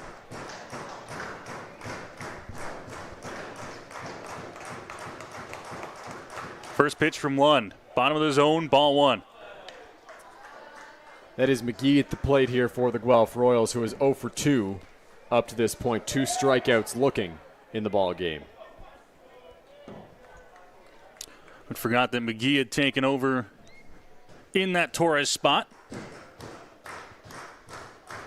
1-0. Inside, and it hits him. And now McGee is aboard to load the bases with 1 out here. That's just about worst case scenario there for Jared Lund, hitting McGee in that spot, allowing the bases to be loaded. You've got the number 8 hitter at the plate. You've got a double play in order. You want to take your chances and come in the strike zone, and that one just sailed on him, and he hits the batter. So Carson Burns will be the batter now for the Royals. 0 for 4, has struck out 3 times. He's going to look to try and turn around his fortunes here in this at-bat with the bases loaded, 1 out here in the top of the 12th inning. Lund misses for ball 1. And even that time, Deolio was kind of wondering where that missed. Lund has thrown 8 pitches in the ball game, Noah, since he's come in. 1 strike up to this point. Several that have been very close. More action in the Majors bullpen, but first the pitch from Lund that's outside, and he can't find it right now. It's Tyler Gillies loosening up in the Majors bullpen. Lund's got to try and find it here.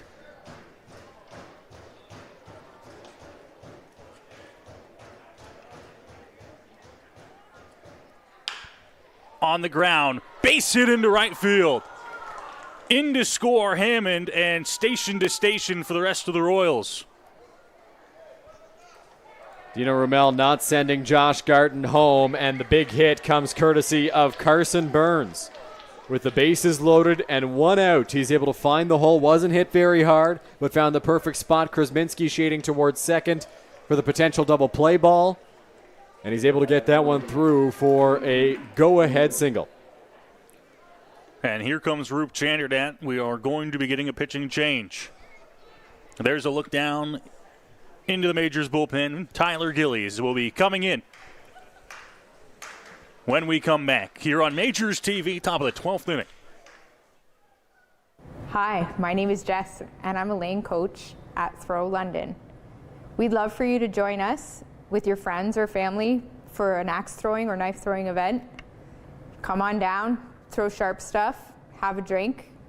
When you need a night out, Throw London is on point. With an atmosphere that's a cut above, Throw London brings together the best in knife throwing, axe throwing, and darts. So it's the perfect spot for a date night, night out with friends, leagues, and team building for the office. You've got to be 13 or older to throw pointy objects and 19 plus to enjoy their fully licensed offerings. It's the best spot in London for some fun with an edge. London's original knife throwing. Check them out at 2190 Dundas Street East and online at ithrow.ca. That's ITHROW.ca. London International Airport provides a stress-free, easy and comfortable passenger experience.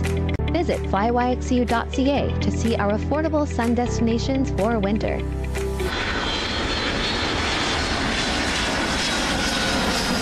Travel is easy when you fly YXU.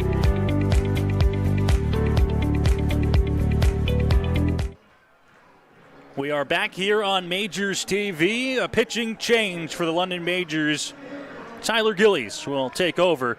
Bases loaded, 1 out, top of the 12th. Tyler Gillies, the London, Ontario native and former Milwaukee Brewers farmhand, has pitched in 5 games since signing with the Majors at the signing deadline.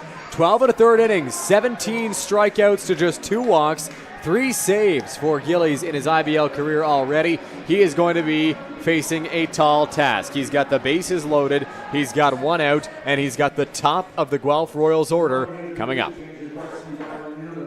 Well, tall task, but I can tell you he's up for it here.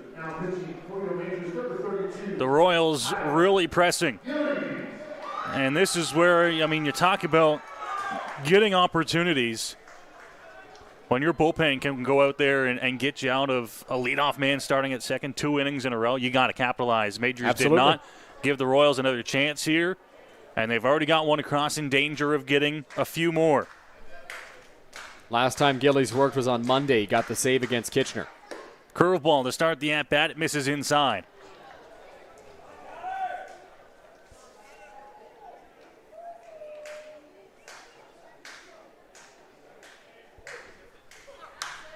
Hit hard, but well foul. Into the big tree down the right field line, and it's 1-1.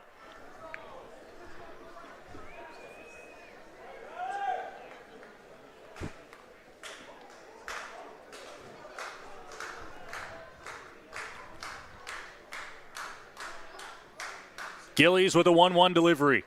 In the dirt, Deolio block and keeps everybody where they are. Big block there by Eduardo Deolio behind the plate. If you let that by, Josh Garton's coming in to score with ease and puts the Royals up by 2 runs. Gillies got to find the strike zone here. Nowhere to put Williams.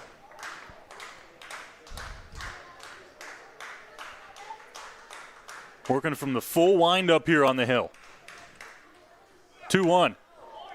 Fouled off again as this one makes its way into the seats down the right field line, and it's a 2-2 count.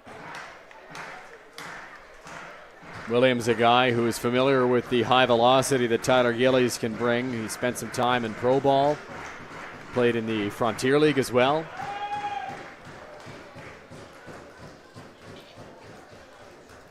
Grabs his sign from Deolio, now ready here. Leg kick, curveball, fouled off at the plate. Lots of movement on that breaking pitch from Gillies. Opting to stick with it here against Williams. He's thrown it fairly frequently. And Williams just gets a piece there. On deck is Connor Morrow for the Royals.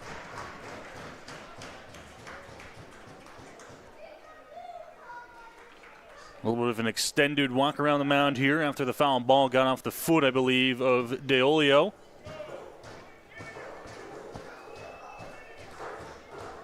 And we are back ready to go here.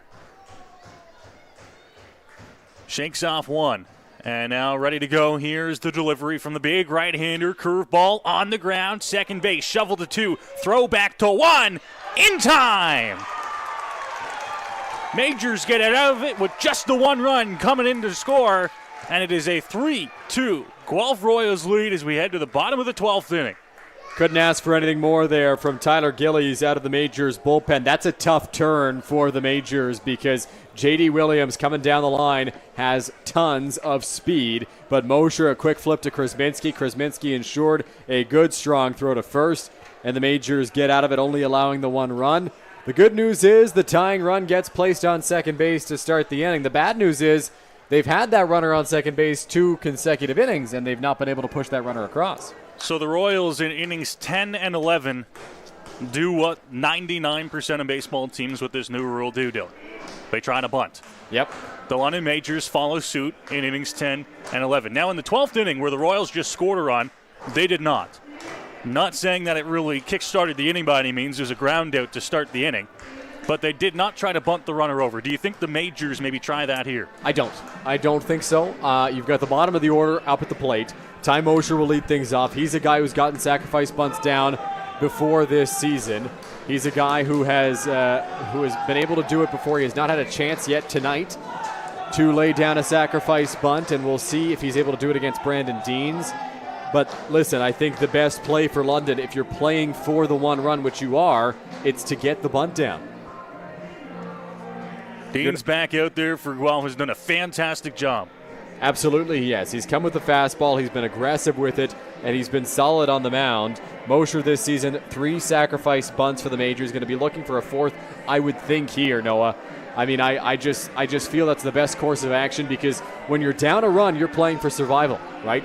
You're not playing anymore to try to win the game. That's what comes second. First, your first objective is to play on and survive another inning at least.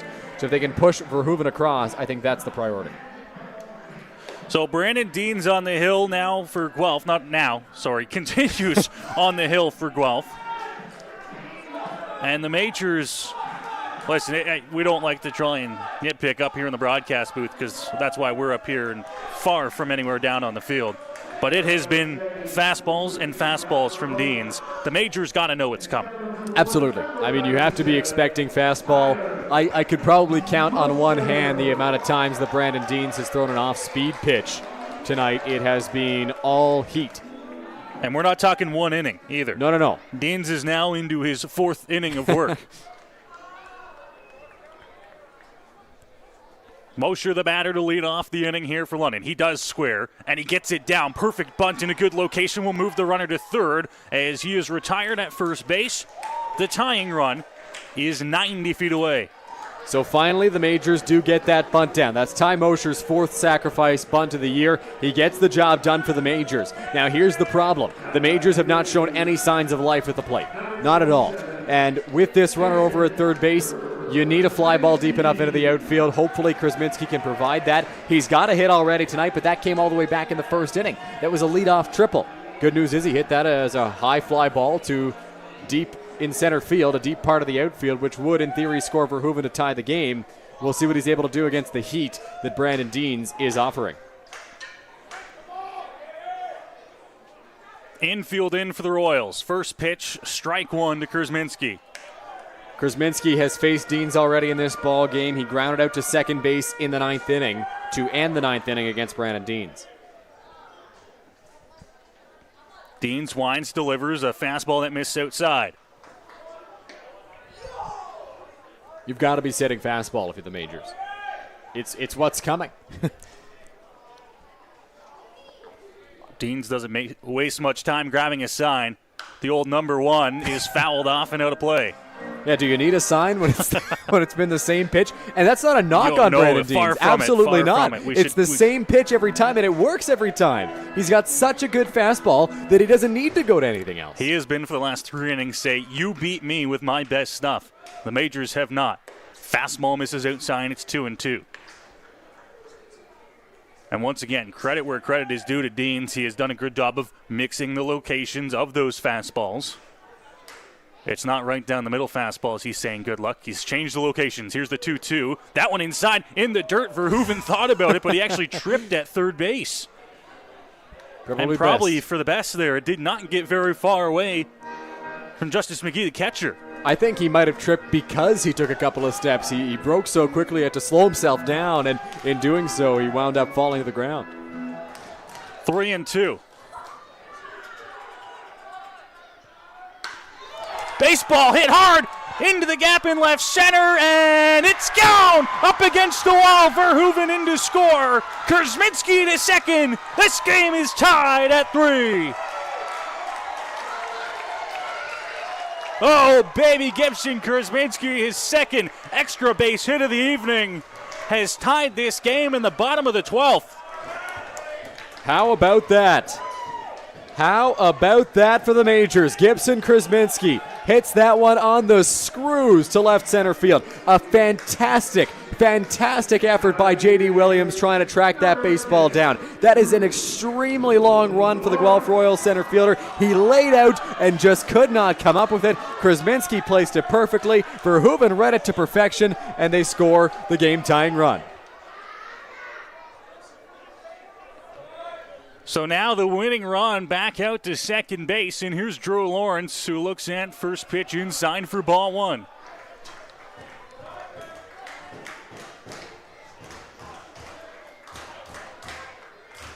Lawrence will look for redemption after his strikeout last time around. 1-0 from Deans. Inside, ball 2. Fastball missing in on the hands there of Drew Lawrence. Deans is coming with it time and time again. Lawrence trying to beat him like Krasminski did.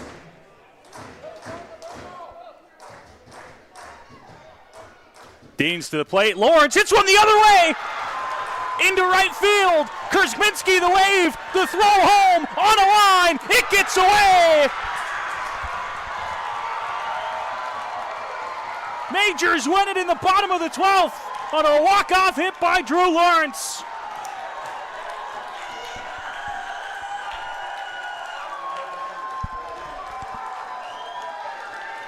What a way to cap off the regular season. Unbelievable ball game here on this Wednesday night. Drew Lawrence, the winning base hit, scores Gibson Krasminski, who tied it with a double a batter ago. And London finishes on a winning note. They will play the Hamilton Cardinals with a third-place finish on a round one series that will begin Friday night here at Labatt Memorial Park. What a ball game here in London as the Majors shake hands on their way off the field. Victorious against the Royals here in 12 innings at Labatt Park. An unbelievable ball game. You really can't say that any more than it already has. And a thank you to everyone who tuned in throughout the contest as the Majors emerge victorious. 4-3, the final score here at Labatt Park. We are moments away from Dylan Baker, who will be live at field level. We are just waiting on our Nuthers player of the game. And I think we are all set down at field level for Dylan Baker and our Nuthers player of the game. Down here at field level with Alex Springer and Daniel Gore, our players of the game today. Alex, I'll start with you. 7 strong innings. What do you credit that performance to? Had a hard day at work, and the boys played great defense behind me. You pitched fantastic, Daniel, out of the bullpen. 4 innings, 4 scoreless. How tough is it to come into extra innings where you've got that runner already at second base, and how did you manage to get through without allowing a run? Honestly, I mean, this whole season it's just been about guys stepping up in opportunities when they get their time, and it was our time today. He got the spot start today and absolutely shoved, and I just wanted to go out there and follow that up. So happy we got the dub. It was a great team win, great team effort. Question for both of you, a big win tonight, walk-off. How does that help the team with the momentum going into the playoffs? We're ready to go. I mean, what else can you ask for? What a great game to start, heading to playoffs and got momentum going on our side. So, that's a great win. Great win. Guys, thank you so much. Congrats on the win tonight. Noah, back to you in the Game Day London broadcast booth. Thank you, Dylan, and thank you to our Nuthers players of the game, co-winners on the final night of the regular season as London wins this one by a final score of 4-3. A walk-off hit by Drew Lawrence wins it for the Pinstripes here in the home and season finale. Playoffs begin on Friday night here in London. It'll be the Hamilton Cardinals in town to take on the Majors. 7:35 first pitch here at Labatt Park on Friday night. From Noah Smith, Dylan Baker, our producer Keegan, and the rest of our London Majors TV broadcast crew, thank you for tuning in with us tonight, and we will see you Friday here as the playoffs start at Labatt Park.